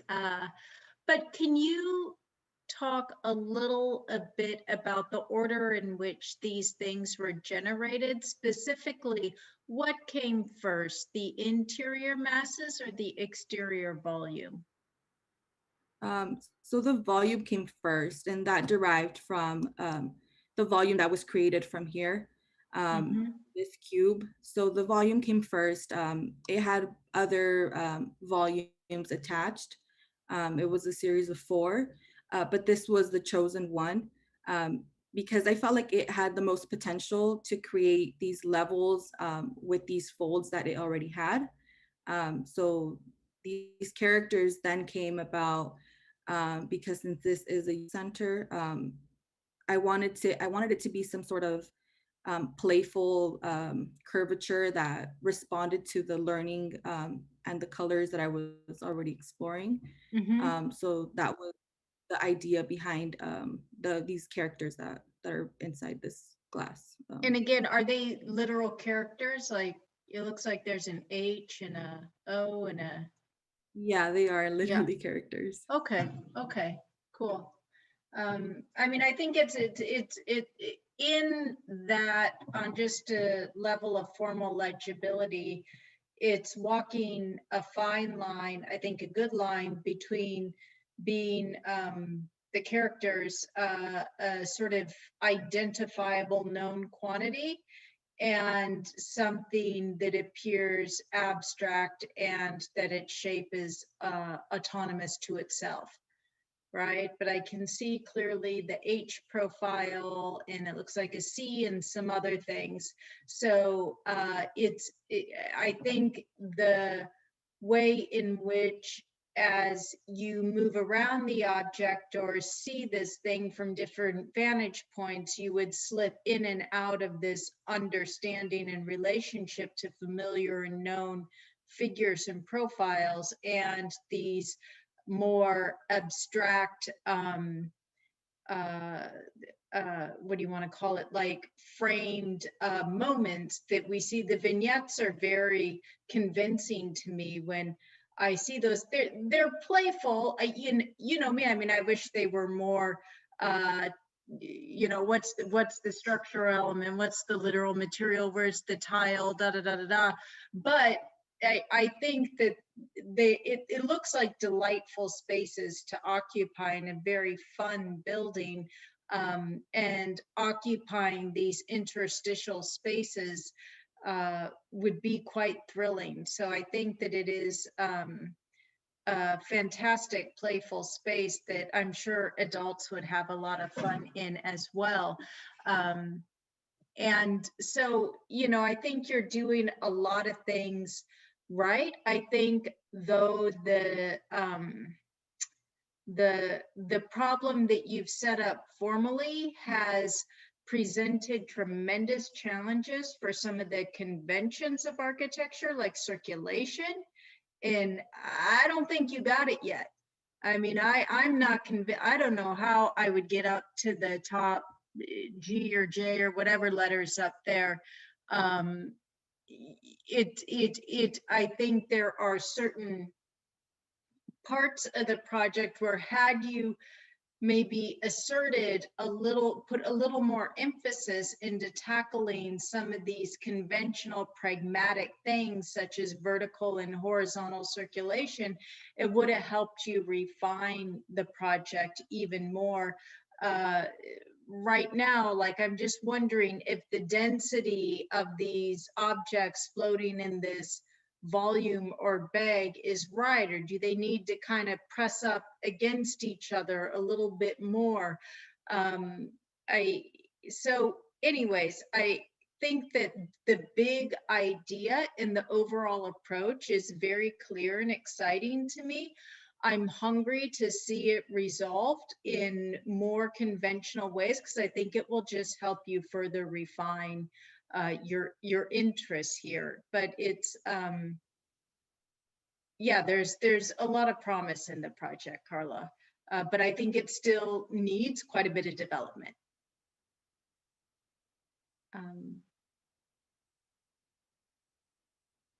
I mean, the project. I'll let you go ahead. No, you go. Okay. I was just gonna say, yeah, it's almost like it's still very diagrammatic, and it's like really not supposed to be a building. It's just supposed to be a diagram of what maybe a building could be, or some kind of interior spaces could be. Because even the way the outer shell is treated, obviously, it's just ghosted, right? I mean, I couldn't agree more with like how the density of the figures in there, and then the like kind of the relationship opportunity between them. If they like, what would happen if you started to intersect them some? Is that where circulation might, be in between the spaces or something like that? Or they started to actually Boolean out each other versus just the outer shell slicing them off. I was looking at your diagrams up there. It seemed like circulation was like, it takes up a lot of the space of the unfolded 9 square. And for me, like it is missing the in-between space. I'm wondering what the in-between space is used for. I get the colors and how those are, although I think the density of each of the colors could have been like, even if it was adding more details in there, it would have been a little bit easier for me to believe it if you had like really designed out the interiors of these spaces and like actually proposed that they're like the library is the library and stuff like that. I think my favorite moment, can I mark on this thing? Just so there's like, right, does that, I don't know if that shows up or not. I think my favorite opportunity is that one right there, where it's kind of open-ended. Like one of the figures actually opens up and it's neither like inside the thing or outside of the thing, but it's kind of like in between space where your vignettes show you're like playing soccer or something. And then there's like this, there is like some kind of ceiling, although it's really huge, but then you're also looking over at people in a different pod, in a different character, as you're calling these things. So for me, that one right there on the left section, I don't know if you can see my cursor, yeah, where it's kind of open-ended, I think you started to get to something there. And that to me spatially is pretty interesting, more so than the ones that are just kind of closed off. And you just kind of go there and do a thing and then you leave or something like that. So I think it's a great project though, Carla. I really appreciate a project like this. Color is also pretty hard in architecture. So I'm glad you like put a reason to it and you like really started to lay it out. I personally don't do colors, so I'm great that you're taking it on. But yeah, I love the diagram of the projects. I think a little bit more development would be great. Yeah, I think I can agree with that. I mean, I find it pretty exciting. It's a pretty cool, it's really dynamic, and you can imagine yourself being really interested to be in there. And I have issue with the circulation maybe too, but I think without trying to wrap my head around how it actually works, it feels like it's out of language in a condition that doesn't necessarily want to be.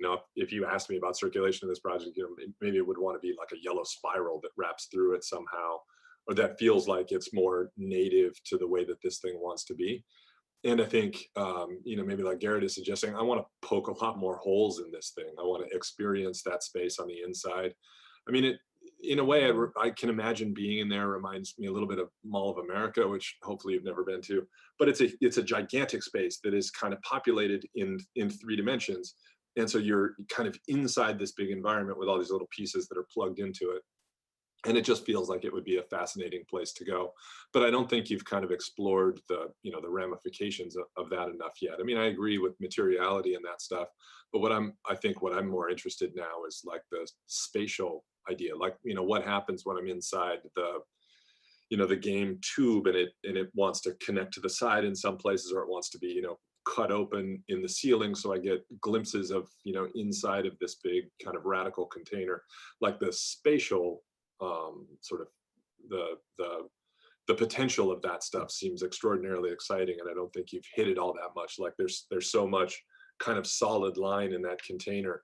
Like looking at this game space, if I were able to sort of go to this thing and trying to think about what it would be like if I wound up in this level where I've got flat floors and flat ceilings and maybe a little bit curvature on the wall, I'd feel a little gypped. It's just wants to be so dynamic and interesting, and you want to play with that this space that you've set up a little bit more.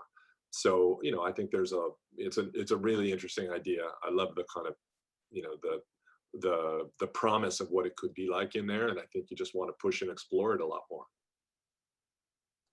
Yeah, I mean, I'm echoing everyone, but I think what Carl sort of mentioned is like, I could totally see like a yellow curvy staircase coming through this, but I also think there's opportunities if this is going to be an area for play, like there's so many fun options for circulation. You can have a climbing wall, you can have slides, you can have there is lean into the playground aspect of the architecture. I think you're either designing like a playground or a battlefield, and this is definitely a playground. And I think you have all the components here, but I think it's being more strict about rule sets, defining everything a little bit further, but also allowing some of the pressures of gravity and a ground plane to help inform why you're making these choices and how they're kind of coming together. I loved Garrett's sort of like, let's squish these more.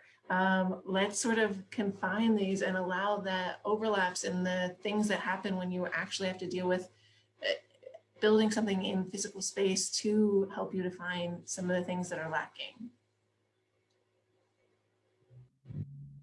Yeah, I agree, Carla. I think everybody's comments I think are spot on. I feel like I just want to shake you because I want you to like liberate yourself from feeling constricted. And we've gone through, different revisions of the volumes and space and stuff. But, Carla has 2 babies at home right now, literally 2 babies, and getting through this year, which is incredible. But I know that if we were at school and you were able to probably even like separate yourself more mentally, and have that kind of freedom of exploration a bit more, like this project, I think holds so much opportunity. And I think you can see from all of us, there's like a lot of excitement and a lot of playfulness here, and that it's something like, you're still really interested in. You have so much potential to push this and develop it further. And, based off of what we've really explored throughout the duration of our class, you have a limitless kind of, criteria. Like you can really make this as kind of far and futuristic and fun as you want to. And so I really encourage you. I really hope that you continue to work on this and push it to that level moving forward. So does anyone else have anything else to say before we move on? Okay. All right. Thank you, Carla. Thank you, Jairus.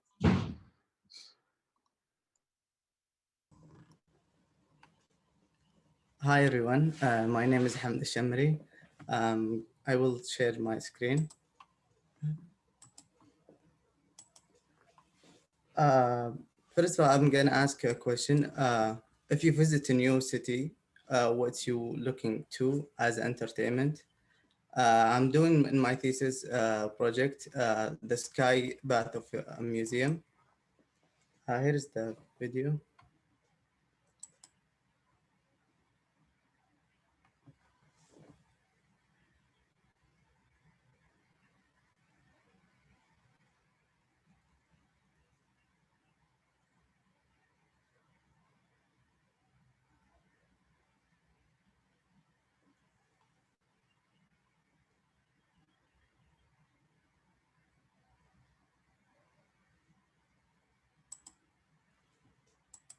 I will answer that question with my project.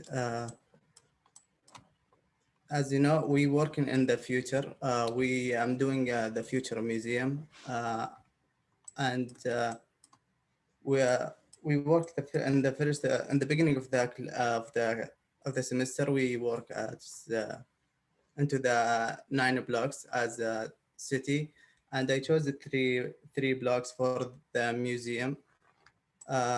In the museum, I'm focusing in the future museum. I'm focusing into and I'm focusing to the movement, and I'm using the report for the movement into the museum. Uh, the the ramp for the museum, it's I have two different ramp for the museum. Each one has has their own way, and that's helped the movement for the report, and the technology for the museum, like we can create in paint there, and the interactive for the exhibition too. Uh, and the exterior of the building, it's covered. The interior of the building, it's a glass. And yeah, for the movement, I'm trying to show to do like environment inside. uh, when you take the robot and walk around with the robot, you can see whole the museum if you are not like close to it. As we can see here, we can, and in the first render we can see the screen here and the screen here and everything uh, behind, and this one like the back point, we can see all the museum and the back. uh, for the floors, I have three different level. The ground, and the second and the third one, it's not level, it's half of the level, because I used the gallery here and here, and all the area it's open, and the ramp take you to the third floor to the closed gallery. And yeah, thank you.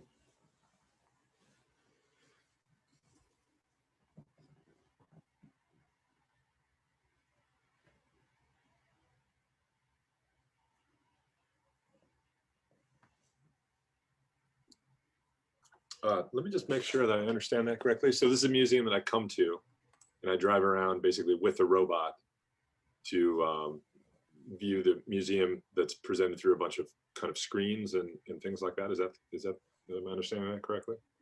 Yeah, it's the movement. My thesis, I'm focusing on the movement, so I'm using because we work with the technology, like in the future, I'm using the robot for the movement. So nobody can walk in the museum except the employee, and when you visit the museum, you visit with the robot. The robot can walk you around. Okay. What if I wanted to say experience it with my kids? Would we each go through in a pair of robots that would go together, or does everybody take an individual? Everybody take individual, and you can work with a system. It's where you want to the robot go, and yeah. Got it. Okay. Still wrapping my head around that. So yeah, I wouldn't mind having one of these at the Louvre, because that is a lot of walking all day. So I'm wondering, Hamad, if it's really about the technology of circulation, the technology of getting around, and maybe you're collapsing like the coffee shop, the museum, or the store, the bookstore, or the gift shop store, the experience, not having to read the plaques, not having someone walk around with you and paying for a guided tour, not wearing the things, not walking. If you're collapsing all of these things that we have to kind of go and do by ourselves into one little vehicle, I think that's fine. I mean, it sounds like you might just be going there to do that, maybe rather than see the work. But I'm wondering then about the scale of the building, and then why like just normalized ramps everywhere. I feel like they could be so much more steep.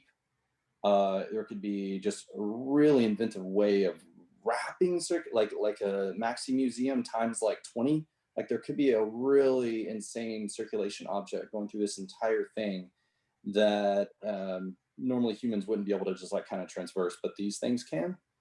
And then also like the scale of the building, I think this would be an opportunity for you to say like, you collapse not just an entire city, but you collapse like an entire country or an entire region of artifacts and ideas into this massive, like, you know, Tesla or whatever warehouse, like massive gigafactory thing that it's impossible to walk. But in order to absorb all this information from this region of this country, you have to use this new type of technology for the circulation movement through it. And for me, like for this project to work, it would have to be super radical like that, where I couldn't argue with you about it. I'd be like, yeah, you're right. We have to explore this type of movement through the space, because I feel like I could just walk through this building. It actually seems like a pretty small museum. So I don't know what the benefit is of developing these things just yet. Although I think with like some scale jumps and some like more radical ideas about how we move through space or how the circulation is even designed, like completely redesigning all the whole ramp system, I think it could be a really, could be a more of a strong proposal. Thank you. Yeah, I agree. Hamad, there's some really, the way in which you are presenting the project and drawing is very ethereal. This kind of sunset Xanadu background is pretty fantastic. And it does seem like you have quite a bit of material articulation on the perimeter. It's not really discussed or described by you thoroughly, but I see the kind of slats or fins of material that's modulating the perimeter. The whole robot thing, that I get on a robot and it wheels me around the museum, I think when you do that, when circulation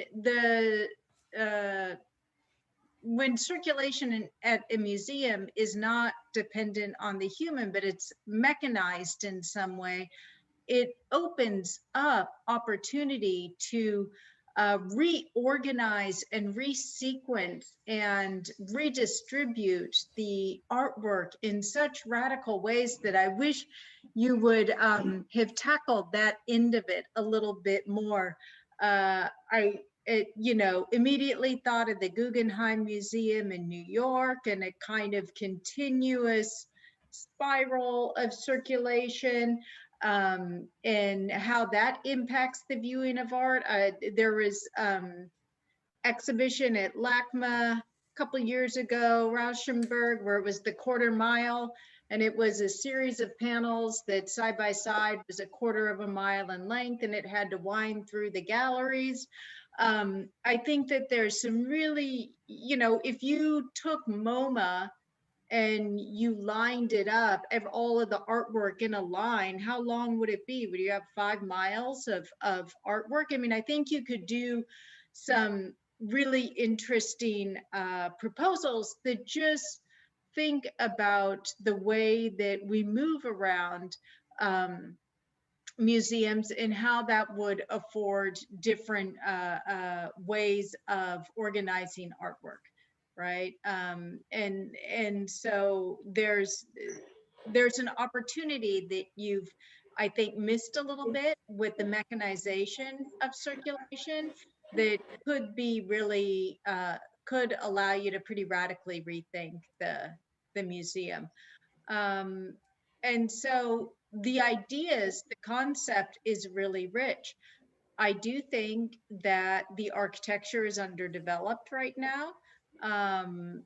It's hard let me see, I'm going to the concept board now.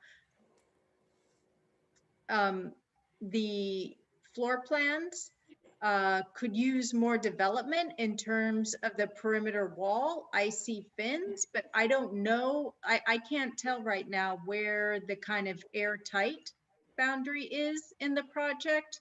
when I look at a section, I'm trying to understand relationship to ground more clearly, and that's a little challenging. So I think that there are really, I think it's conceptually very strong, very rich, but needs more architectural development right now. Also, some other precedents you can think about when you're sort of designing what this track is not just architectural precedents, but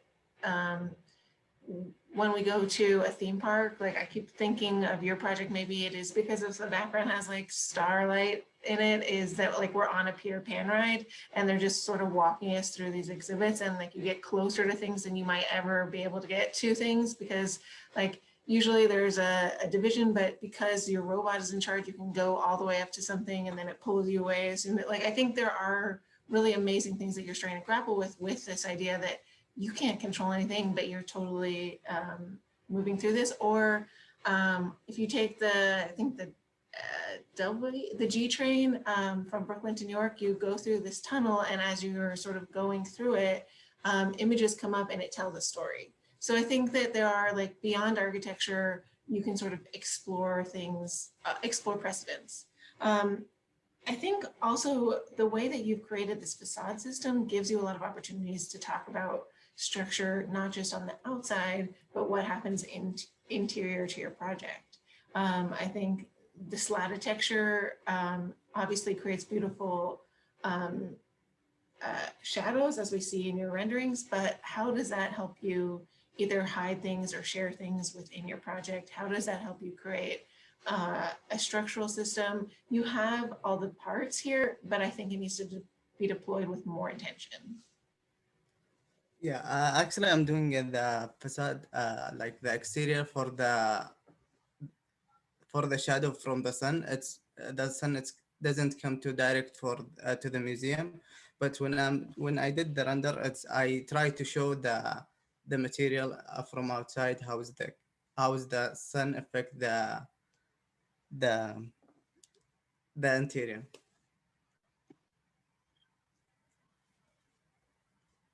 I think the exterior material is like a whole nother conversation. I mean, definitely wouldn't want stripes across what you're seeing like this, like from direct sunlight. The really beautiful thing about the Broad is it diffuses the light in that top area really, really nicely, no matter if it's a cloudy day or a sunny day. It's almost even all the time. So there's definitely a ton of shading studies and people that know a lot more about that than I do that goes into studying those things. But you would be careful about that stuff in a museum for sure, the type of lighting coming in. Yeah, I think maybe more specificity on what the exhibits would also help you make those decisions, because some things need more light, some things need less light. You're kind of giving us half and half. So strips. Yeah, and one of the things that wasn't brought up in the first conversation from the first group with one of the projects was depending on like the protagonist and what's happening in that space, it makes you even question whether the building itself is even necessary at all, right? Like if you are just going to be in this kind of pod that takes you everywhere, this kind of Jurassic Park experience, right? Is the building necessarily even need to be there if you can view everything via kind of virtually, right? Maybe you actually get in a small pod and you actually experience the whole museum via sitting there, but you actually feel like you're moving, but you're not actually moving. I don't know, something to think about. But I agree with the comments, Ahmad. I think that, it's come a long way in this last week, but I think there's still a lot of development that would need to kind of take place as far as answering a lot of the questions asked. And, hopefully, for everybody, you guys take the time even this summer to continue to kind of develop and just finish these and have them for yourselves to move forward, to have a more complete project. So thank you everyone for your comments, and thank you, Hamad. We have one more presentation. We'll be finishing with Jose. So whenever you're ready, Jose. Okay. I'll start with my video. Let me share my screen first.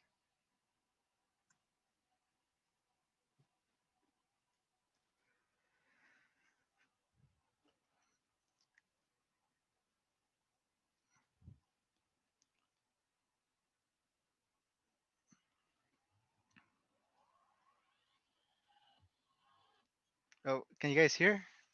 No. No.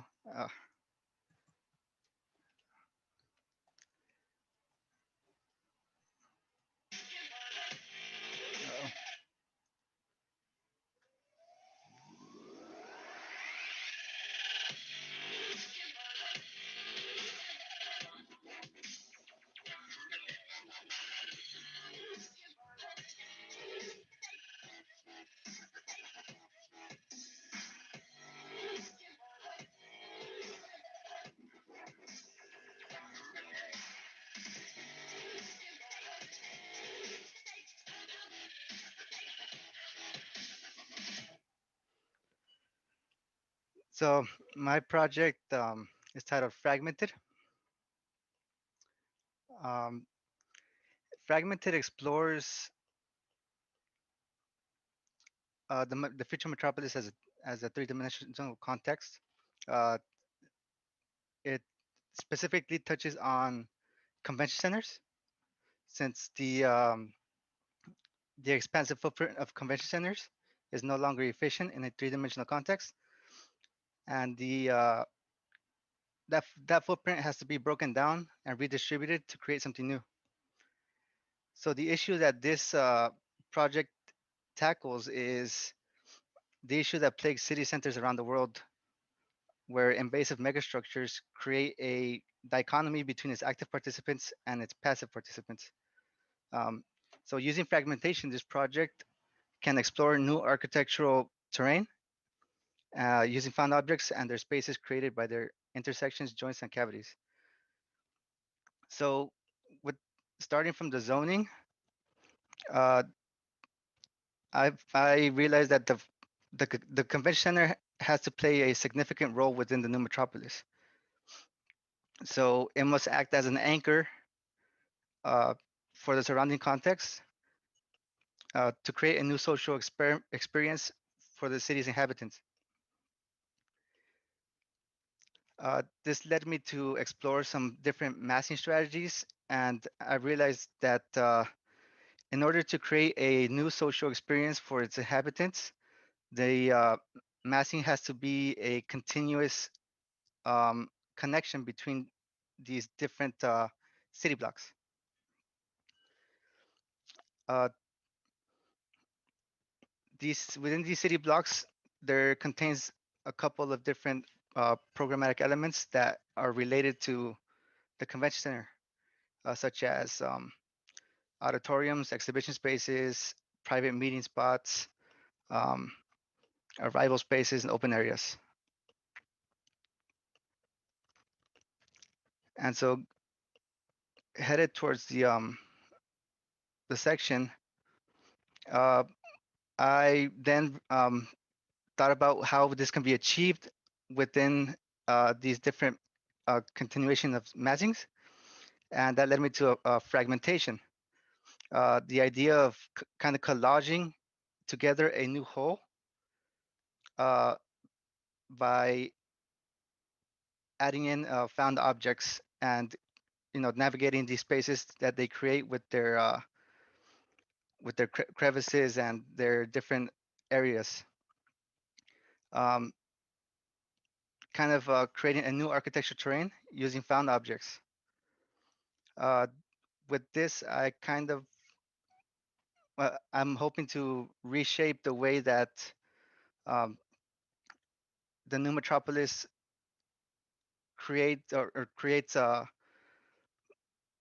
active participation and passive participation, where instead of these big footprints that these mega structures within conventional cities create, we can have something that creates a more three-dimensional relationship, and it instead of the active participants and the passive participants having a kind of perpendicular dialogue, it can create more of a parallel connection between these two experiences within the metropolis.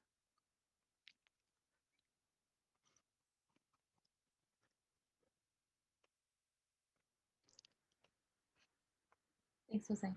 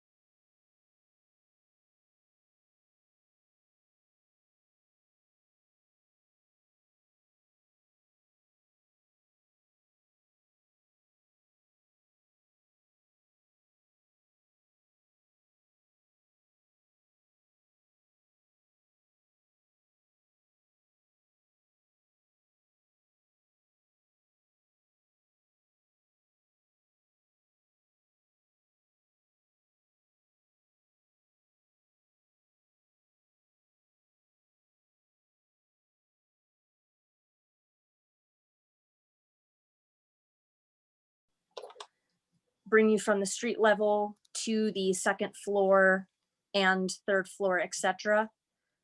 Like in here where you are passed through a circulation of arch systems and archways and colonnades that take you through the circulation of the building. And right here, you can see on the tops of the roofs is where the farming happens. That is where the agriculture would happen. You would have chicken coops, and you would have some grapevines, some food plants, and you know, some good yummy stuff to collect from that. So you know, that's very important in today's society where we need to learn how to create our own food. And that's what I wanted this school to be, is a place where people learn how to make their own food and have and not only learn how to make their own food, but learn about the beauty of classical architecture and how to bring that trade back to the modern day. Great, thanks.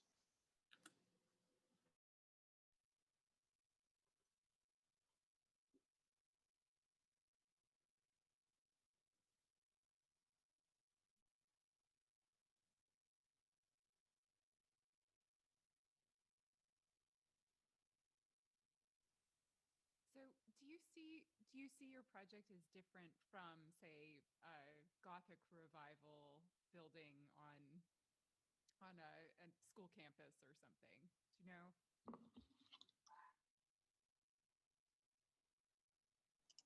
It's your mic is really low all of a sudden, Constance.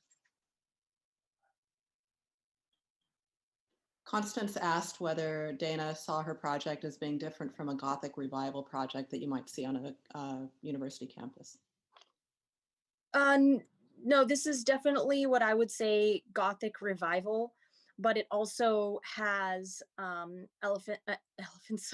It has elements that are inspired from Ukraine and elements that are inspired by Romanesque as well. So it sort of has a nice collaborative mix of that.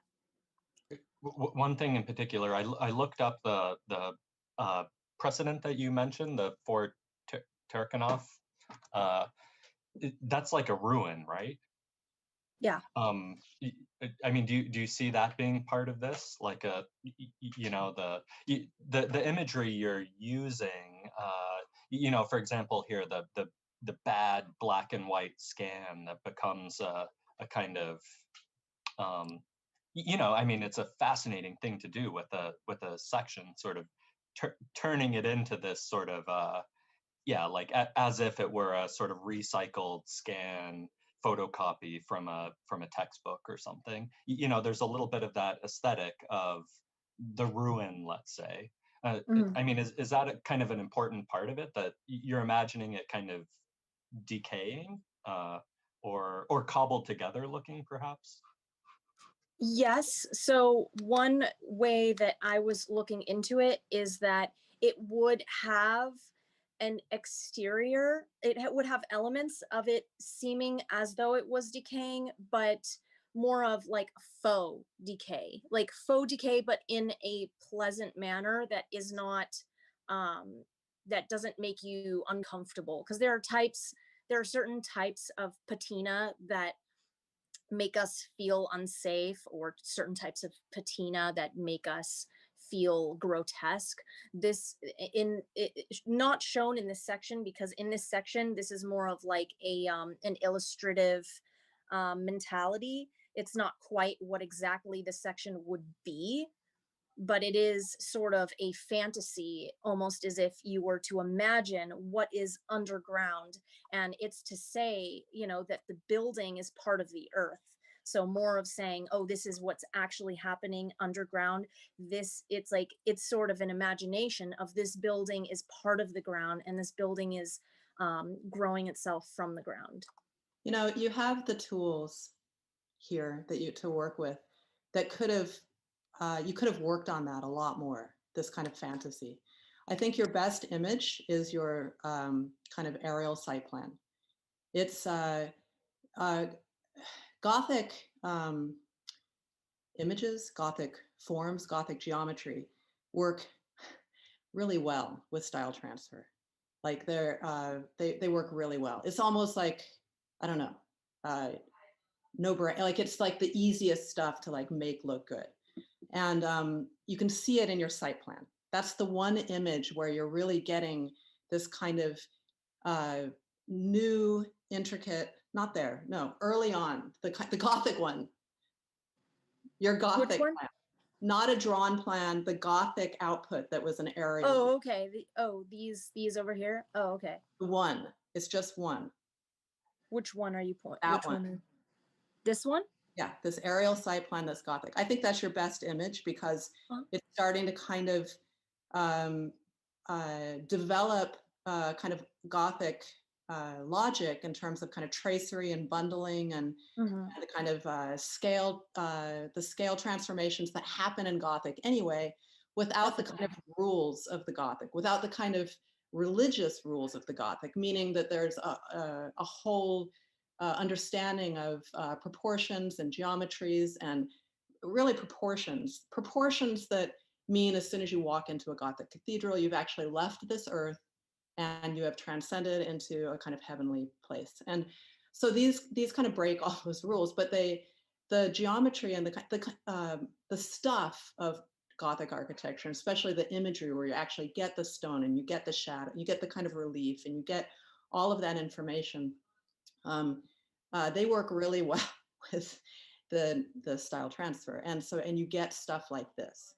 And I think this is your best image. And I think this is a kind of material manifestation, so to speak, of it's a kind of proof of concept of this desire for this fantasy, where after here, you kind of just talk about it, or you kind of sketch it, you kind of point to it, but you're not manifesting it anymore.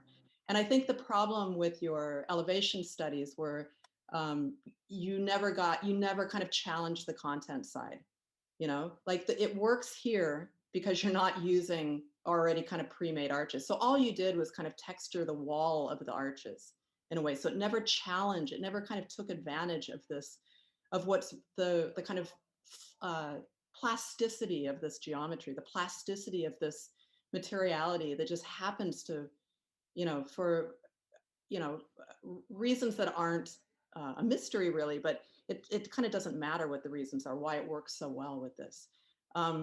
And so I kind of wish that you challenged the kind of components and kind of really tried to kind of take advantage of these tools a little bit better, because I think your elevations could have looked like more like this. They could have really kind of played with, again, the kind of plasticity of this materiality and this geometry and the kind of stuff of the kind of strange parametric stuff of Gothic architecture. Lars Spybrek wrote a kind of great book, which I might have here, but I'd actually have to stop and think about what's the name of it. I'll look it up and put it in the text. But it's Grace and Gravity, that one? No, it's more about specifically about Gothic architecture, the kind of parametric qualities of Gothic architecture, in that there's this in how it bundles, or in how it kind of builds up, or in its kind of plasticity, I suppose, of the parts. I totally agree. But honestly, and I'm sorry because it feels almost like a critique, but this is the best image, I think. And when you're talking about that section and the kind of fantasy of the section, it's kind of already here. Yeah.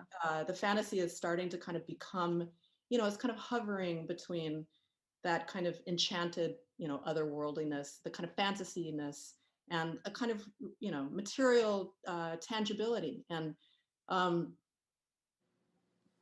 your whole project could have been like this. I agree. I very much liked this this output image. I was really inspired by it. I was taken into another direction, but I definitely, if I could go back and create more iterations of my project, I definitely would have created a more variation as to the Well, I'm not sure what you elasticity. mean by other directions, but I feel like what you're trying to do after this is something like what you achieved in that, but you just weren't getting there. So Yeah. I'm not sure what you mean by other directions. I feel like there was probably this just kind of like frustration with like, you know, all I'm doing is kind of, I don't know, drawing different kinds of patterns on the wall rather than actually engaging the material and the geometries and the Well, whatever these. I was asked to go in and I was asked to go away from this direction of the plan because the geometries that I had were there. I was given instruction to go this route of Well, I don't mean to creating kind of it challenge sexually. whatever the Dana, direction. hey Dana, you were Yes? proposing that as your site. You were proposing that as your site plan. Huh? You were proposing this image as your site plan. So the other direction was to not make this your site plan necessarily, right? Like what I'm hearing is that I believe so. there's a general lesson in this image that could be applied to many different domains, right? It's not just, well, what Yeah, am I in going a to do for my way, site plan? I kind of like aspects of it as planned, site plan notwithstanding, like that may be the wrong site plan, but I think it also has elements of elevation. Obviously, it has these kind of tracery elements that are, you know, found primarily in elevation, or on, you know, on the surface, usually not on ground surface, but on the surfaces, on all the other surfaces, and so. Yeah, I think that's really is. It's the kind of lesson learned and the kind of success of the image in its starting to be kind of photoreal, which it's just my where I usually kind of try and locate myself within these sorts of tools. Yeah, it's like almost kind of like a Dada painting or something. No, it's almost like a photo. That's entirely different. This one. Yeah. Yeah. I'm actually not that interested in the painterly qualities of these tools because I think paintings already do it better in a way. Like you can just go, like you can find inspiration in art. You don't need to use these tools to kind of make art to find inspiration in. So I think it actually has more powerful, more interesting, and in terms of that kind of uncanny quality, or at least kind of that's where I kind of started my kind of interest in these tools, and I've kind of, you know, evolved into other places, but I still think it's when it starts to kind of convince you of its possibilities, and I think paintings are there's too much room for interpreting, and I love it when these tools are able to kind of have something that's much closer to an answer. There's not that much room for interpretation. It's just kind of a wow, like wow, you know. Anyway, I think there's something here that's maybe a little bit like the project with the gables, the house form gables, where I think you could pursue what Carol's saying in the section. You know, and it started to happen in a few of these kind of elevations in the middle, maybe the second and third, maybe the third one down, while the second and third one down. You know, and I wonder if you couldn't have created a kind of feedback loop where you learned from these outputs and it started to redesign your inventory of Gothic sectional vaults. And they could have started to become, you know, either more intricate or more aberrant or more quasi-Gothic, more deformed, you know, all sorts of things. And then this kind of, because I think the plan, these plan diagrams, these kind of diaper pattern plan diagrams are fascinating. And it seems to me that could have become more of the substance, that those could have gotten away both in plan and section. You know, they could have gotten away from the diagonal grid or modified it in interesting ways, and could have started to really modify that section. So you know, there's every opportunity I see in some of these. I guess you were thinking of them as elevations, but if you started to think of them as sections, it would really change the spatial logic of those, you know, very strange plans that you created, but very strange and interesting plans. You know, there is this relationship between the diaper pattern and, you know, in Victorian architecture and the Gothic, you know, with brickwork.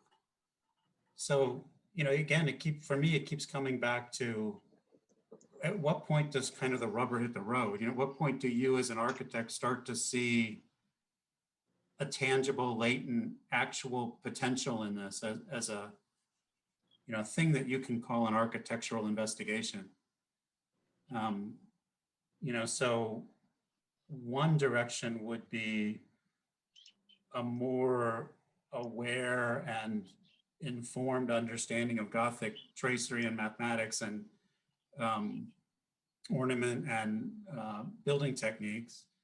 You know, another one might be to start to build up a real profound repertoire of neo-Gothic languages. You know, that's what the diaper pattern, you know, spurred for me. You know, I started thinking, well, what if you made this thing out of brick? You could form all these bricks. You know, you could form them all in a model. I mean, given lots and lots of time to do it, right? You could actually do it. And so that final rendering could be understood as a kind of prefabricated brick architecture. Yeah, I think any of these would. Go ahead, sorry. I'm done. I just was going to try to wrap up because we got to move on. But I think, Dana, all of these suggestions, it doesn't matter what the direction is, or you know what Mark's talking about now, or all of the suggestions that have come up require sustained investigation. Meaning, you just got to produce a lot of it, and a lot of them are going to be failures. And I think that's the thing, right? Because a lot of these images that we're looking at here are kind of one-off. Right? It's like sometimes you get lucky, right? And you produce an image, but then to make that do more work for you is a ton of, you know, trial and error, sustained investigation. So I would encourage you, if you're interested in pursuing any of this, to really open that up, right? And just say, look, I got to produce, you know, a few hundred different versions of these, whether it's in terms of collecting, right? Like collecting what Mark was saying, or in terms of producing. So all of these have tremendous potential, but it's unrealized potential if that's all there is, right? So I would encourage you to just really be more willing to produce more, to get this, stay in court, right? And if you continue, I did put the name of that book, and I think it actually is pertinent. Yeah, I put it in chat. I think it's really interesting, Carol, what you had mentioned about the image qualities within the output images, how they are more, not so much as painting, but more of a photograph. Because the reason I find that interesting as a painter and sculptor myself is that when I had first discovered these, I had thought, wow, this is like a new inspiration for me. And then I had realized that it's much less of a use for inspiration, but more of a realization, maybe. Well, yeah, not so much as realization, but something that is now this is my competition. You know, this sort of algorithm, you know, these like one button creation of these artworks are a competition for my own sense of the arts. And you know, I find it exciting because it is more competition, but at the same time it is also more of it's exciting because it means that I have more exploration to do within myself, and need to step it up. You know, everybody's got to step it up now that algorithms can push a button and make art. So, you know, I think somebody mentioned something also about Gothic, and you know, that the I think Carol, you were mentioning about, you know, that the why, you know, the Gothic yields so well to this kind of it's like almost like the tutorial, right? It's like the first one you do, and I know, I think it's worth, I do think it's worth thinking about. It may seem obvious, but I think it's worth, I think there are nuances to that, right? So like why does the Gothic keeps offering itself up, you know, you know, half century after half century for this kind of thing. And, you know, I think the didactic aspect of it that appealed to, let's say, the late 19th century, or like Viollet-le-Duc, somebody like that, is the same reason I would venture that the style transfer works really well, because it's so explicit about its features. It's very didactic as formally. I think a lot of the images that we are using of, certainly here, about when we were doing these tests of Gothic buildings, come from a period of photography, like where people are photographing these things using photography that has certain characteristics also, not least of which it's monochromatic, which eliminates a degree of difficulty right out of the gate, right? So I think there's some, yeah, it's an interesting, to me, it's worth, I'm going to give it some thought, certainly. All right, thanks, Dana. Vaja, are you? Yes, I'm here.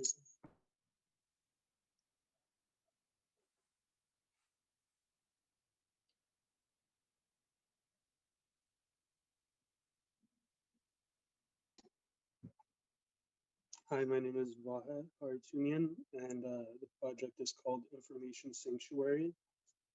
The thesis statement is: the interface of natural habitat and technological infrastructure is a reconciliation between the edge condition of post-human technocentric spaces and the physiocracy of on-site ecology.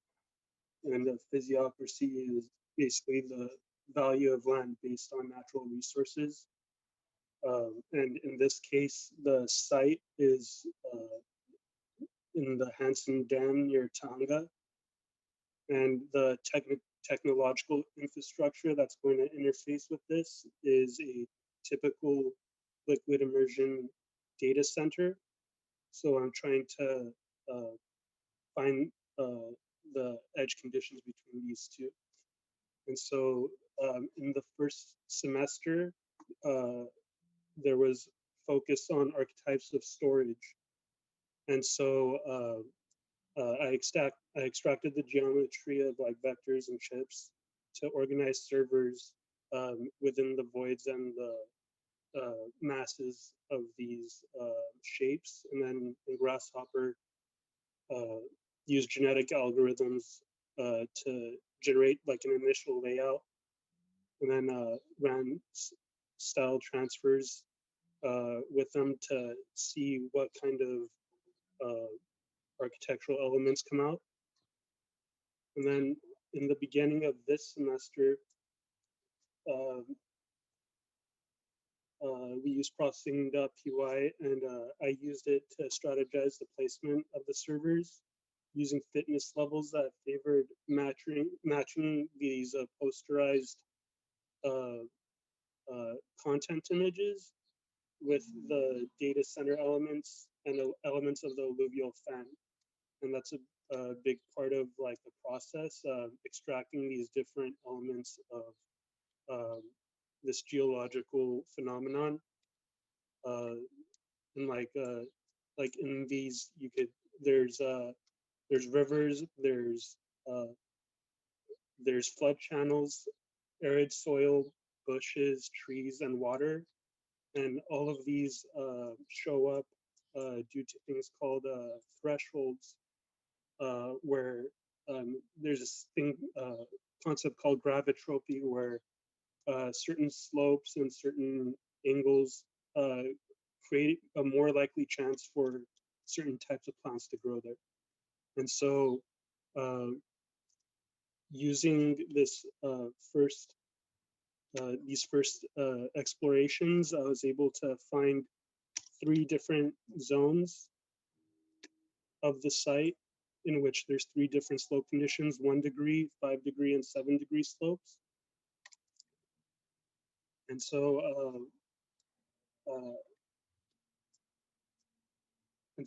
I created these content images based on the delimitation of the edge conditions of the data center and the surrounding area, and hoping to enhance both of the programs. And so after I found, and what I used as a style image was thriving areas of the alluvial fan within of the site. Like there's areas that are obviously like very dry and barren, but there's areas that have a lot of biomass and biodiversity and, you know, different elements. So applying this style image, the way I arrived to the final product, the final runs, was I took color information from like a straight line in each of these, going down the slope, and use those adjacencies to kind of generate the landscape along with how it connects with the edge of the data center. And after arriving to this image, I manipulated the existing terrain to reflect the style transfer, and had to make minor changes in what is like a typical storage archetype of a data center. And yeah, thank you.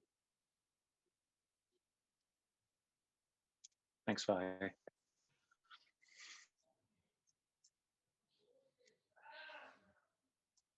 Yeah, so Vaja, so I see since your midterm, you've added a building. So that, that definitely is helping me understand this a little bit more. Just to make sure that I'm really getting it, these servers like go underneath the ground, right?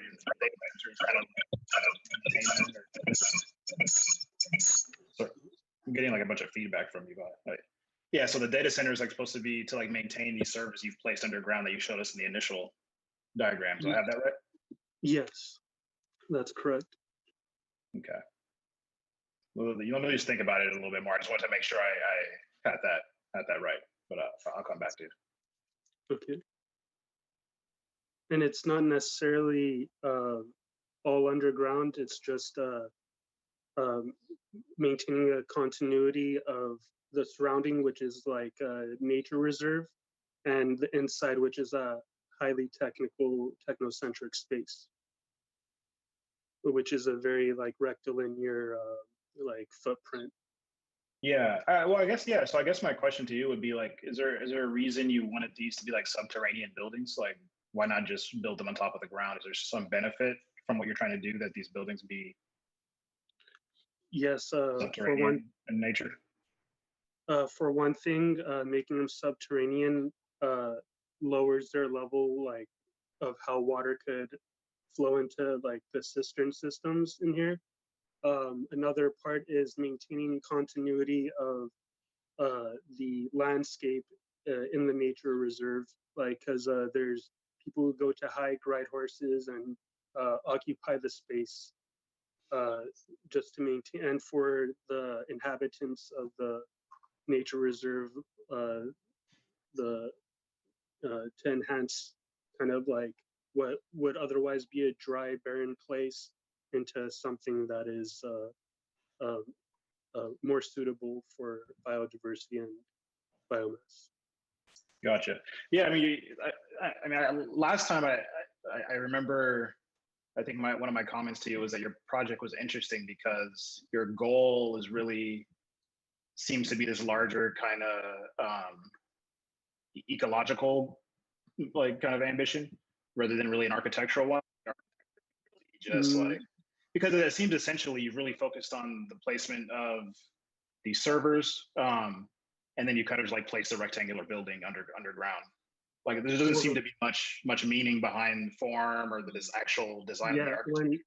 rather than when you do research behind the form of high-tech spaces, if they don't design those spaces for like people or to be an interesting shape, they design it. Oh yeah, I'm not saying that this should be a design or should be fancy looking. I'm saying that the essence of your project seems to be this ecological goal, which I think, I mean, from my limited understanding of it, the simplistic building makes the most sense. And so I'm just kind of talking out loud, like, you know, as someone here to help you with your architectural work as an architecture student.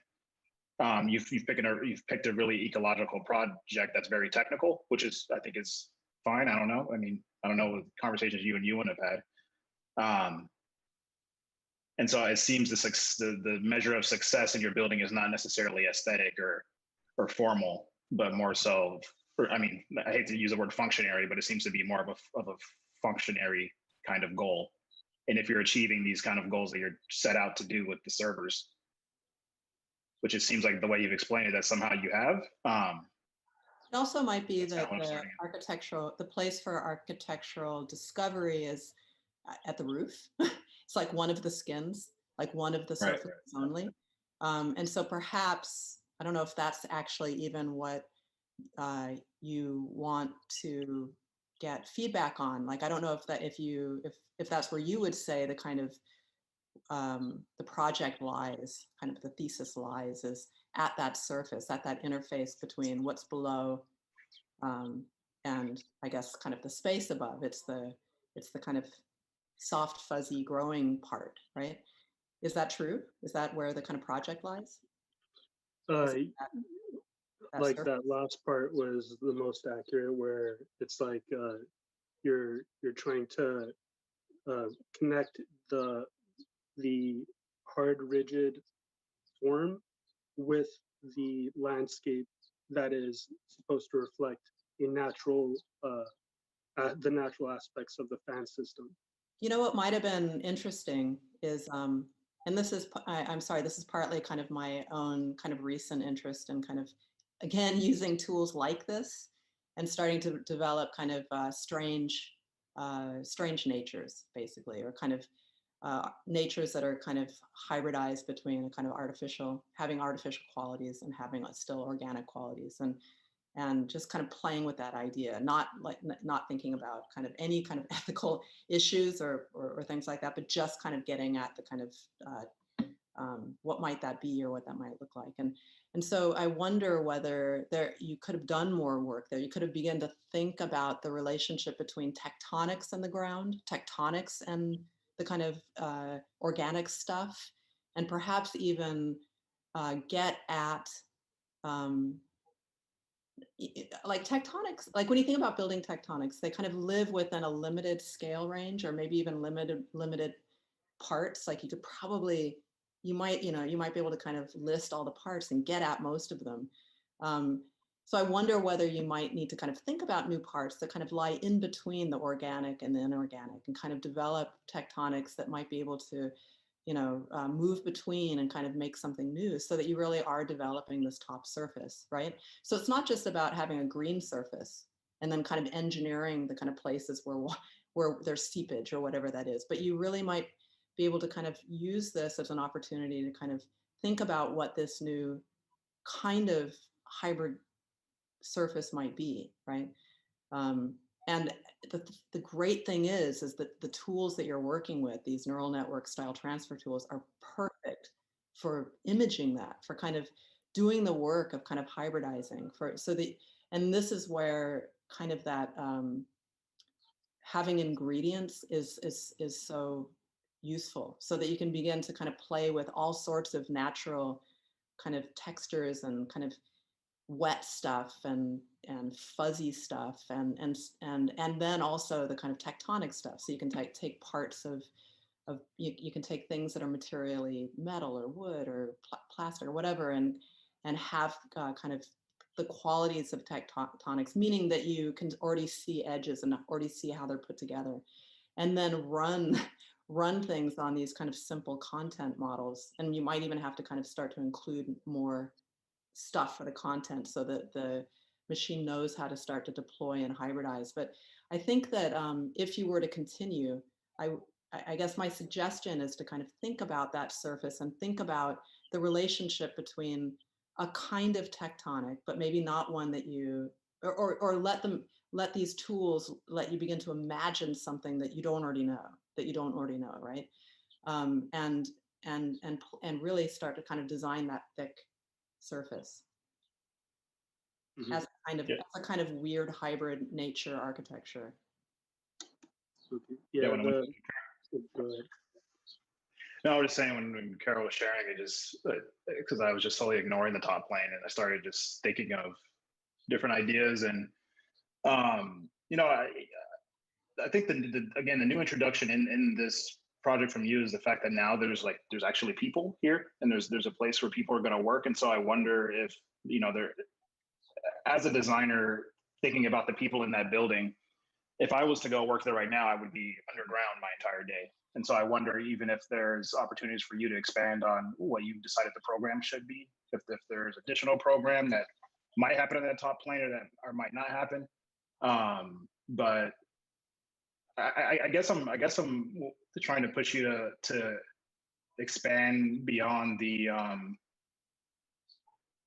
like minimal requirements that are needed to like achieve this like server kind of endeavor line that you've gone down, to just get creative and somehow expand beyond that, perhaps even just for your own development as a designer of I've achieved this, I've put these things in place that can maintain these things, but what other kind of imaginative opportunities are there for me, or what kind of other environments can I create for the people who are going to work here and help achieve this.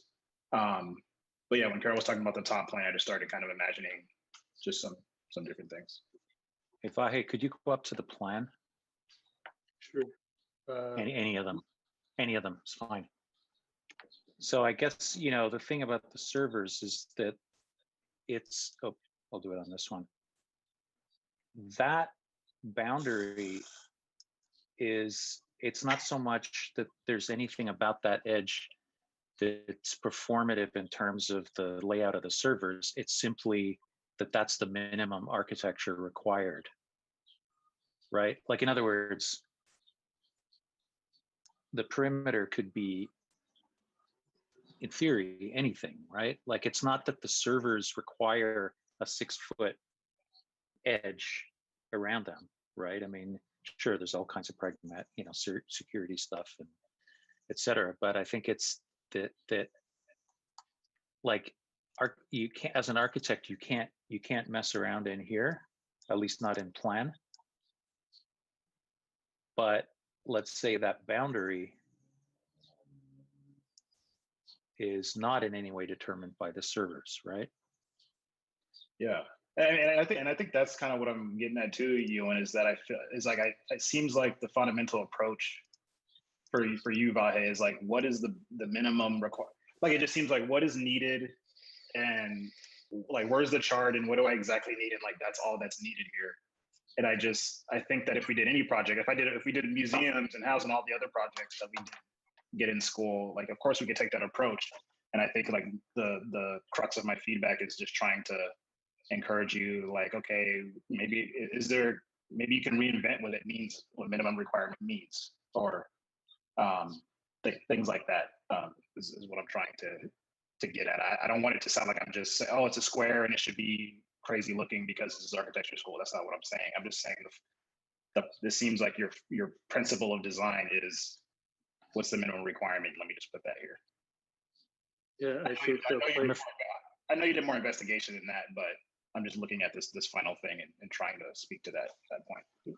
I'm afraid we do have to move on. I'm sorry, go ahead, Vaja. The place where I could have done that is probably this area here, only because the other rooms are there to sustain the data center, the main part of the data center. But what you guys are talking about, I could see that this space right here taking a different form than just the bounding box of the other elements. Nice. Yeah, thanks, Vaja. I mean, we got from midterm, but good job. I really gotta keep my eye on the clock here. We gotta move forward. Thanks, Vaja. Yeah, there's a big leap forward. I think the thing that I would encourage you to do is to sort of move the leap forward earlier in the process, because there's a lot here that we could then start. All of the questions that came up were things that would be solved with more time, right? So shall we move on, Josh? Hi, Ewan. Yeah, can you hear me? Yep.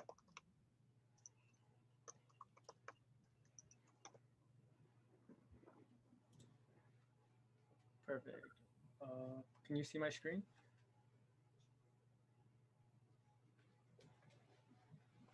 Let's see. Everyone can see it? Sorry, I can't. Yeah. Cool. Okay, my name is Josh. This is my thesis titled The One-Off. So I'm going to kind of run through the process similar to everyone else, with a few kind of key ideas that I try to stay true to for the entire project. So the first being the reimagined school. This is a high school. And with everything that we faced in the past year and a half, really trying to imagine the school as a flexible space where it's not strictly classrooms, but it can be converted as the school needs to be, whether it's an auditorium, a studio space, a gathering space, an assembly space, right? So flexible spaces of program. Also really exploring the idea of shade, and shade being more of a luxury, especially in downtown LA, right? Less and less trees, and really trying to focus on how the shade becomes part of the architecture rather than something that gets added on after the fact, right? So that's kind of what drove the project. What really sets this project apart is the initial approach. I approached looking at my kit parts in a three-dimensional way, right? Trying to put together a kit of parts that showed depth, even though we were working in 2D drawings. Then I explored it with these figure grounds. The first two are plans, right? The idea of how could I organize it in a checkerboard to have a small footprint and let the building elevate, right? So that's what the checkerboard approach was. The one all the way at the bottom, I really was exploring cantilevering and how the architecture could become a shading mechanism on its own. Right, so after we run through a few iterations, this one in particularly, it really focused on, and it caught my attention, this idea of falling, right? Pieces that like snapshots of almost like building blocks that are just falling and they're getting captured, and the algorithm is finding the fittest one and capturing it every step of the way. This iteration was a really loose iteration. The parameters were loose, and I just kind of let the algorithm define which one was the fittest, and I ended up here. After that, I started exploring, really making the perimeter a little bit tighter. And this was the result of it. This felt very literal, like a very literal translation, but the perimeters were tighter, right? So this was the fittest, but it's too close to the figure ground. So I stepped away from that option. The cantilever here really introduced a third component, which was green space, right? The green part, and the idea of creating open space throughout the building at every level. Then came the process of turning it into a three-dimensional mass, right, from the 2D drawings, and I ultimately resulted here. And this was right about midterm, right? So this was a form, very expressive, but it started pulling from the context itself. So after that, we started looking at how we could use the style transfer, and I particularly used it to study the idea of opaque versus translucent surfaces. So here you can see just the mass. Once the style image gets applied to it, I end up here, right? So it started making me think of like, how can I use this to be windows or just openings, apertures, right? So that was really the exploration there. Moving on, we go to like sectional. Started thinking about what it means for this to be a high school and security and how do people intermingle throughout the space, right? I felt that security was important, it's the first filter in once you approach a place like at Woodbury University, we go through security, and then we're in a safe space, right? So I felt that two of the anchors that touch needed to be security check-ins, right? And then this idea of all eyes on the ground, right? Everyone could see, so no one feels like they're in danger because it is going to be covered. So I felt that security had to be also happening up at the top so they can see what's going on. If there's a problem, security knows how to address it. So then we go on and we look at the plan. So here you can really see with the different hatches, interiority versus exteriority, and how they like intermingle with themselves, right? So the places become very adaptable from a classroom to an outdoor learning experience. In section, I started exploring how that shade was going to work and what it means to have the green space carried throughout. So I thought about roof terracing and different levels where you can be inside but come outside and get a different view of the city. It is located in the heart of LA. So when you walk out, you're surrounded by the skyscrapers. And here in the axonometric, you can see this is really what started influencing the design. We have the Walt Disney Concert Hall up on Grand, and then we also have the LA Courthouse just below, right? So these two buildings, one of them is very expressive, the other one's very pure in form. And the idea was, how can I create an expressive building, but also keep it with straight geometries? There's not a lot of curves, right? And I feel that was achieved through the algorithm. Here you can see the texture map being applied, and I'm using the texture map more as what could be open, what can be opaque, right? As far as window openings. And then lastly here, I'm trying to integrate public transportation, right? There's a train line that runs right underneath, and there's actually a stop right at the corner of the site. So thinking about how we can integrate the train to the site,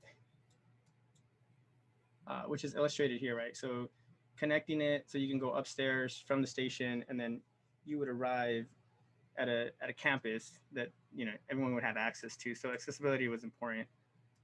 And then lastly, I just kind of wanted to show you this fly through. It's a quick 2 minutes. So I'm going to go ahead and play it. Feel free to play it on your end too. So here it goes.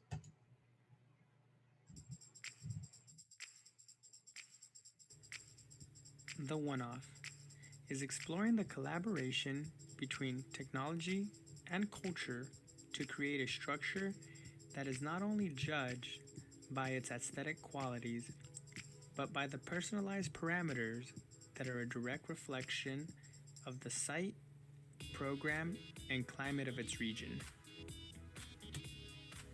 The project strives for an architecture that appears to be linked to its site, yet imposed from without. Taking inspiration from both the Los Angeles Courthouse and the Walt Disney Concert Hall, it looks to be the bridge between expressive architecture and pure geometric architecture. The one-off begins by taking the conventional way of approaching design through a two-dimensional platform, such as a plan or section, and introduces a three-dimensional component to generate its form. Taking a three-dimensional 2D kit of parts to compose a building did not only change the way we experience the space, but also influence the way we identify with the building itself. The one-off is the collaboration between man and machine to explore what the possibilities are for a new learning environment post a pandemic era.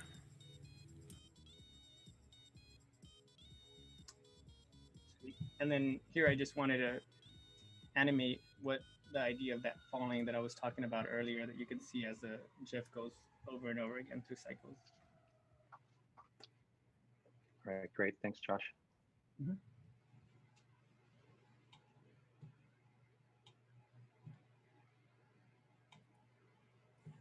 Josh, I just wanted to, I mean, there's I had watched the video earlier, and I think the last part of the video is more what you want to do with that video, or what I would want you to do with that video, you know, rather than a fly through of a prospective building design. So, you know, I wonder if you couldn't do something more like take those renderings that you produced at the bottom, which have this weird ambiguous quality where some of the techniques of rendering seem very old school, you know, very 70s kind of cross-hatching type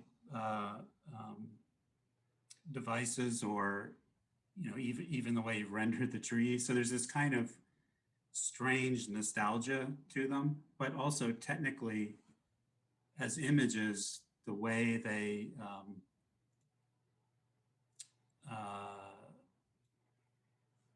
reproduce these kinds of compilations at many scales in many different ways. It seems really appropriate to me, to your project.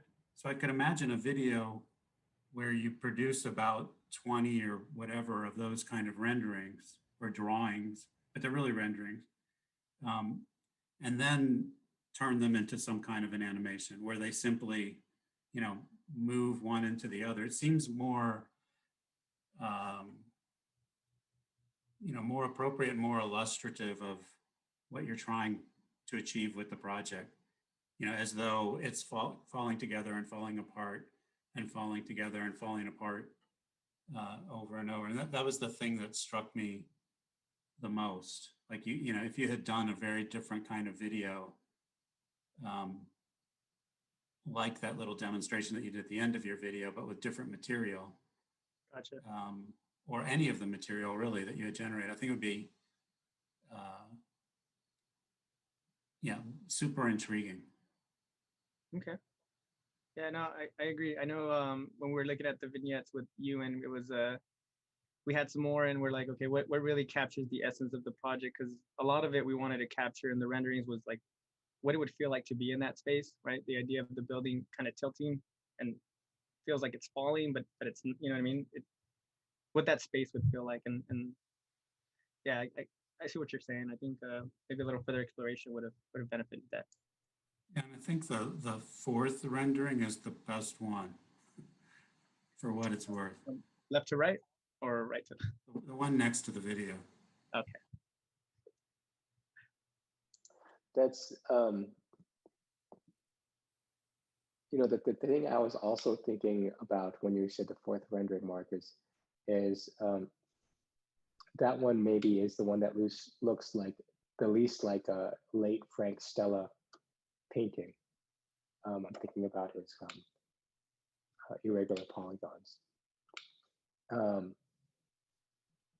The reason why that came to my mind, the parallel to irregular polygons, is that even though that it's not systematic, the work speaks to the kind of interior geometry is also producing the edge of each one of the kind of shapes or forms.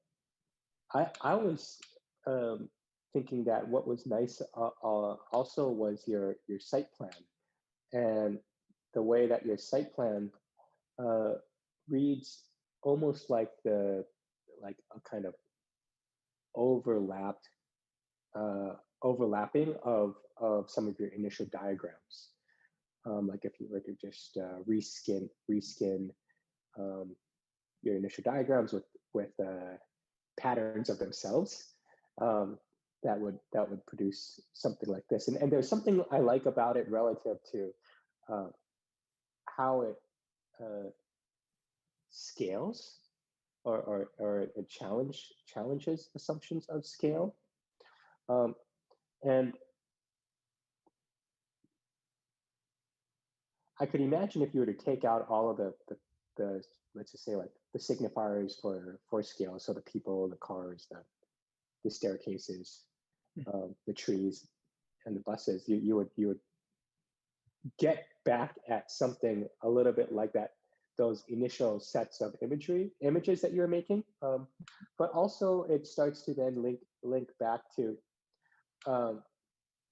link and challenge assumptions of like point of view, because now all of a sudden you would look at that, and then you look at some of the lower images, and you start to realize that there really is no front or back or left and right, and I think that's, to me, that I think that's always kind of exciting. Yeah, and I think that was one of the things that early on using this idea of processing really benefited from, because the original kit of parts was, it just had depth, but it didn't have it wasn't right side up or upside down. Like you couldn't put a position to it, right? There's no way of it really sitting, which also benefited the idea that the architecture was gonna interlock that way to create the shape. So the algorithm did a lot of the heavy lifting very early on to kind of capture those ideas in my approach. Yeah, a lot of things came to my mind too, and both Morgan and Jonathan were just speaking. And I mean, there's something about your two-dimensional representations and your two-dimensional drawings that I think are particularly strong, that I don't necessarily see in the renderings. And I think, part of that might just, I think it's just a personal preference type of thing, but I think your rendering, I mean, I think your like sections and plan are capturing a particular quality that I think fits well with how you're presenting your project.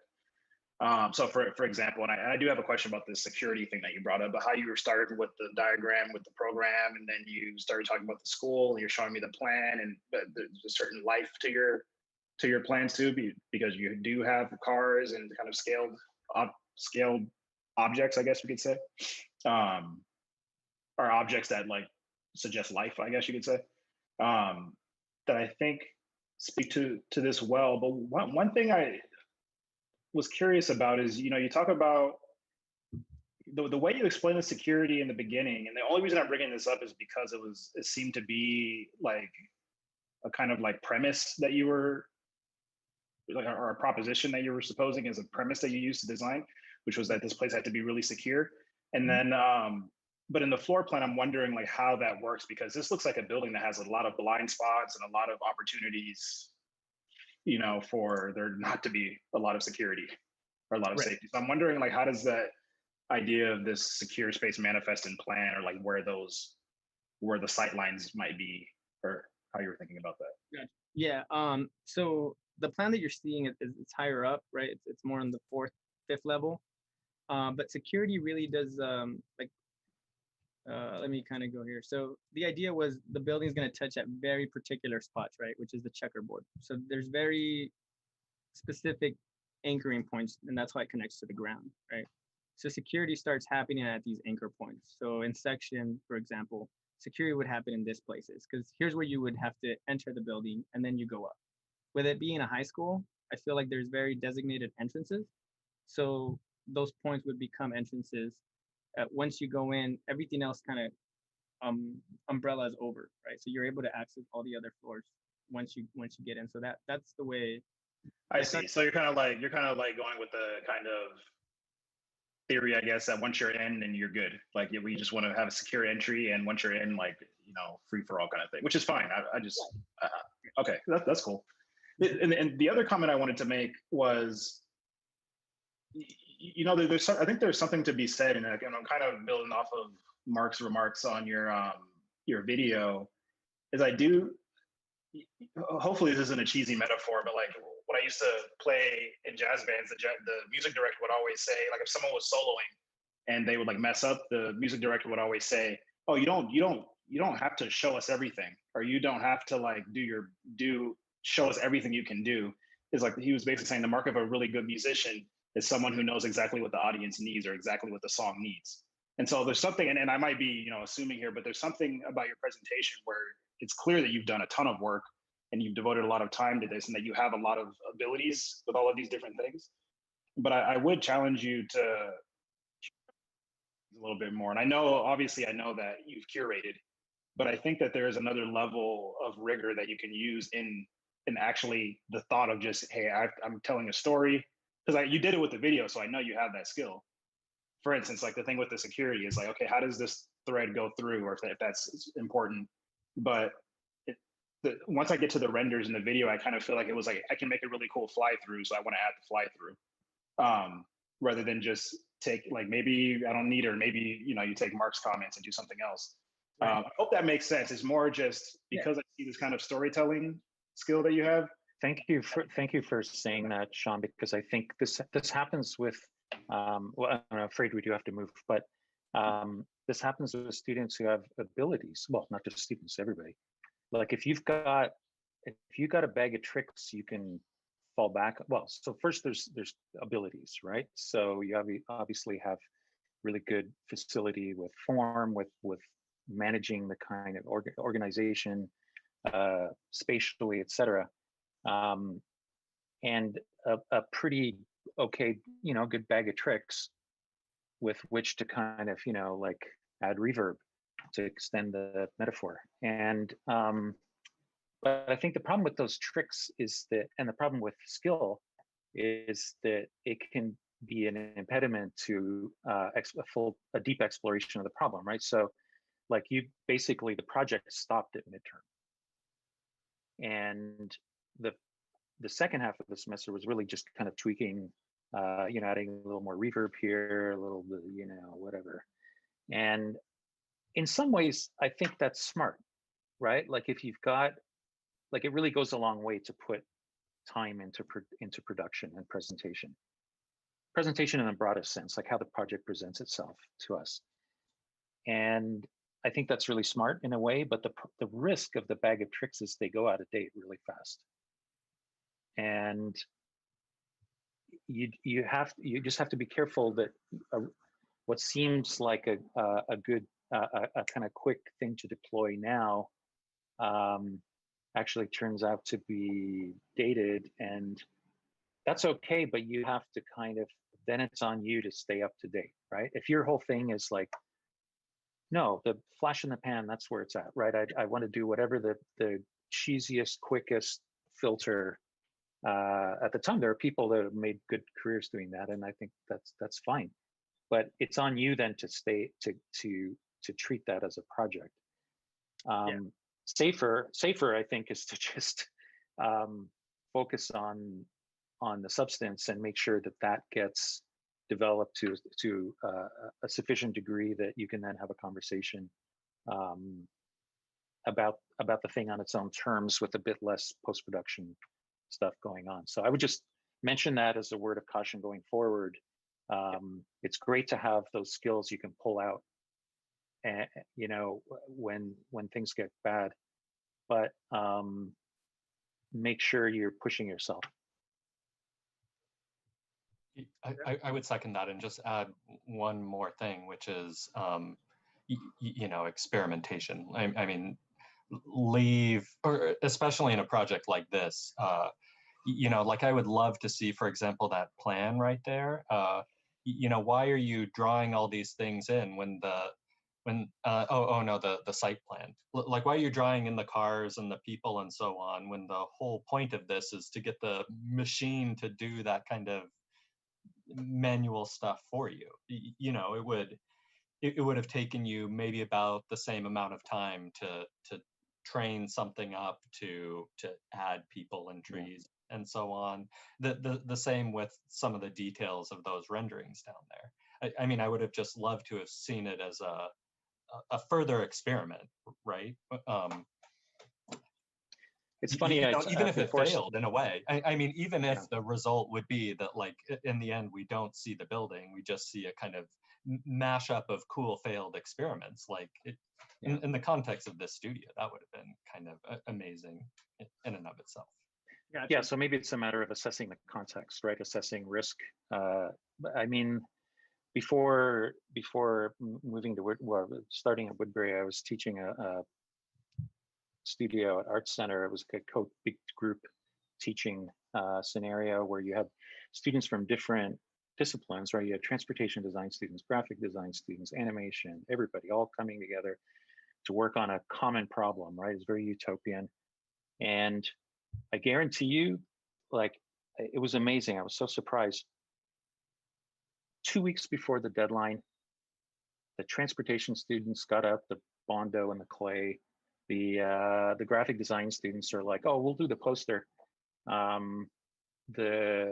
Everybody reverted to their expertise, and I think in a way that was, there's something very intelligent about that, but it's also a bit risk averse. Like it was a way of managing the risk of that deadline, right? It's like, well, at least this way we'll have something. So it's a tough one. I mean, it's a tough.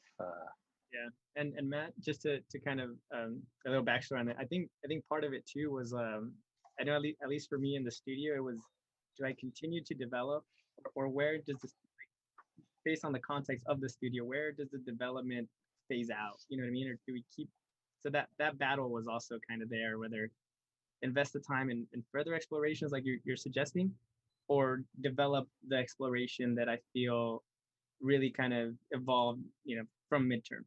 So that was kind of the back and forth battle per se. Yeah. I'm not to say, you might have made the right choice. Like these are some kind of cool things to put in a portfolio. I mean, like absolutely.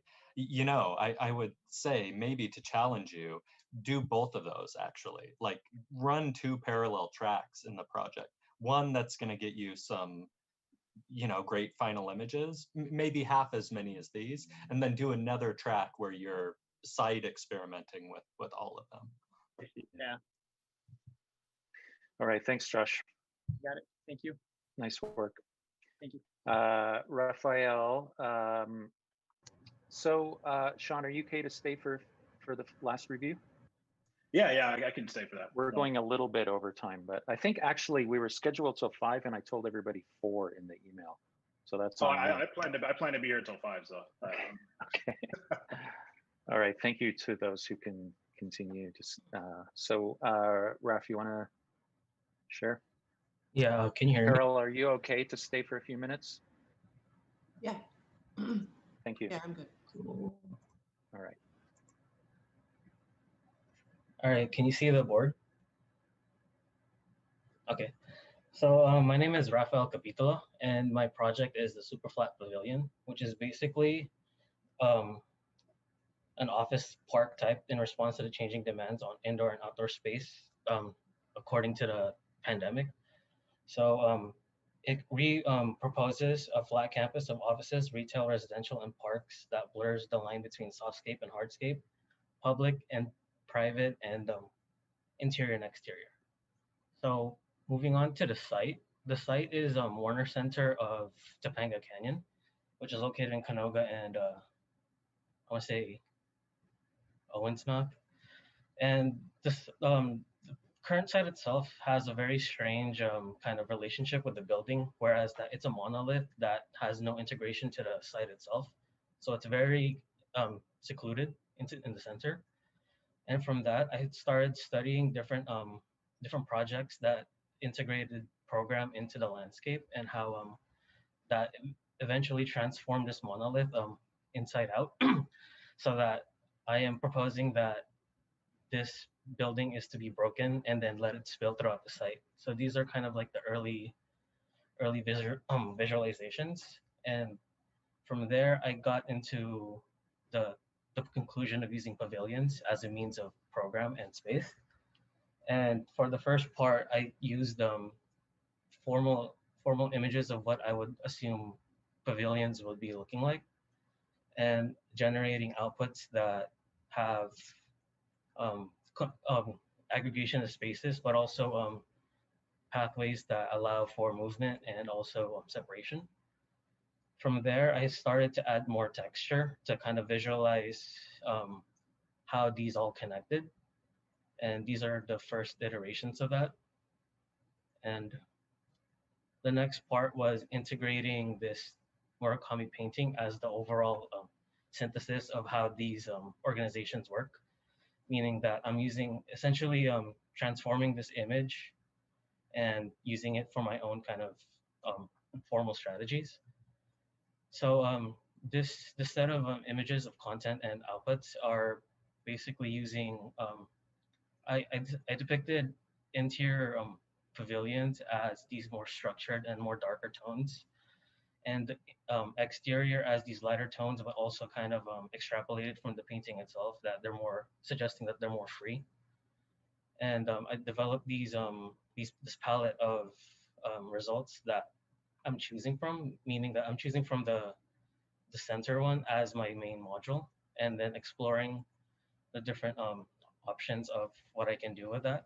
And rather than using this as the governing pattern or not pattern, as the DNA of the site, I then introduced a grid system so that it basically dissects the current site into 16 modules.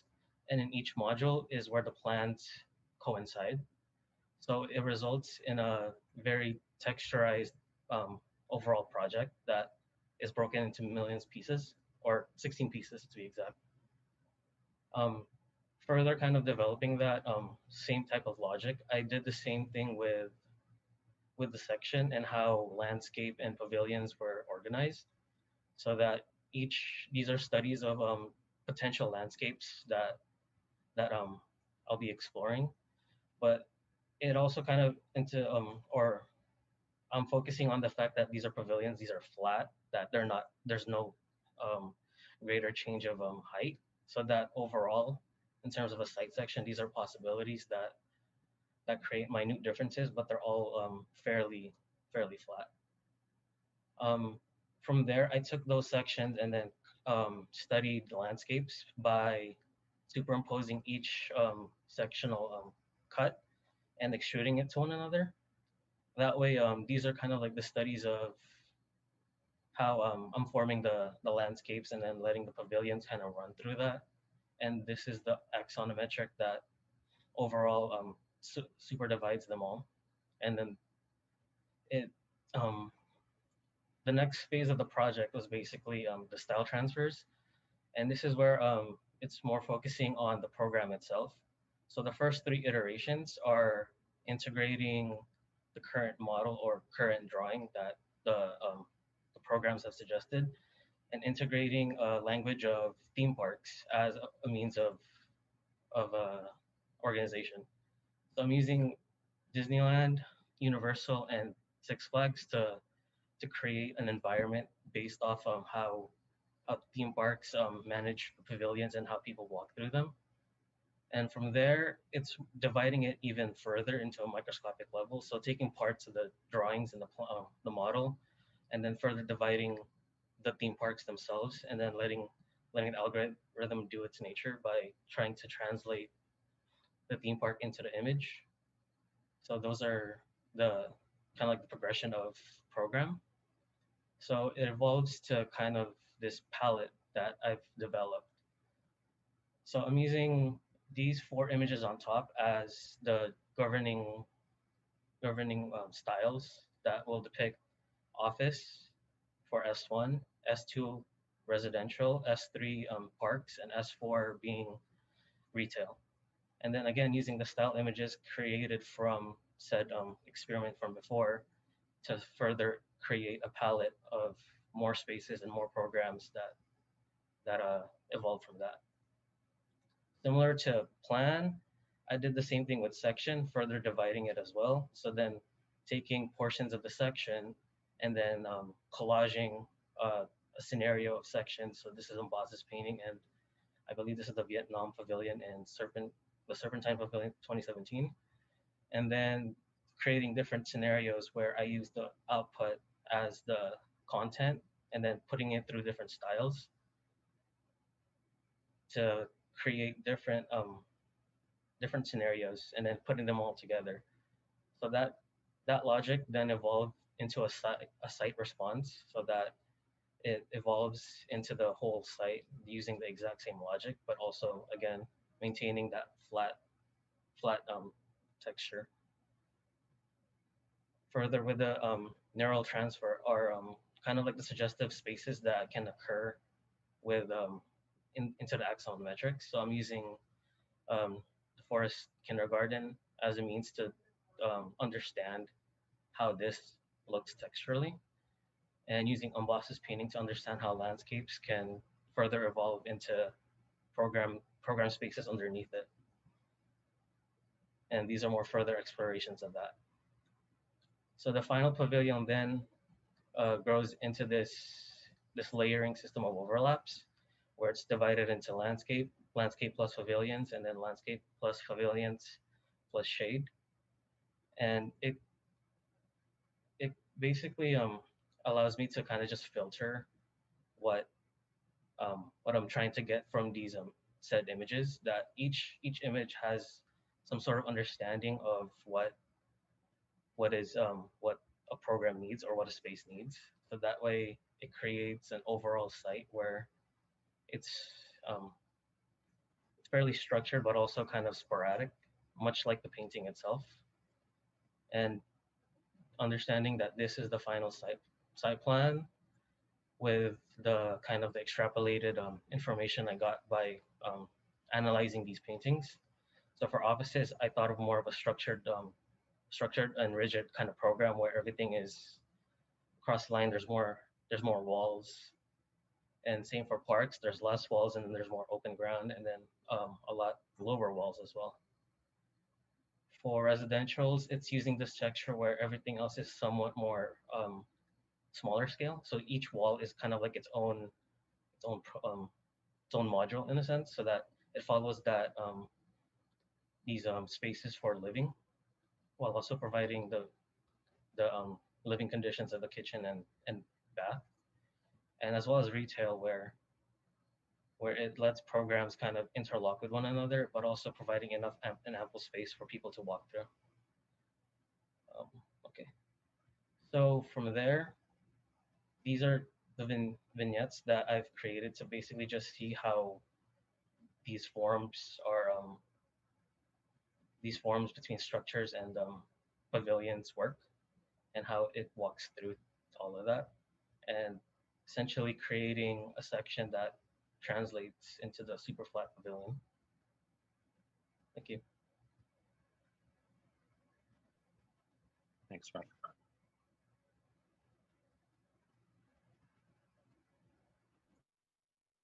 Well, it seems like you. Oh, can anybody hear me? My mic's still bad, isn't it? Yeah. It's a little quiet, but I can hear you. Yeah, it could be better, but you can talk. Yeah, I can't hear myself, so I know something's wrong. Yell. Yell. Okay. I can also unplug my mic. Maybe it's better. No, you're better. Oh. Better. Yeah, better.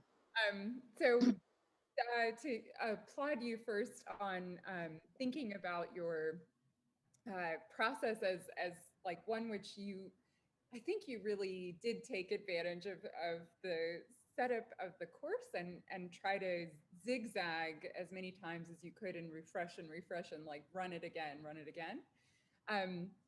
I think that in that, like, there is something sort of unlimited about where the beginning and the end is, and I think we've heard that a couple of times today. That, oh, like, did you see this thing that you made earlier? I think that in your experiment phase, there's such amazing sort of fields produced, and I'm not discrediting your final field, but I think like some of these are so incredible in their suggestion of these like mappings that could be textural, could be plan. And I think that really carries in. Like, I do think you've been able to pull it through. But I want to put in a good vote for this image. And again, in the final, I think that some of that really does stay present. While you could imagine more intricacy coming into it. I wonder, something that I've been pondering is like how cool it would be to see you develop your projects at a more focused detail scale. Like, that's asking an awful lot, I know. But I think it's something that would be amazing to see the kind of possible material resolutions of these, or something that's starting to speculate on the project because of this ability for the images to be read in so many ways and so many scales. How do they start to have resonance in all of those? And in your final project, I think you get this Pyreneesian, extent of like clearly a lot of, that there's a kind of continuous field, and how you start to then think into those. I think the earlier images, as you think about the material realization of these, beyond the sort of diagrammatic qualities, like I think that they will take on a kind of new identity, that can actually contribute so much to a project. I think as I look at the smaller diagrams, I could imagine them having different textures, different characteristics that sort of hybridize in the way that those early images do. All of the color, texture, and things we can kind of misrecognize as belonging to different types of things in the world, that you could see this blending more and becoming less a kind of wall as such, wall as we understand it, single layer, who knows. I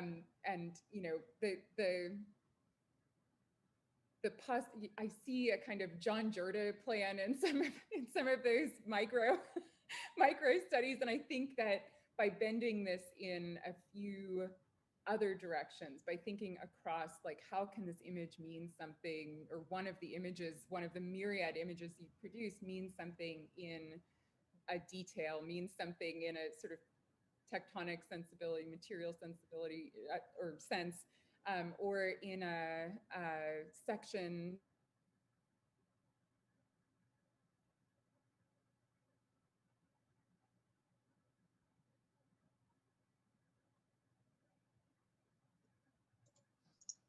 I think we lost you, Constance. Yeah, I think we just lost we're you. frozen up.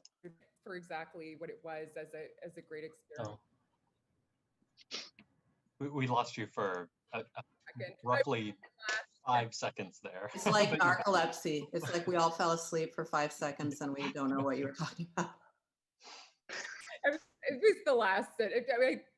You got the gist. Yeah, maybe you were the only one that wasn't frozen. Okay. Yeah, so something that, so first I was looking at your project, and first off, I mean, it's just, you must the studio your only class. I mean, you really did a ton of work that at a really high level, I think, and I just want to acknowledge that, and I think it's definitely developed a ton since your midterm. And so I'm looking at your project, and for me at least, I'm obviously thinking this is very labyrinthine. And then you mentioned theme parks, and I just started thinking of Umberto Eco. I don't know if you know who that is, but he wrote this book called The Name of the Rose, and then he wrote an essay called Travels in Hyperreality. And so The Name of the Rose is a novel basically based around this labyrinthine library. Mm-hmm. But it's like this kind of detective novel, but the novel is exploring this postmodern idea of meta-narrative. And so a meta-narrative is basically a narrative that is about other narratives. And I think a lot of what you're doing is capturing the kind of, the reason I'm bringing this up is that there's a lot of overlaps with literary and social theory and architecture and design, because you're dealing a lot with like phenomenological type things and personal experience, and a novel or a literary work is creating an experience for someone. So the idea of meta-narrative and how you set up the grids and how you've like chosen Disneyland and all these different things, the essence of a theme park is really the creation of these like different little worlds, but it's inside this larger park, right? Yeah.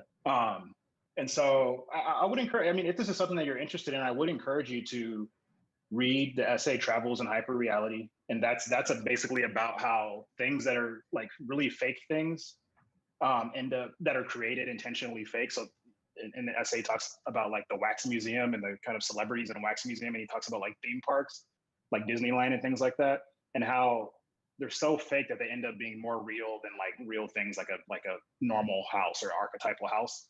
And so he just kind of talks about the thought behind that and creating these kind of fantasy-like spaces, which I think you're touching on. And then The Name of the Rose, the book, and the idea of the meta-narrative, I think just looking at how they talk about the library in that novel, and how it's this perpetual reference of other books, how they reference other books, and how you're creating these little grid marks and these different worlds I'm not giving you like architectural feedback, but I just think the kind of thinking and philosophy might be interesting to you, to just explore, maybe expand if this is something you want to continue to think about. You know, I actually have a similar, I don't know, comment isn't maybe quite the right word, but when Constance said the word, said Piranesi, it reminded me of a book called Piranesi.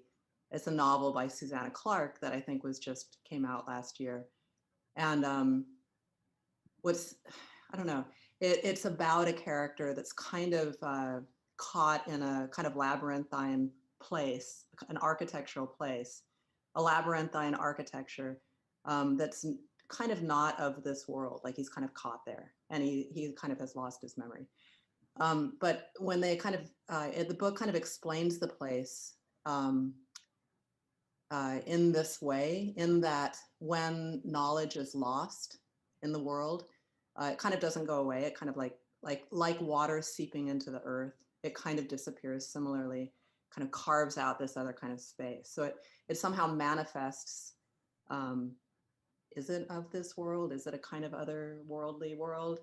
But it's this kind of carving out. And I think what I was interested in terms of this project and those spaces, and maybe it's Memory Palace like too, but the idea that the knowledge that's lost would be a kind of post-enlightenment disenchanted world knowledge, right? It's like that stuff that gets lost in the kind of narrowing and deepening of kind of disciplines of knowledge that maybe sciences are the kind of most obvious of those. And so that knowledge that's lost somehow isn't, doesn't kind of disappear, but it kind of remanifests itself somewhere else. And there's something kind of literarily kind of beautiful about that. And since this project has a kind of, learning component, knowledge component, it seems interesting to me to kind of think about program maybe in these kind of slightly unusual ways, right? Making these kind of places and pockets for knowledge, but maybe not in the most obvious way, maybe not in this kind of like you're making an encyclopedia way, but maybe in this other kind of re-enchanted world kind of way. And I think this is coming from my desire for architecture to kind of find its role in that way, so that it, like, perhaps that's how it isn't just a kind of engineered object, a kind of machine in the most banal way. Like, how can it kind of be something that, like, I mean, maybe this isn't fair and this will be kind of superficial, but I came into this review kind of thinking like maybe there'd be an opportunity to talk about Arthur Machen, who is also a novelist, but he wrote this essay called Hieroglyphics, and it's basically him trying to define what he calls ecstasy and kind of the arts, or when the arts work. It gives you access to aspects of this world that are otherwise kind of unrecognizable or and imperceptible.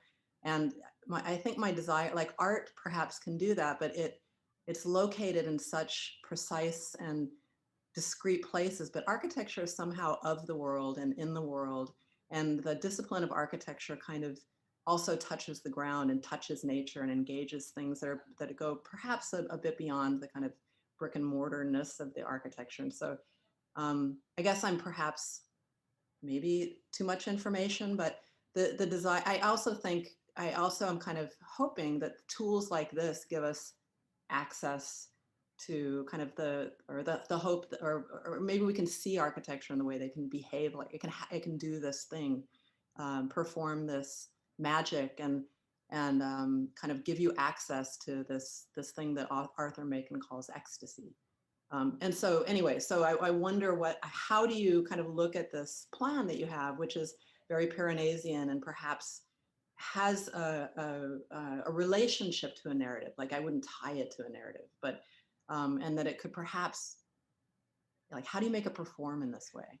Because it feels like it could be the plan of that performance, You know, so what do you need to do to make it like what do you need to add to it? Where's the kind of, what's the magic spell? I don't know. Well, originally what I had intended to kind of do that was to use these images that from the neural transfer and kind of overlay it to see that how it would transform these areas, kind of like an overlay to see the differences of material and I But guess then like these are worlds. they have to be more than image at some point, or even if Right, they're yeah. image, they're materially so, right?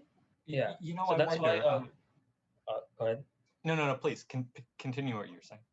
That's where I kind of where the restraint was I was originally doing that at first, but the fact is that when I did start adding these images as the explanation of these plans, that they became a little more not diagrammatic, but yeah, gridded, so they're more city-like, and that kind of reduce the project to not what the Murakami painting is suggesting that it can be. So then that's why I kind of like instead zoomed in onto these moments that explain what can happen in these like miniature worlds, whether Yeah. it's applicable or not. I mean, I think the plans are pretty nice and the diagram's pretty great. I think my question is really a rhetorical question because I don't think there's really an answer. Yeah, you know, I would love to hear, Rafael, from you, maybe just a little bit about, let's say, a kind of philosophy of super flatness or something. I mean, as you started off with the super flat image and you've kind of continued with it in different ways. You know, to me, you have a perfect kind of, philosophical setup here for a kind of, thinking about images, superficiality, enchantment, depth. On the other hand, how they can be created through images. I mean, maybe just to go up to Murakami's, right? How can a cartoon kind of do the things art is supposed to do? Maybe Piranesi would be one person to look at as a potentially a polar opposite. You might think of his images about being all about depth in a way, but you know, he was an engraver, or you know, his medium was the flat surface just with little scratches in it, right? Yeah, I don't know if you you know, maybe also if you looked at some of Murakami's other work where he does sort of explicitly take on, you know, historical kind of mythological depth, but still within his cartoon vocabulary. Is there something to kind of learn there about, enchantment, let's say, and versus flatness? I never really got that far into the philosophy of Murakami, but I have seen those images that basically imply that there's what I got from it essentially is the differences of like forms, and that's what I kind of extrapolated throughout the entire project is that these forms are readable, but they're also overlap, but they're also readable, if that makes sense. Like each acts as their own, and then together they still act as their own, but also as a whole. So that's kind of like the philosophy I've taken apart with Murakami's paintings, that the plans essentially, if you zoom in, they can read as the part, but then when you zoom out, they can still read as the whole thing. So like there's like kind of these variances of zooming in and zooming out, and that's in terms of philosophy, that's as far as I got with them. But I guess the grid was it to me is the elephant in the room in that case, right? You've got this 4x4 grid that does manifest itself, right? It manifests itself in various repetitions, or it allows you to read the transformations of the module, particularly, let's say, in the aerial montage, into the site plan. And so it's not entirely, let's say, unplanned, right? Or spontaneous, right? As a system, it is there's some underlying master logic there, right? But I guess I wanted to add to this kind of maybe the theme park or so there's another, well, you could say maybe darker way to read this, but the philosopher Robert Nozick, who was writing, American political philosopher, sort of became famous for theorizing libertarianism in the 1970s, right? So this is on the eve of neoliberalism, like the ascendancy of the apex of capitalism. And he theorized neoliberalism as a proponent of it. I mean, not libertarianism as a proponent of it.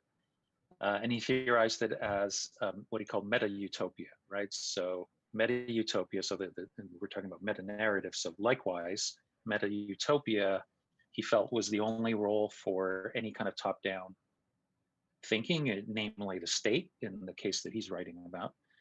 And that meta-utopia, that the state's job is to provide the kind of meta-utopia, which basically means it's just a framework for other people to create their own individual utopias. And the framework essentially consists of police and responses to global pandemics, right? So ironically, we have failed on both accounts. But I think I mean, this has been a critique of the kind of late modernist map building project for a while. I think that like the kind of, let's say, Super Dutch, there's various critiques of this kind of the map building, right? Which is essentially that it's apolitical, right? Because you have no form, right? You have no, all you've produced is a kind of meta-utopia, kind of libertarian meta-utopia. Cedric Price, also the critique of that kind of libertarian thinking. So I guess the challenge, you don't have to answer this now, but it's also maybe a rhetorical follow-up to this, which is that, is that a dark side to this kind of enterprise, right? This kind of, because at least Disneyland, it's not a meta, I would argue Disneyland's not a meta narrative. Well, there's the meta narrative, right? The management of the park as a whole, but there's also very hard-coded narratives in the structure of the place, right?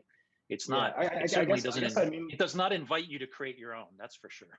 Well, yeah, I mean, I guess meta narratives, as I understand it, I'm no expert by any means, is that, when I think of a theme park, I think of like, there's the Shrek place, which is its own story. And then there's like the Star Wars world. And then there's like the Harry Potter land. And it's like, but then there's the whole experience and idea of going to that particular theme park and all of the things that it has within it. Right. And then at least in my understanding of meta narrative is that it's a narrative about other narratives like something like the Bible, for instance, which is like this collection of a bunch of stories that creates this kind of larger story, I guess, I think is what I was getting at. But also too, what you're saying, and I do think it's I mean, it was making me think of what I think Matthew was saying about the painting is that there are, and I'm not saying, Rafael, I think you produced such a kind of multidimensional project that all these things are coming up, and I don't want you to hear me saying like, oh, you should have done these things. I just think there's all these other ways for